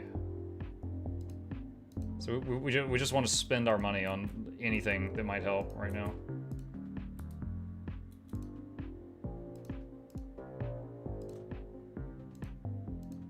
All right. Grand finale of this difficulty.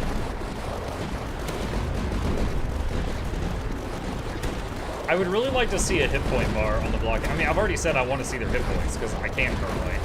But I would love to see a hit point bar there so I know how close it is to being broken.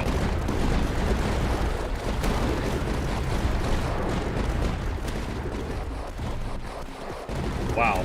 Dude, these have been 34k and this has done 9k. Dude, these retribution things are doing a lot. This has done 13k. This is, okay, so combining the assault team with this has been like 24k so far. Wait, is it over? Oh my god, dude, we annihilated that last wave compared to the last one. Last one was a little bit more close. New doctrine unlocked. Reach wave 10 with Siege Master Oblivion. New neutral building unlocked by spending 6 tech in a single game plus 10 discovery. Unlocked electric arc cannon, decimation position, classified site, high grade explosives, efficiency 3, campaign level 3, win an expedition with Siege Master Obivim. Gives production. New hero unlocked.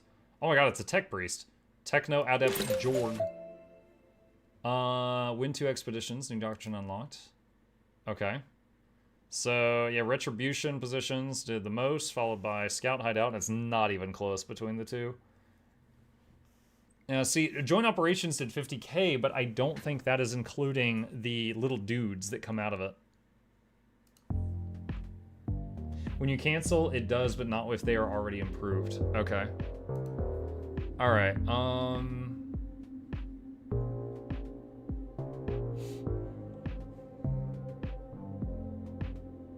looking at the different things to go for. Alright, so we unlocked this guy. Starts with an experimental pulse cannon and 1 plasma fence. Okay.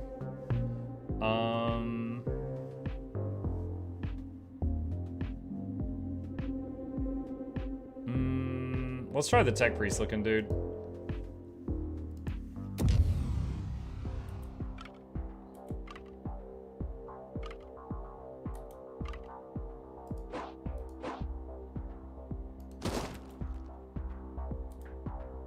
Experimental pulse cannon.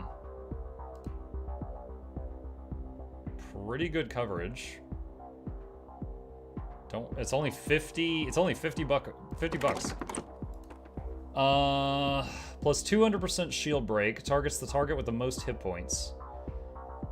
Charge systems cost 0. Gain 1 charge system each wave. I don't know what that means. Adjacent buildings gain 20% damage.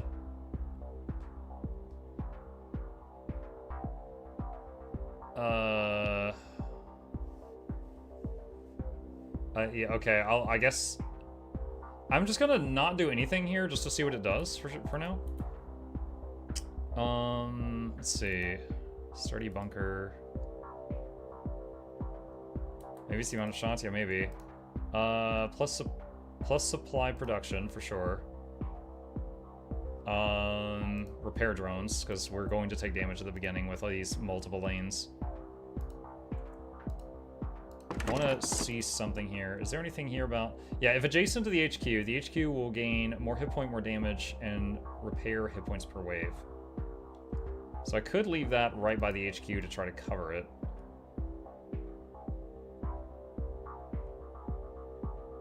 Plus 50% damage rate of fire, plus 1 range, 2 if at height 0.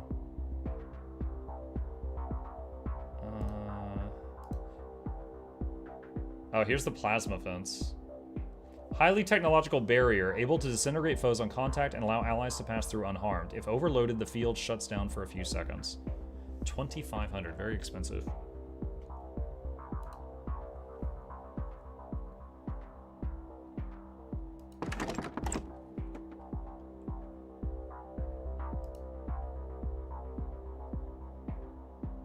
I'll try this out. Alright, let's see what happens.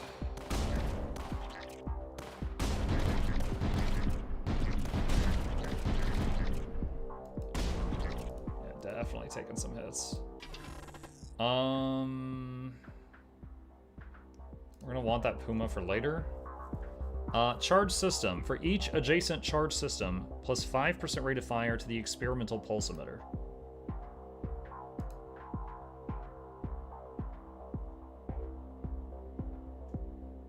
For each adjacent? Now, I wonder, can you have a charge system adjacent to another charge system? Like, if I have one here and then one there, will it, like, connect? Or do they all have to be, like, around it in a ring? So 5% bonus rate of fire. Charge systems cost 0. I guess I should have done that before. Buildings adjacent to at least one charge system gain 10% rate of fire. Gain 1 tech. I guess that's just one time. Okay, more rate of fire.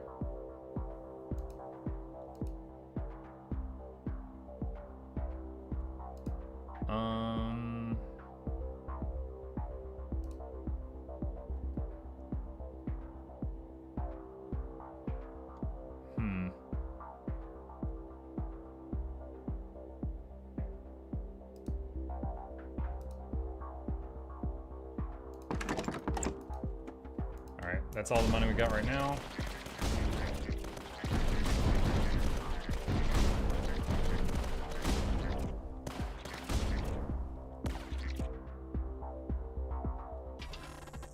Okay. Bunch of supply. Let's take the bunch of supply. And we got a few options here.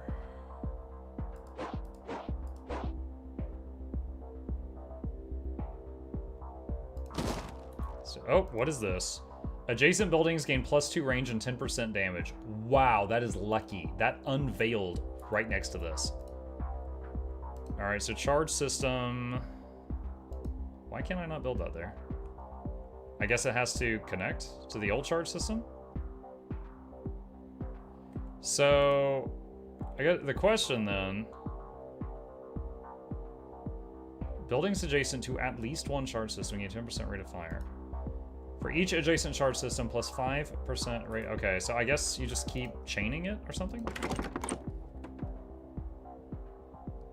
Alright, well, let's see if I'm doing that right. We will find out soon enough.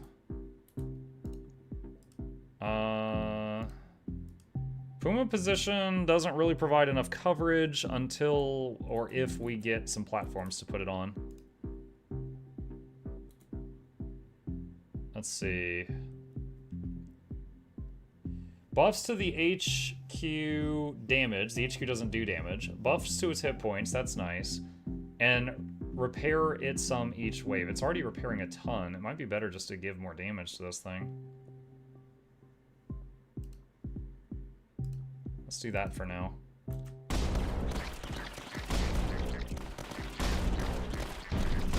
Any of y'all ever played... Okay, it's been a while since I booted up StarCraft 2, but StarCraft 2 had a game mode that was 2v2, and you would pick like a leader to play, and one of them was the engineer guy, and he had was it Swan? You'd play Swan. And Swan, he would, his whole thing was like where if you played Kerrigan, she was on the field. You'd move her around. She was a powerful unit. Swan wasn't on the field. If you played Swan, you got this gigantic laser building on the field. And it was just like, if you chose him, you got that. This Tech Priest guy reminds me of him. Plus supply production. For each building, just another gains plus rate of fire, plus discovery. Okay, I want platforms, but this is income, which will help me the rest of the next 30 rounds, so we'll get that.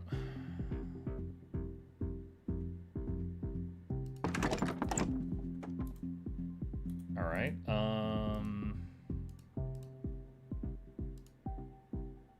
Plus 600% damage, but minus 75% reload speed, or plus 3 targets on impact. Okay, so do we want to truck single targets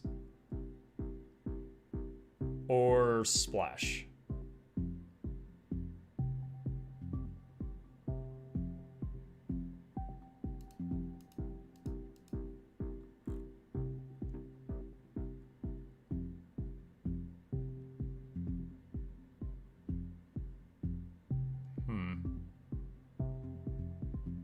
I vote splash. All right, we'll try splash.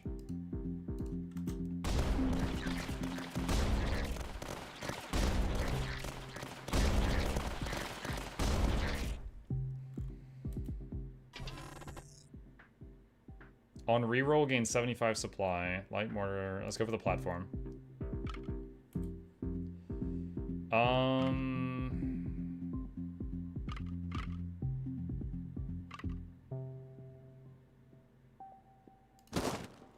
We'll extend that out so we have more time on that side. Wait, that can't connect down there? Oh, that's not good.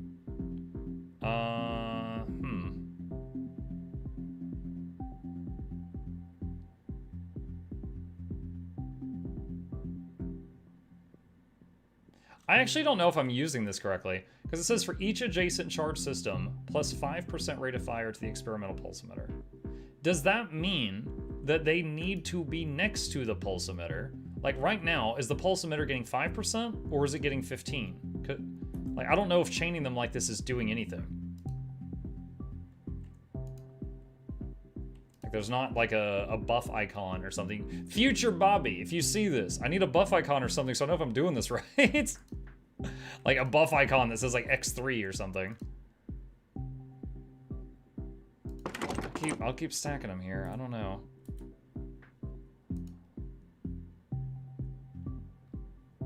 All right, so the plus damage to the town hall doesn't matter because it doesn't do damage. Plus hit points and repair is nice, but I think it'd be better just to kill more enemies coming for it.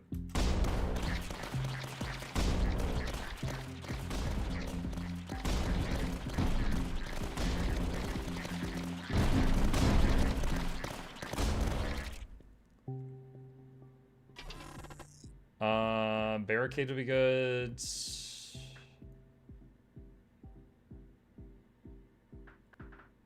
5% rate of fire for all buildings. Let's take that. They can only be placed on level 0, but can buff other towers as well, if I read it right. Yeah. I'm just trying to see if... Like, again, like, I'm basically wanting to know, is this one buffing the experimental pulse emitter? Because there is a chain connecting it there, or does it have to be, like, touching it, like, physically right next to it? I don't know.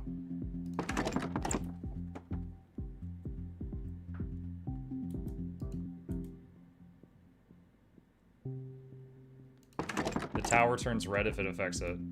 Well, I mean, right now it's only touching the neighboring one.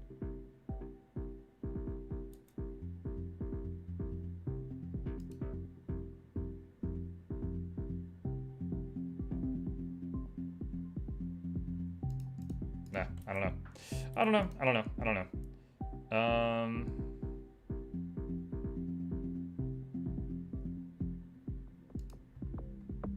Let's do that.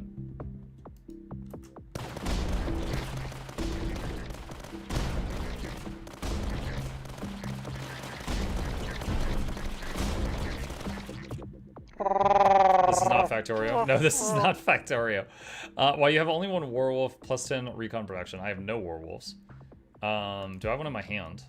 I have one in my hand. Gain 1 advanced Mirador. Alright, let's get that. And then we'll make a werewolf just for the income.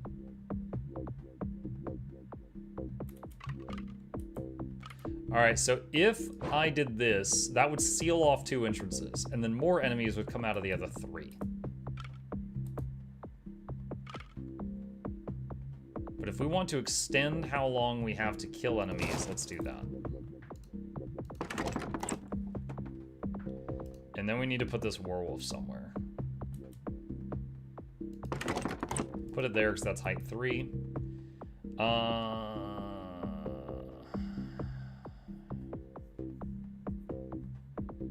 Heavy shells.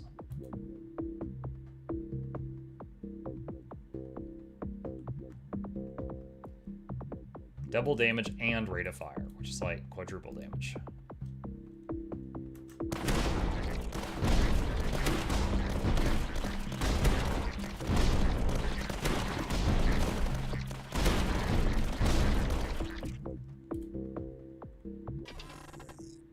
Barricade and platform would be good. That's the bonuses. Let's get the barricade and the platform.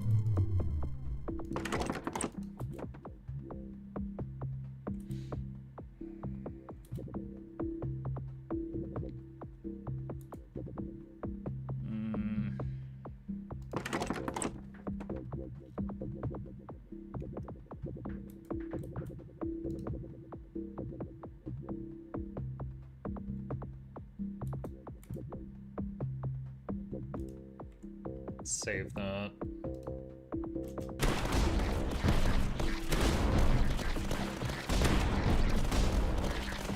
know what, I'm gonna add another defender to both of these. It's more coverage.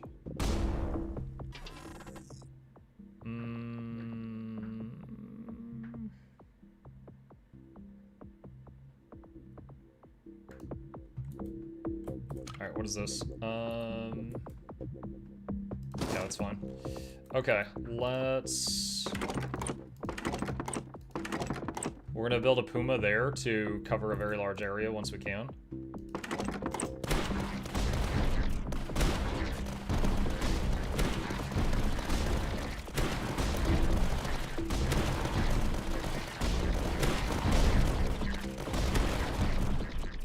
Nice. Got all the money. Look at that. And Puma. Camouflage, flow, bring the detection equipment. Yep. Plus range, plus anti-air damage. Target priority becomes air units.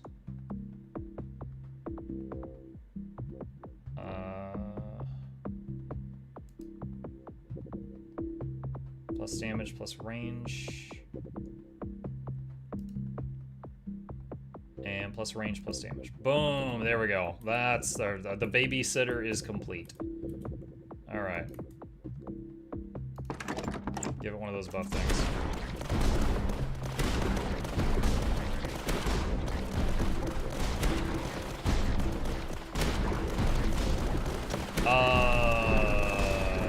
Oh, that's not good. I thought I took detection on those, and I did not. Okay, okay, okay.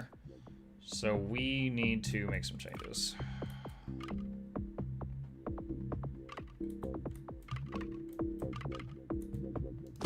Fail. And I got slapped in the face with that one.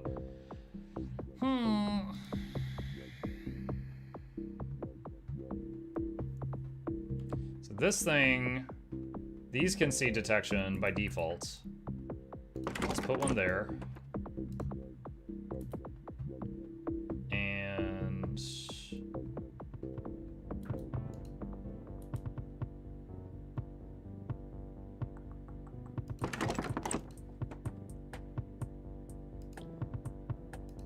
all right, so there's a few more detection thingies. All right, let's see how that does.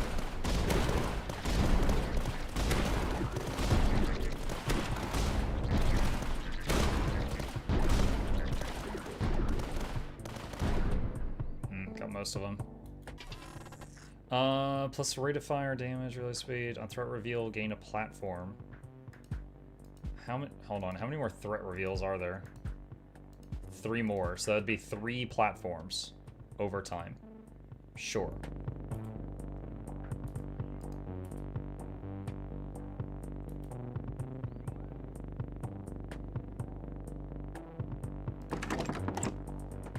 What is this? Techno amplifier. Minus 50% upgrade cost for adjacent buildings. Okay. How's this seem? 539 damage last round. Not as much as I would have liked. We'll see how well that scales later on. I guess we don't have any one building that's kind of popping off.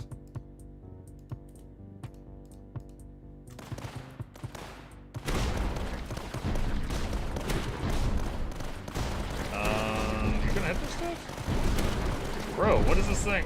This is supposed to hit stuff closest to HQ. We just saw something walk right up the HQ and you ignored it. You're a liar.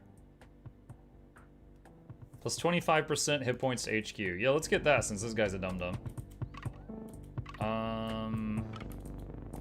Let's see, hold on. That's 1, 2 tiles. That's 1, 2, 3. Okay, let's extend that lane.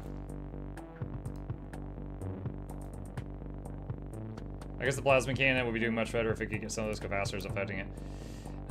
Yeah, I guess so. I mean, it's got 1 at least, but again, I'm not sure if if all of these chain together buff it or what.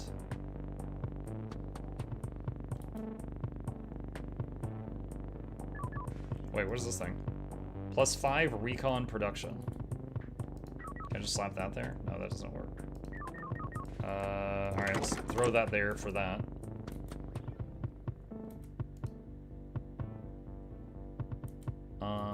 Mine launcher. Another mine launcher. Mo mines.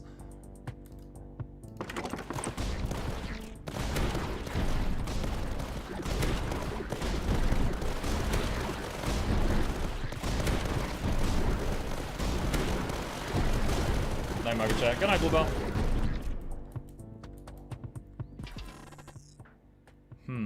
Gain 1 blueprint among 3. Building doctrines more likely to appear. See, that's not really tempting to me, because there's tons of good doctrines that aren't building doctrines. So, I don't know that I ever really want that. But, I don't know. What do I know? Alright, that. I Guess I should maybe save up for that plasma fence. I haven't really gotten to use that yet.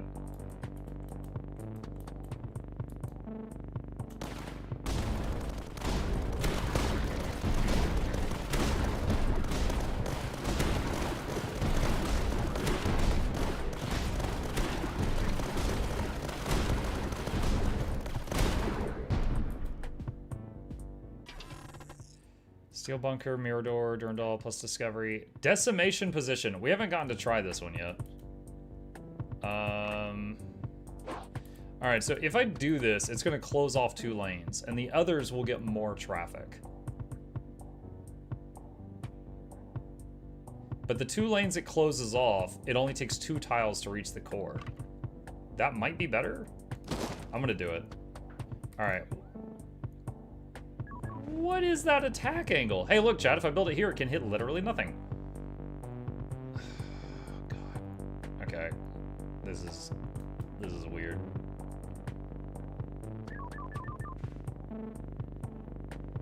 This is awkward. What it lacks in vision, it makes up for in explosions.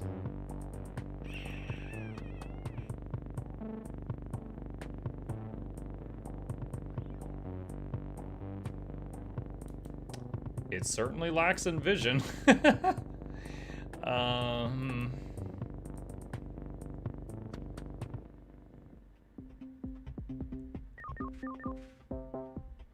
God, this is awkward. Don't use it, Mug. Total west of a tower. We don't know that yet. Because, like, it might do 1,000,000 damage. It might just be like, oh yeah, if anything walks through those really weird squares, they're dead, you know? We don't know.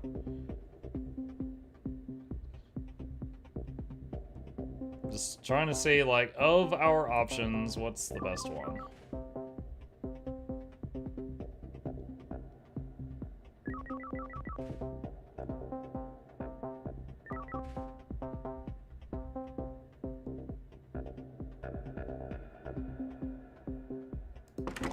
Whatever.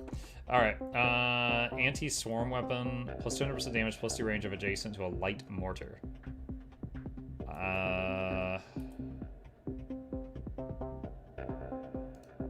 Yeah, I can add a light mortar next round.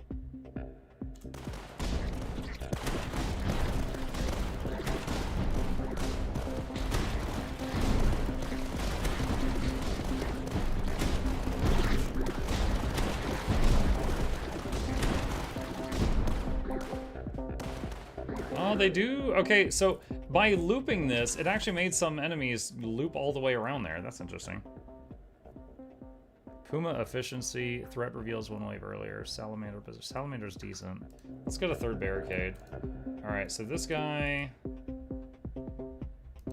Put him there. Alright, so now this gets more range because it's next to a mortar.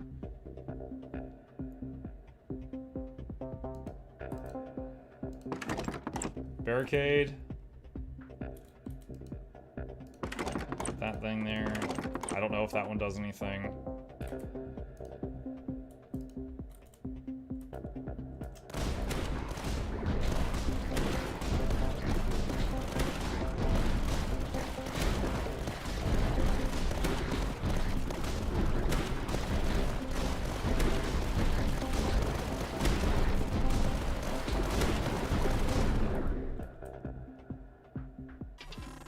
Let's see, Puma position, a recon, supply. Let's take the platform. Surely useful later on.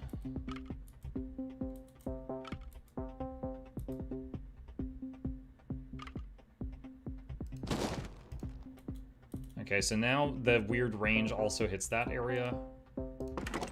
Could be useful. Still haven't gotten to the plasma fence. I don't know where I'm gonna put that thing with so many entrances, but.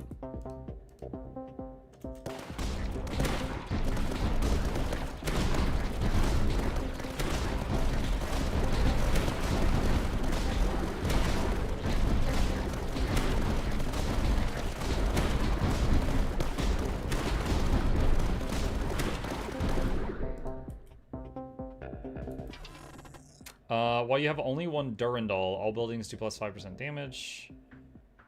I don't think I have any Durandals. Medium mortar.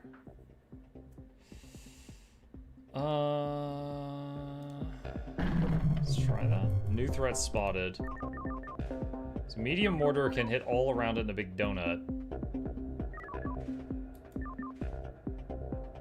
But not immediately by it.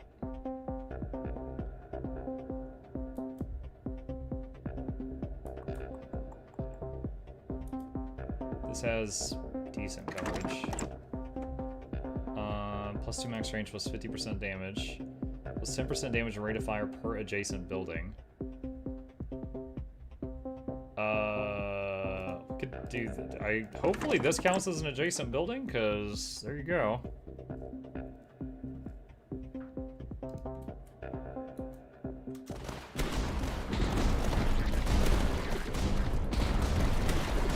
High grade explosives, 50% damage and 20% more reload speed.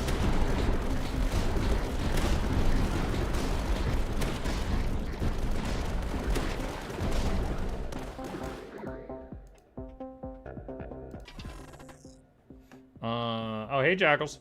Puma plus supply, sturdy bunker costs. I guess the supply. None of that other stuff really is having a huge effect right now.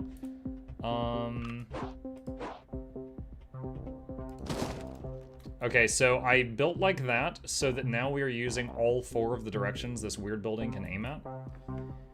Gain detection, plus 3 max range, plus 1 minimum range. All light mortar positions gain 2 range and 25% damage. Let's do enhanced targeting, which gives it even more surface area.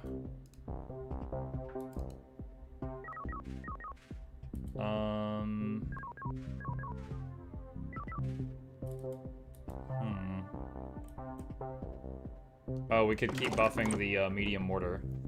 Plus 4 targets, plus 50% to damage, plus 25% reload speed, 50% explosion size, or plus 8 range, 200% damage, and rate of fire.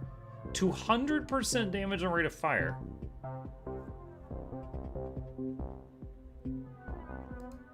Lateral... Oh my god, look at that. Holy hell. Okay, that's a good one. Look at the surface area.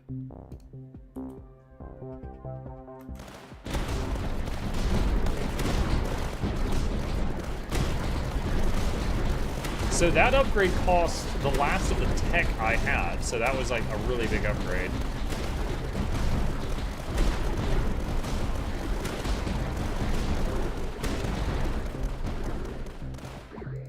Let's upgrade that wall.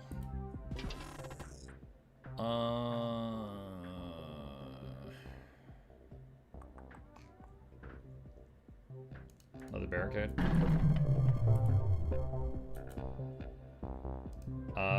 Okay, so new enemies inbound. Do that, so 3,800, that did 2,800. This did 2,900, so it's doing okay now. We just have to kind of build in a way that benefits, like anything, like if adding more pathways through these areas gives it more time to shoot at things.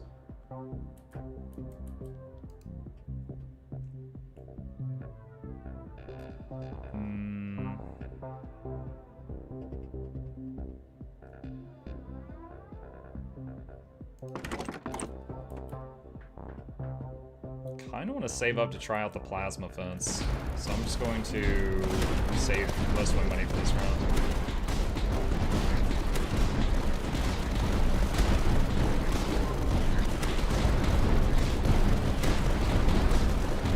Oh my god, I'm taking so much damage on my core. So are these flyers? They're like, it looks like they're hopping the wall. I don't know if they're technically flyers, but they almost killed me that round. Minus 7% building cost per battlefront. Wait, what is zone command? A support building to request more supply or equipped with various weapons. Let's do efficient design.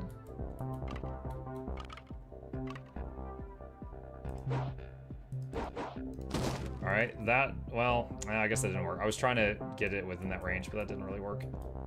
Alright, plasma fence. Able to disintegrate foes on contact and allow allies to pass through unharmed.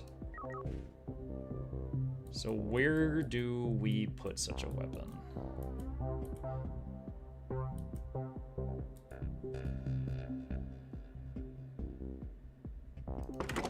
Put it there.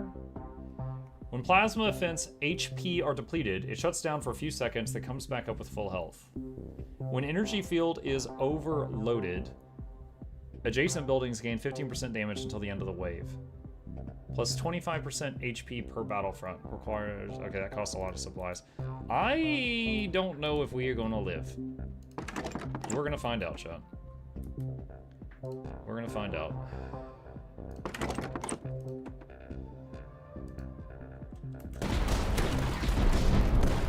I am scared.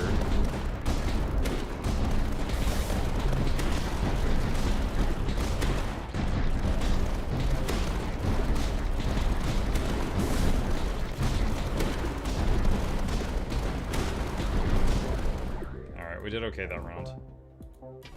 I feel like that round was easier than the one before it. And not because I built something new. Puma efficiency, light mortar efficiency, sturdy bunker efficiency. Puma, I think will make a bigger difference.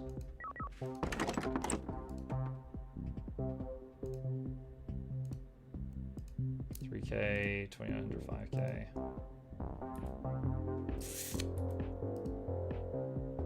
Plus 2 range targets are slowed. Plus 3 range was building has no adjacent building. It gains 50% damage and rate of fire. It does have adjacent buildings, so give it the slowing bullets. And this one does have adjacent buildings, so give it slowing bullets.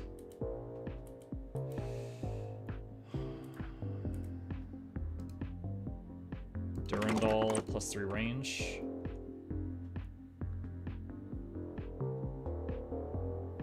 Plus 50% damage, but HQ hit points reduced. Sure, let's live on the edge. Reduce the HQ hit points. We know about the edge!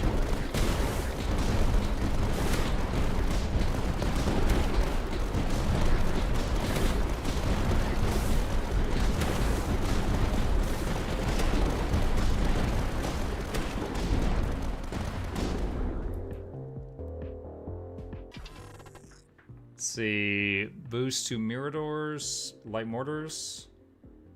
Let's do that.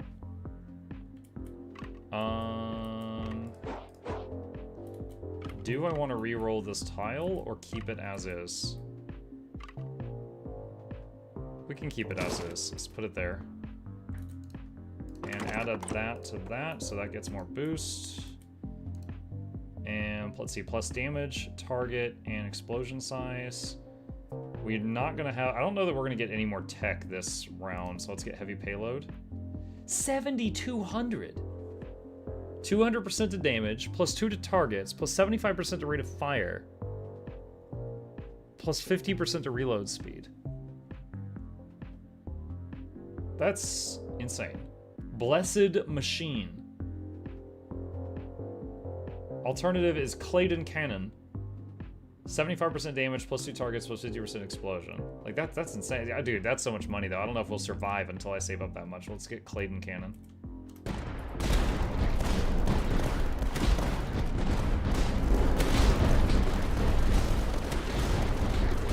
This hits most hit points, okay.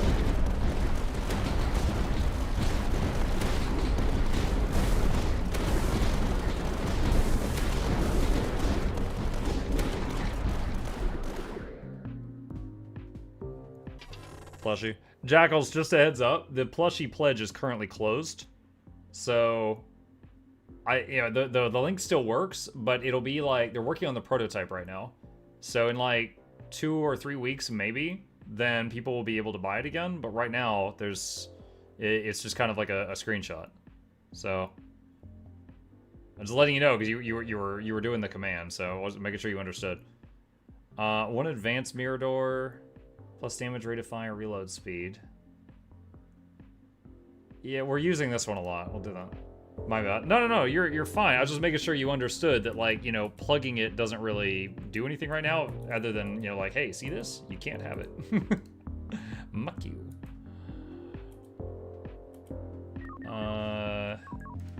This building is structure active, minus cost for upgrades. Plus recon production. Oh, what's this? Adjacent buildings gain 50% bonus damage against shield and air units. Oh.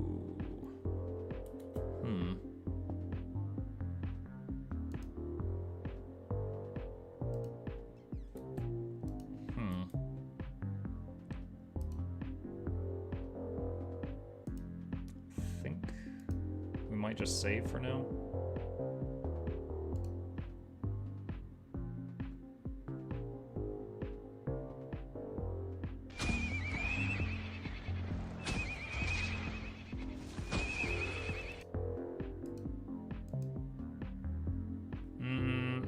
Let's give the buff to the HQ. And put that there.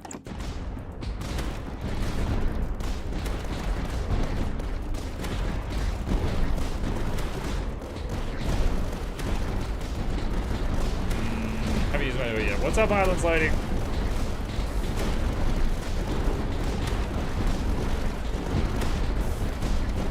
Dude, these little dudes that hop the walls suck. Those are especially rough. Joint operations. Joint operations was fun. Let's get that. Wait, what is this? Focused militarization. Choose a bundle. Upgrade cost reduced by 20% this wave, or minus 10% cost to werewolf position. Development opportunity, I guess. Oh god, what? Let's add another lane here to get more stuff to go through this electric fence if possible.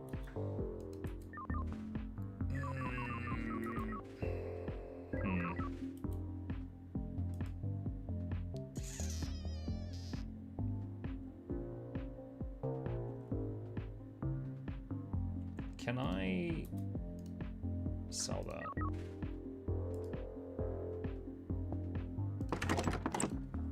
Alright, put that there. Assault teams gain more damage and range. Plus 2 small caliber weapons, plus 1 single target strong weapon. Small caliber weapons. We did the pulse rifle last time. Let's add the Glory Seeker missile launchers this time. Let's see how that goes.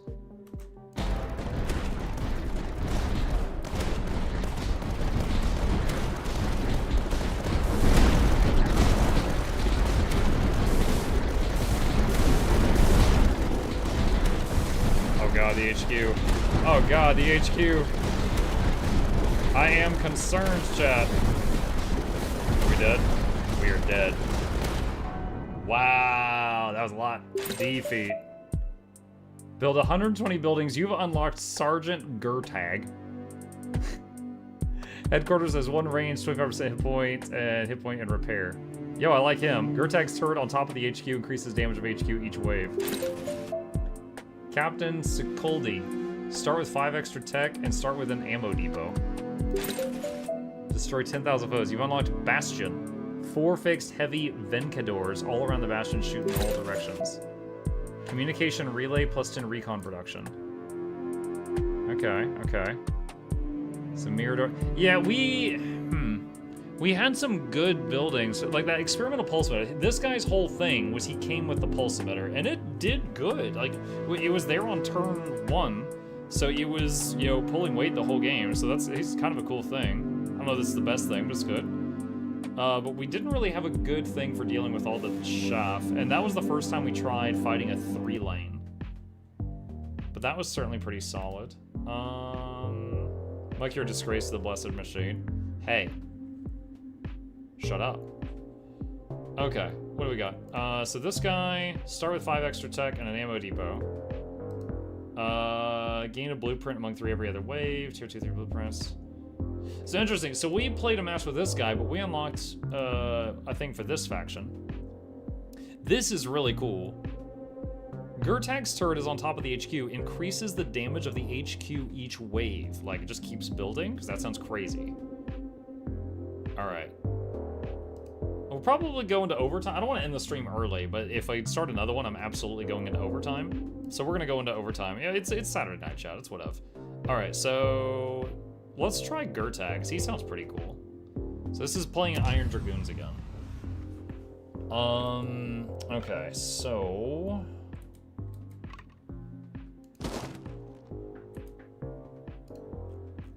So there's Gertag on the roof. So Durandal cannon and Gertag's turret. Grenadier. Personal to Gertag's turret increases damage of HQ each wave. And headquarters gets plus range, damage, H point, and it has repair. So it has default repair, just not till 4. Oh god, that day? No. Plus 30 infantry hit points, or plus 4 heavy Vencadors on the... Let's just do that. Let's just upgrade the HQ. Mircadors gain 20% bonus damage. Gain 2 Miradors. Oh, it's Miradors, not Mircador. Plus 8 barrage weapons on the town hall. Freaking do it.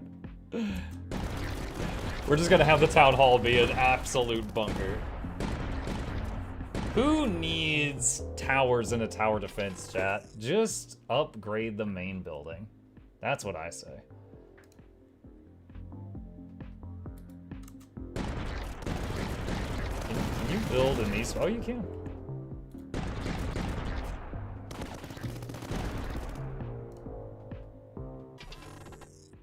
Bastion. 4 fixed heavy Vencadors all around the Bastion, shoot in all directions. Plus Grenadier production. 2 frontline trenches. We've never seen a Bastion. We just unlocked that, so we'll try that.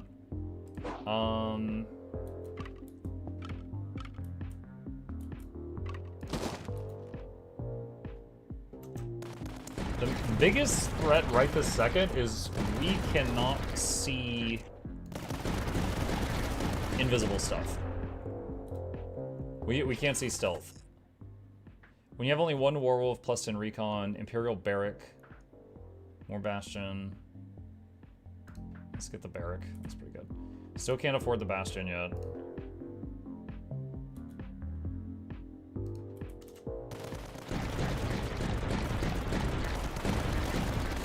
Dude, this building is great. This building is freaking great, you guys. Let's see. Mirador Scout hideouts, platforms, Imperial program. Gain a blueprint among 3. Didn't I have a thing for like if you have 1 werewolf? Yeah, as long as you have 1 werewolf, you get recon production. Okay. So 1, 2, and 2. Okay, so we need to extend that a bit.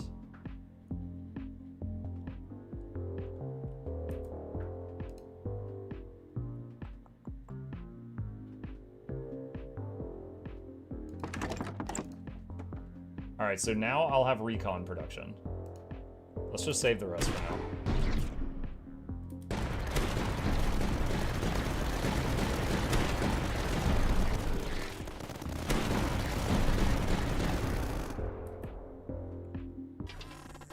Let's see, werewolf position, platform, buildings have 10% more hit points, plus recon. Each building adjacent to at least one other building gains 5% rate of fire.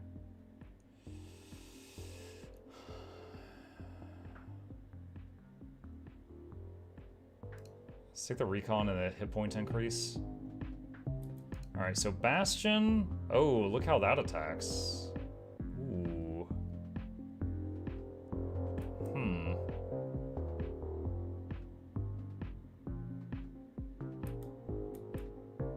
Okay, interesting.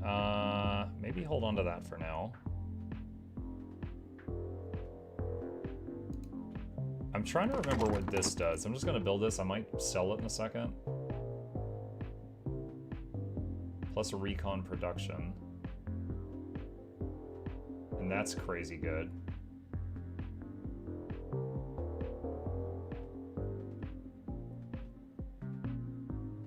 Alright. I will keep it, but I don't want it there. We'll do that. Alright, so plus recon production. Let's see, Mukluk no YouTube search functions failing me. Okay, what's that? I gotta check my see if it's the right one or not. Wait, what?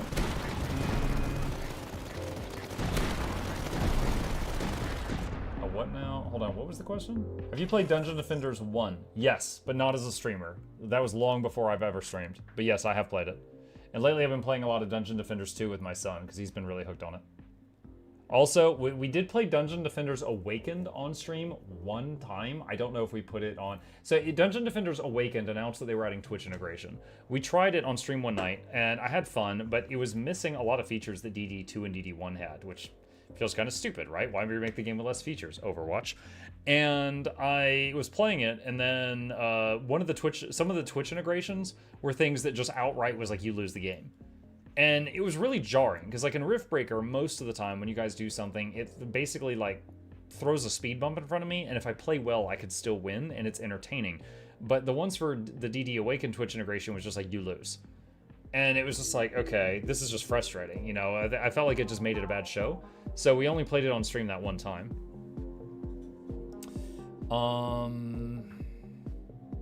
400 supply. Let's see.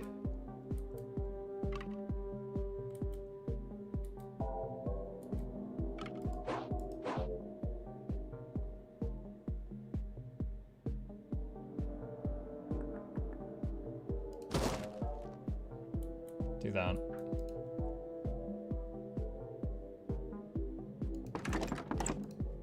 So this thing has a decent rate of fire, solid damage, and inbuilt anti-air targeting. The heavy Vencador is the backbone of the defense line. 20% reload speed, 10% damage per high level. Okay. So there it is. That's pretty nice, yeah. So it's able to hit 3 lanes right now.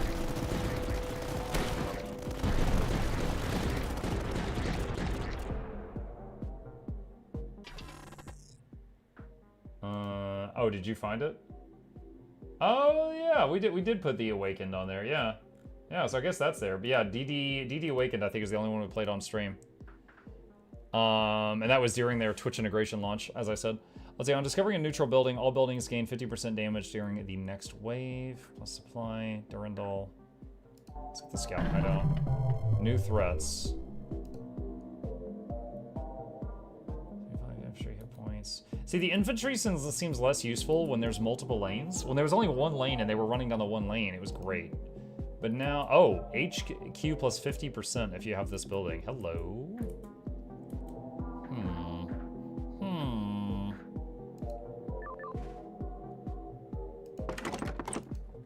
There we go. HQ just got 50% more hit points.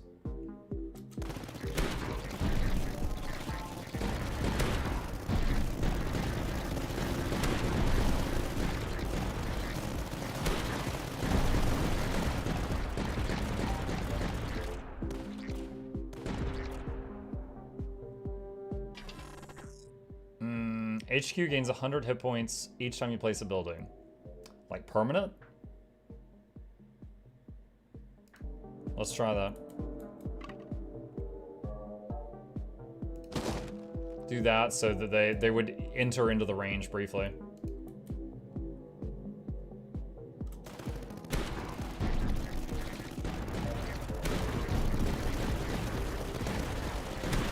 So I have to finish an expedition while this building's built to unlock the other stuff for it.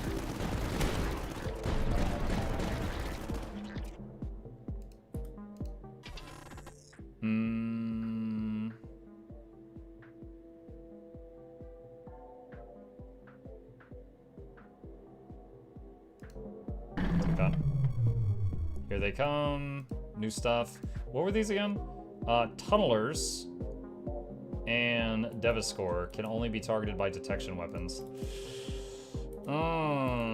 Do I have detection weapons? I don't know if I have detection weapons. Alright, so there's a tunnel there.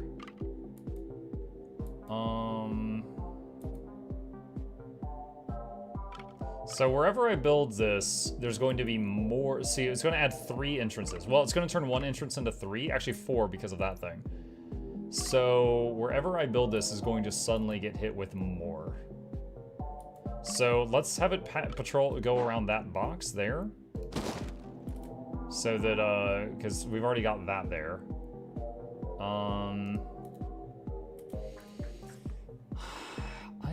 Do we have anything else I can build that is going to have sea stealth?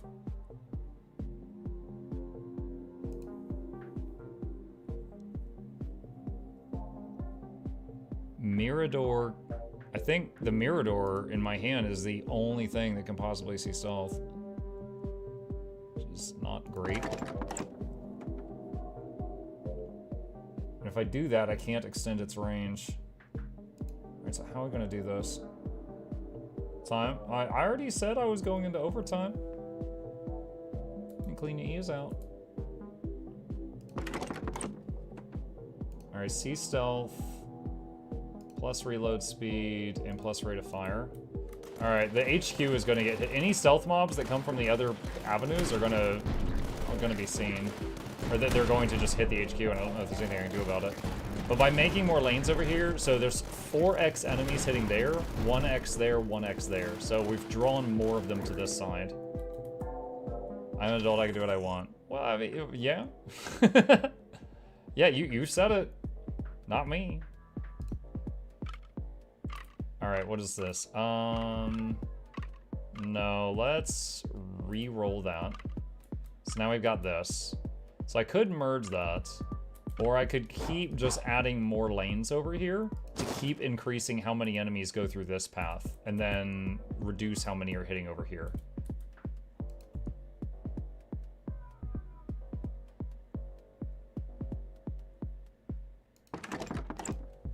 I already had a scout tower here. I'm being silly. Let's do that. And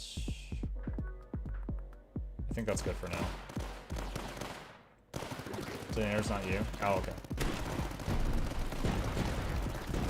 Did get my first ADET employee achievement tonight for playing with them in a Convergence. Oh, nice, Gratzberry.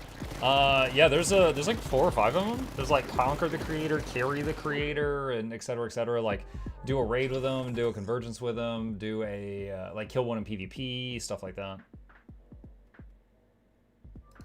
Stick the platform.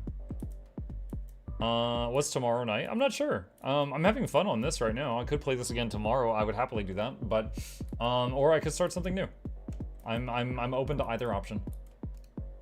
But let's see.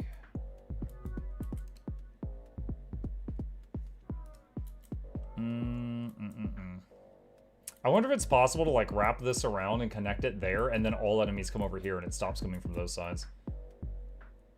Probably not worth it though.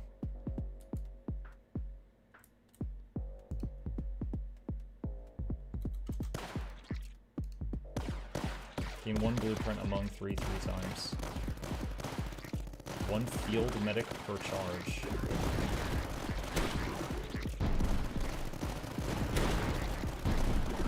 Let's choose 1 blueprint among 3 times.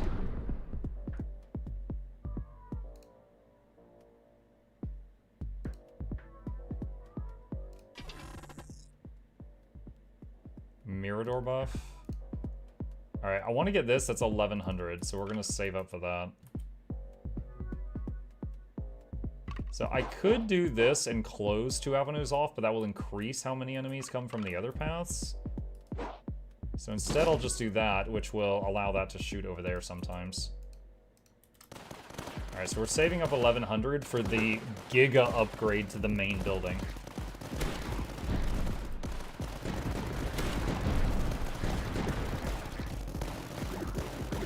The thing is that doing that would cost me so many tiles right now that I think it would be better to just have it to be, just increase the percentage of enemies coming from over there rather than spend so many tiles over there. On threat reveal, gain a platform. How many more threat reveals are there? 3 more, so that'd be 3 platforms plus that one. Hey? Did you guys hear that? Hey, what's up?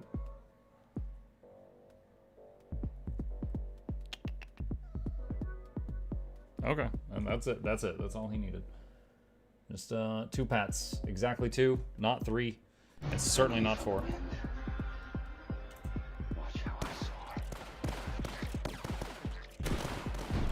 Chip says time. No.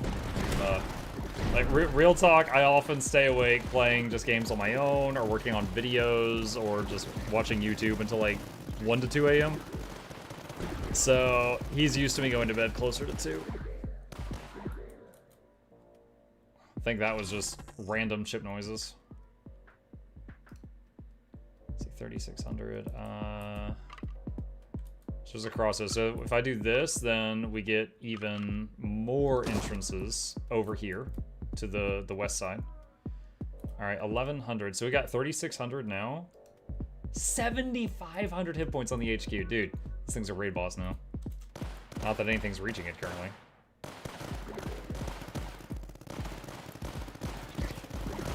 I'm gonna increase the game speed though.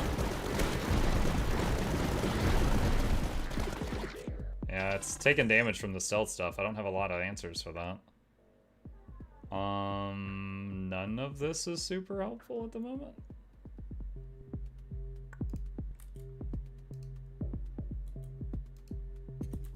Let's see. Where was the platform? Let's do that. Give that sea stealth.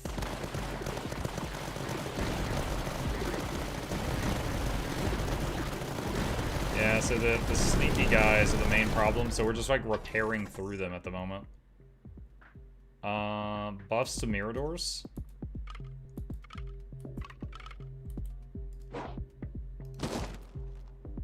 What is this? Hit point, HQ repair. HQ is already repairing a ton each wave. I don't need to sweat that.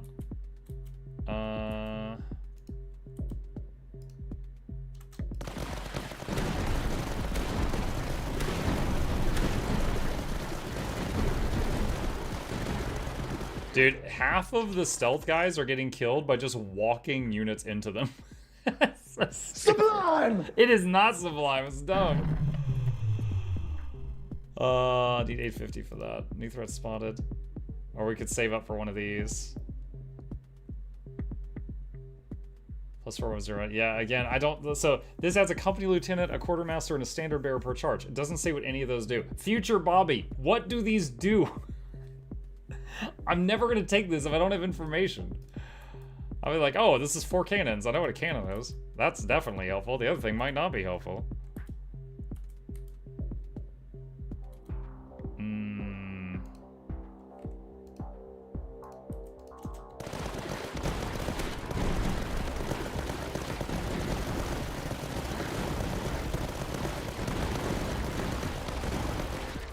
Got some mine launch. Oh, I was clicking as that opened up. I did not mean to take whatever that was.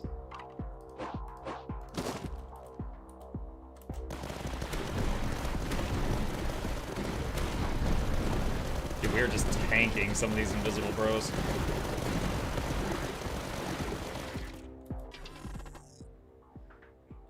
Plus 20 infantry HP per battlefront. Oh my god, that would be crazy. We were making so many battlefronts. Plus 25% recon amounts in reinforcement.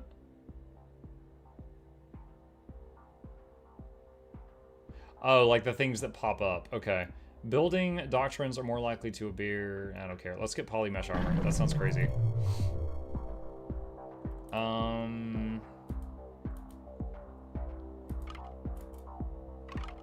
More entrances over to the west. Krylo spotted. What is that? High altitude flies directly to HQ. The HQ should be able to just deal with that with all the guns on the HQ by itself. Durindal? What? I don't remember. Can Durindal hit air? I don't know.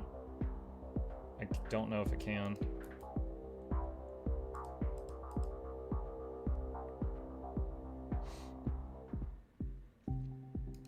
Flamethrower there. Plus damage. Adjacent claymores and pumas gain 2 range. There's none adjacent. Plus 50% damage per adjacent building. Those buildings get minus 75% rate of fire. Okay. Frontline trench.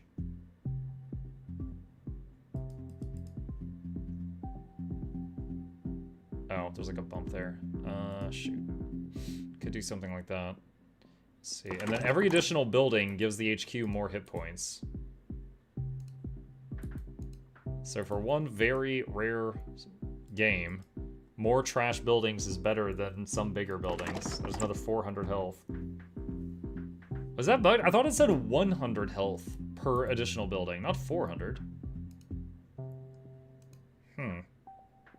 I wonder if that's glitched. Bobby, check on that. Hey, yo, Bobby! Just keep yelling at him. Platform there. Actually, we need more anti-stealth stuff. More anti-stealth towers.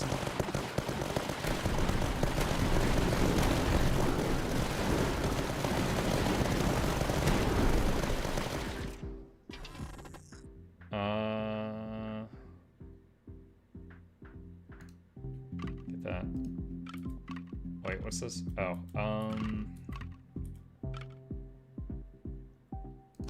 more entrances on that side. I think you have some other buffs for HQ health. Yeah, but the per building thing. HQ gains 100 hit points each time you place a building.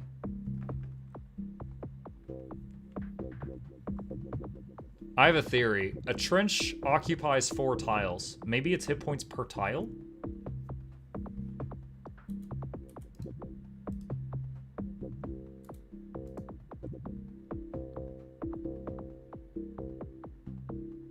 Test. This takes 1 tile. 15, 10, 5, 8, 8. That one gave 380. This takes up, what is this, like a 2x2? Or 3x3? That one gave the same amount. One of your buildings was giving 200. Oh, it's because of, okay, yeah, you're right. It's because of this. This is increasing the HQ hit points by 200%. So it is gaining 100 hit points, and then this is almost tripling it. Synergy.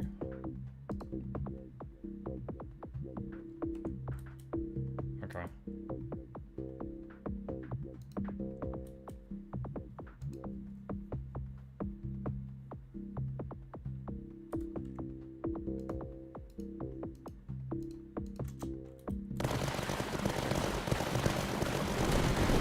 I wonder if the mines can hit stealth stuff if the building that lays the mines can't see stealth stuff.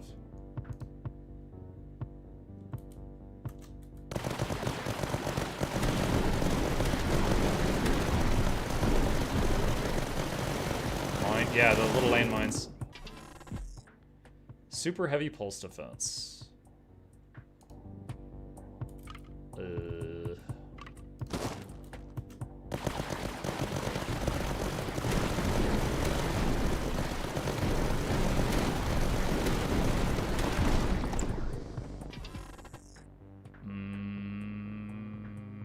Don't really care on any of this. So let's see. This targets enemy with the most hit points. Plus rate of fire, plus more near an ammo depot, or plus 5 range. It'll have plenty of stuff within its range, I think. Let's do rate of fire. Let's see.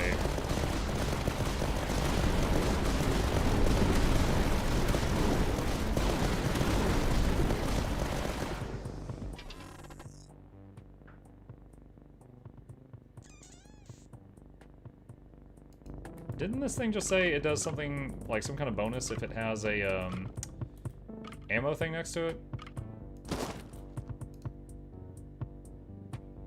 Yeah, plus 70% if adjacent to an ammo depot.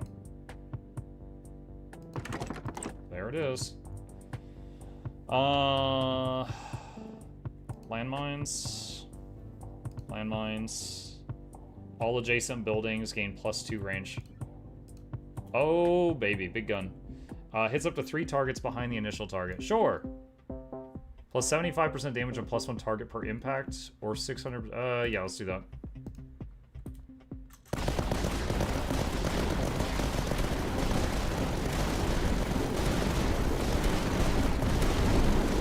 Oh, HU actually took a bit of damage there.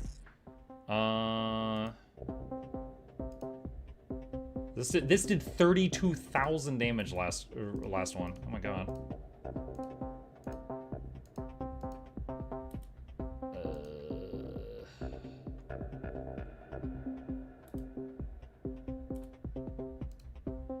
Yikes. Okay. add Durandal turrets to the HQ.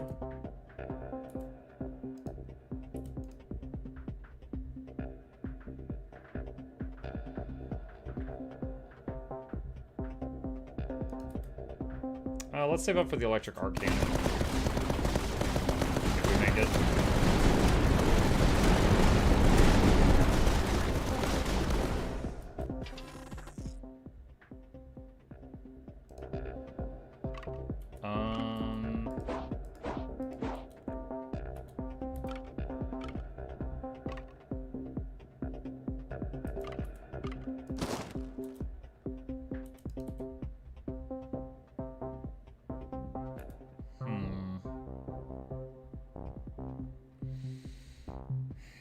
This one's X-shaped. Makes it a little weird.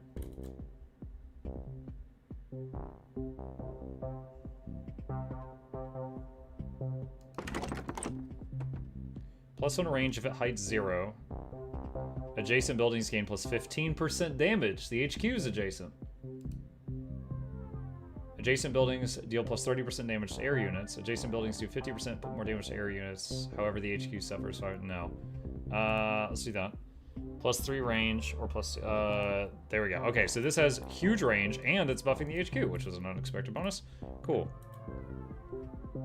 Alright.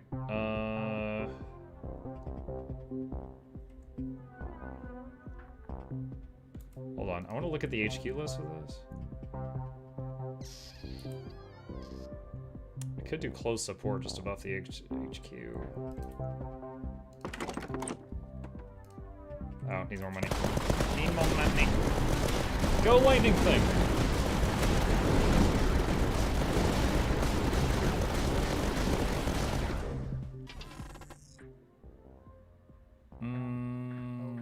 Stop.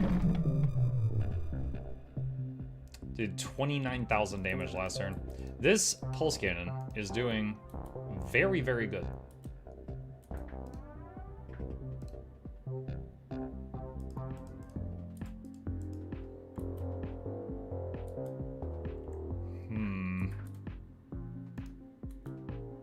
Flamethrower here is not doing too bad either.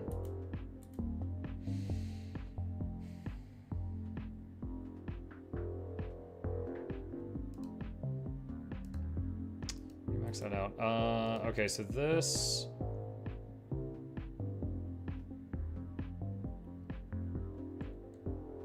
Give it, that's... That, and then close support. That's like another 1,000 hit points for the HQ.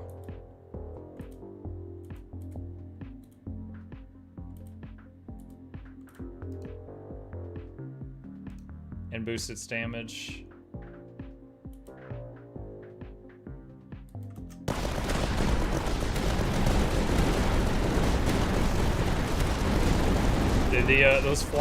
Those fat flying guys make me think of Core Hounds, or Lava Hounds and Lava Pups from Clash of Clans, if any of you have played that. They look very similar.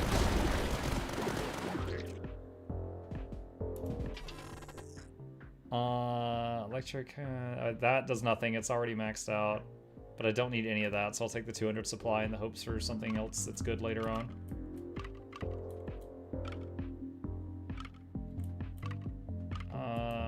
Just to give us some more time to... Wait, what is this? Adjacent buildings gain +2 range and 10% more damage.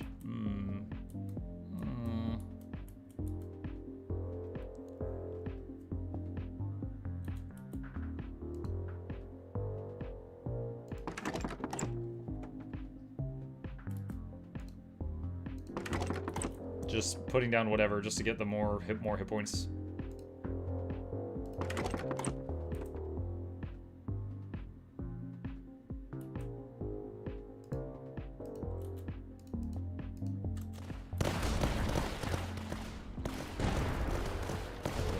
This is going to be enough to kill these. Oh yeah, yeah, that can take out a few of the stealth guys. Okay, cool. It only reaches one lane though, so those are going to hit. Oh, the suiciding little infantryman cleared a lot of them. That is That was kind of scary. Like, I know the hit points didn't go down much. That was just a lot of stuff. I was like, how much damage is this gonna do? Super heavy pulse defense efficiency.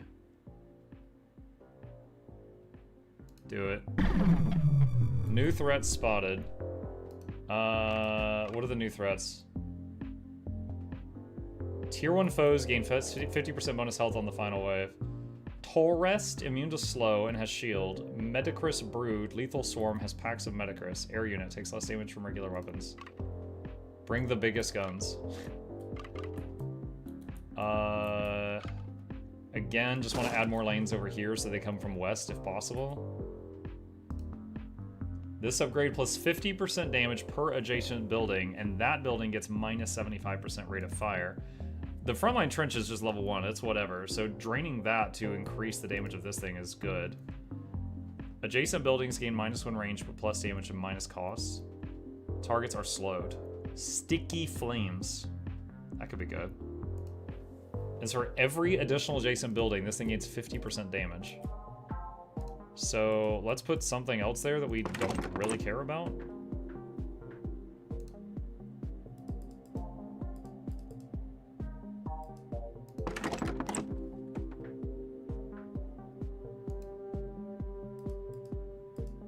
So at this point, this should have plus 200% damage.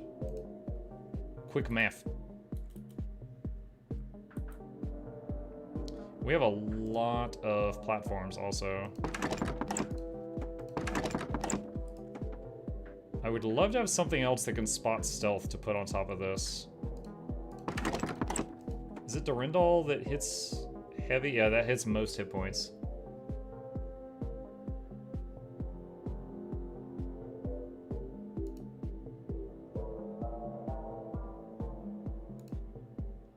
Try to save up. I don't think I can save up 7,200 in time. We'll just get that. I don't think we're getting Blessed Machine on this one.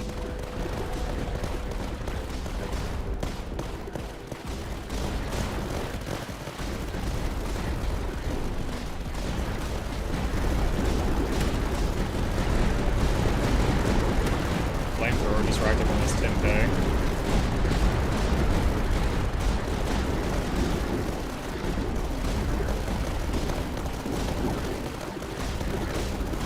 Super heavy pulse defense, 40k that round.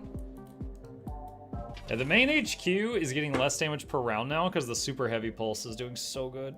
HQ gains one weapon, cruiser cannon, minus 30% to supply production.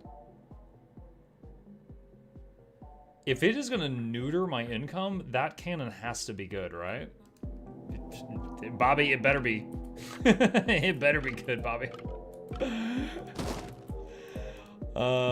Let's see what this thing does. Where is it? Cruiser cannon. Orbital bombardment. Oh, it's the orbital cannon. This is the thing that can hit anywhere on the map.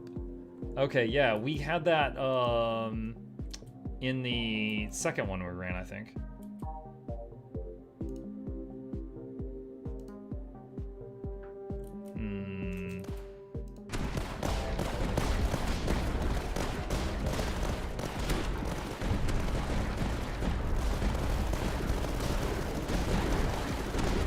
Yeah, that's it right there. That huge beam from space. That's it. We're calling down that Tony Stark satellite.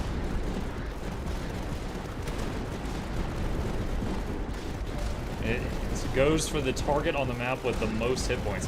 Yo, it's done 28,000 damage this round. Yeah, oh my god, I have no regrets giving up 30 supply per round for this. Good lord. 62,000 damage done. Last round it did 9. Did 9,000.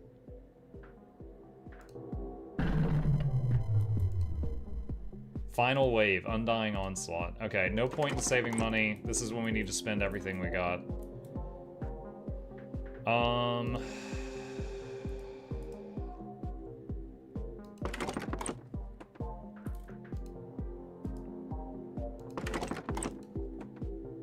should have made these earlier. HQ hit points and damage plus 10%. Double if adjacent to HQ. Really?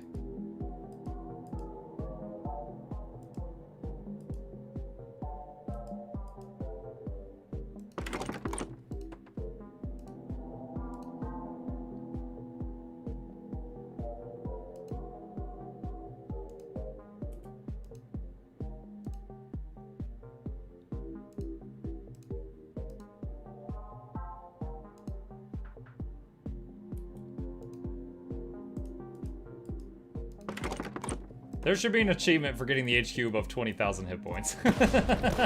And I should have it. Now. Oh, there's the big thingies. Big thingamabobs.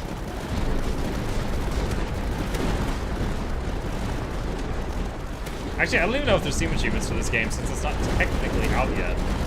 Since I got the super secret sauce version. Oof, here come the invisibles. And we do not have enough anti-invisibles. Oh my god. Kill it, kill it, kill it, kill it, kill it. Oof, we took 7,000 damage. On my previous runs, the core only had like 1,000 hit points. Dude, this guy. Ah! New hero unlocked. Prime Knyazia Estelia. They rolled their heads on the keyboard for some of these. New building unlocked. Omega Emitter. Shoots in a continuous straight line. Has detection. Nice, we need more detection stuff. New hero unlocked. Repair the HQ for 50k in a single expedition. Yay for me being bad. New hero unlocked for reaching 20... Yes! There was something! Reach 20,000 hit points on your HQ. Architectus Dro. New difficulty unlocked tier 4. And endless mode unlocked. New doctrine. Win an expedition with Sergeant for plus 75% to supply amounts and reinforcements. Konigmeister Yevdoki. Win one expedition, difficulty 3. New doctrine. Win 3 expeditions. All doctrine. Tier 2 doctrines are 6% more likely to appear. You can now upgrade bastions. Main HQ did 802k. Super heavy pulse defense did 298k. Alright, this might be my favorite guy so far, chat.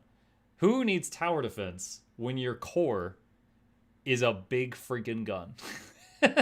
It is the tower. It's the final boss.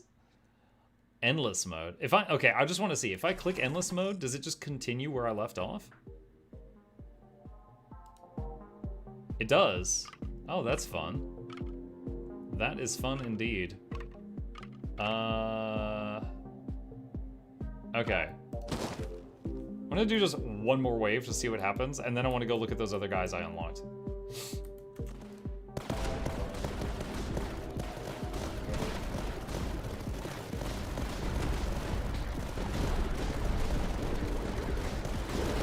Try reaching 30k.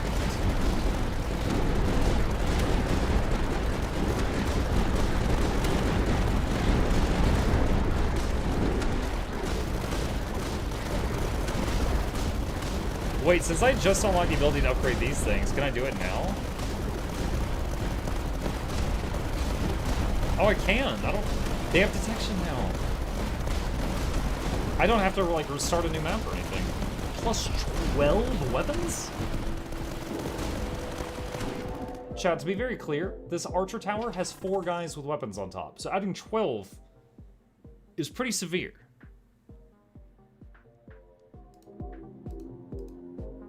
Plus 12 dudes with weapons, or plus 50% damage and reload speed. I think adding 12 more guys is more than 50% more damage. It's basic, 12 basic weak rifles. Okay. Okay, then maybe I don't know. Amok was about to ask you a question about homestead decorations. Isn't there a homestead that allows you to store your appearance as a statue? I was trying to find it, but don't know the name. I think it's something armor stand. Chat, anyone know? I think it's something armor stand.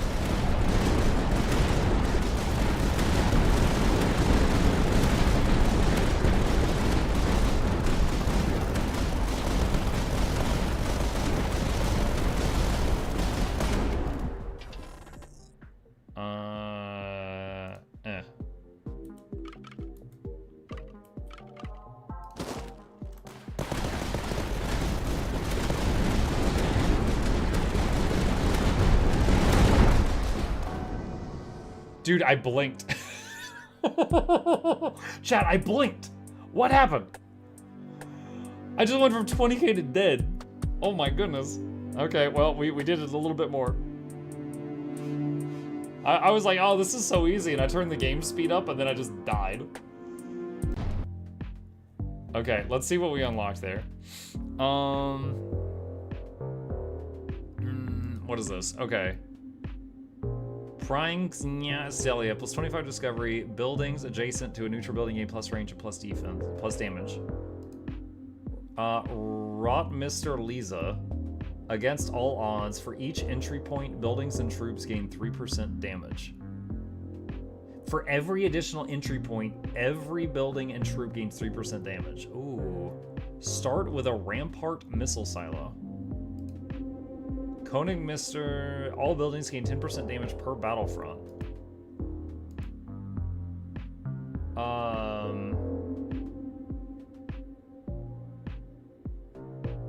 Wait, what's the difference between an entrance? Wait, is a battlefront not the same as an entrance?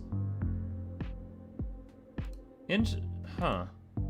All buildings gain 15% damage bonus against shields. Still don't know what a Xenoprognosis is. This was the guy I unlocked for reaching 20k. Cost of buildings reduced by 15%, and all buildings have 50% bonus health. I think battlefronts are exits.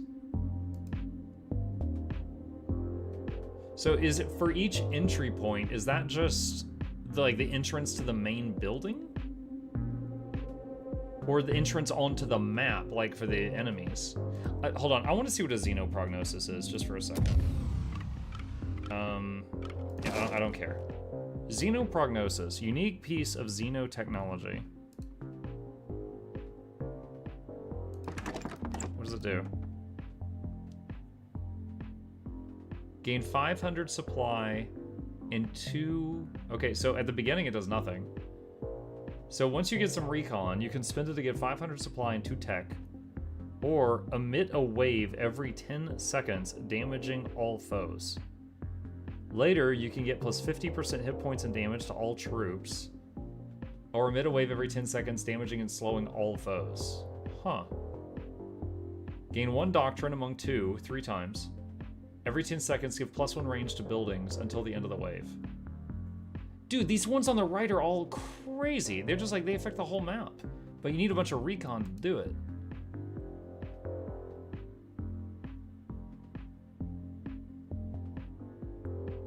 Huh.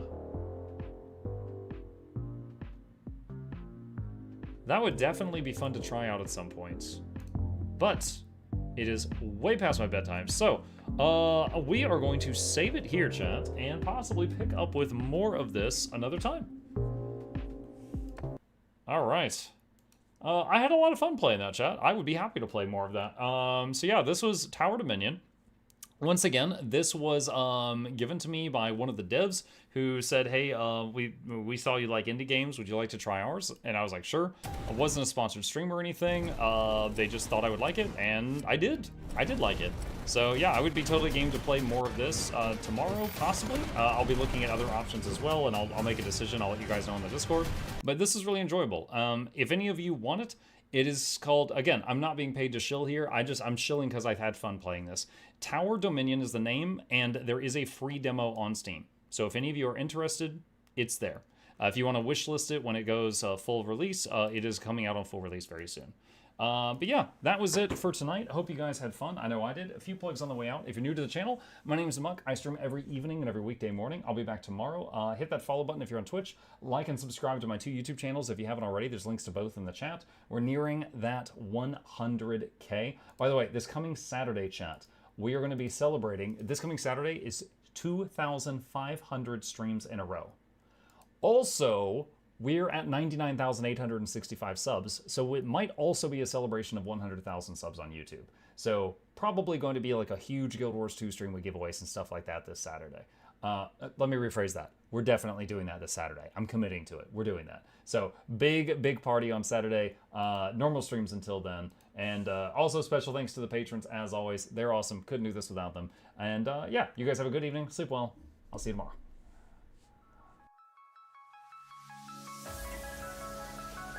Say it backwards.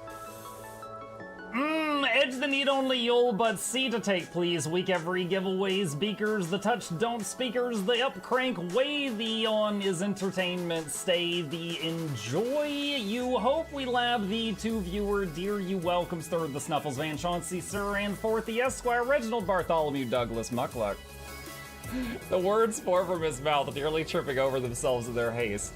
My name is Zunikai. I used to be a slave here, but then I worked hard and they made me an overseer. I kept a good eye on the slaves, and if anyone slacked off, I whipped them hard.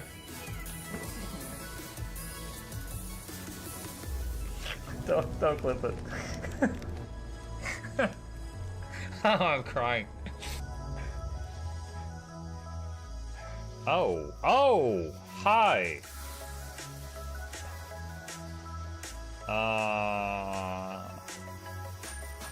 You stay there.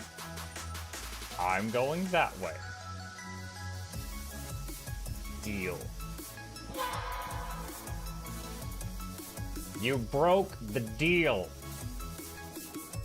Oh, Chauncey can swim. I didn't know that. How does he look so dapper while swimming?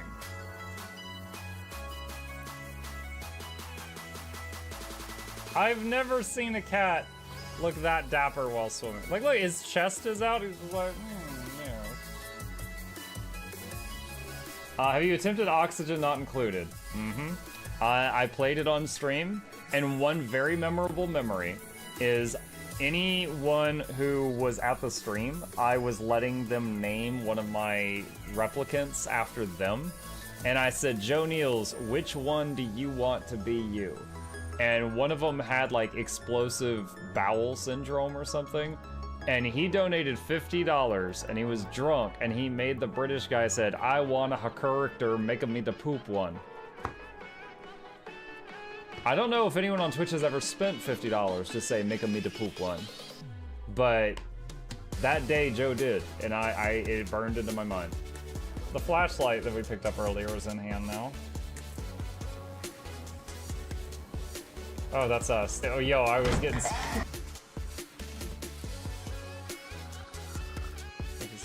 The cardboard, this is not going to go well. Run an update.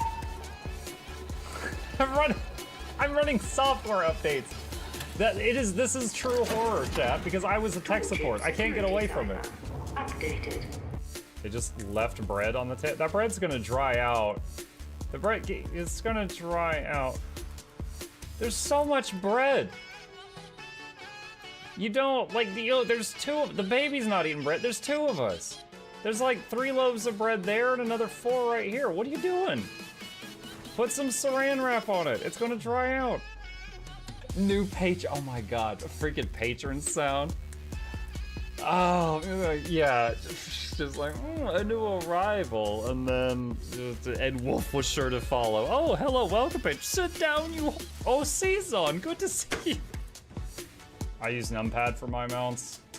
I use numpad for this, and this, and this, and this, and this, and this, and this, and this, and this, and this, and this, and this, and this, and other things.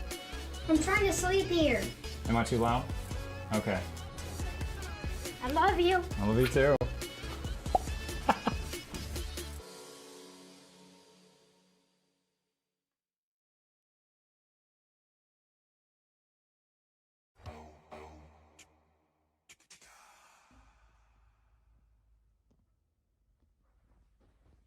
You're still here?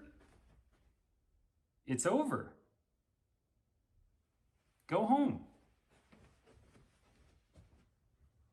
Go.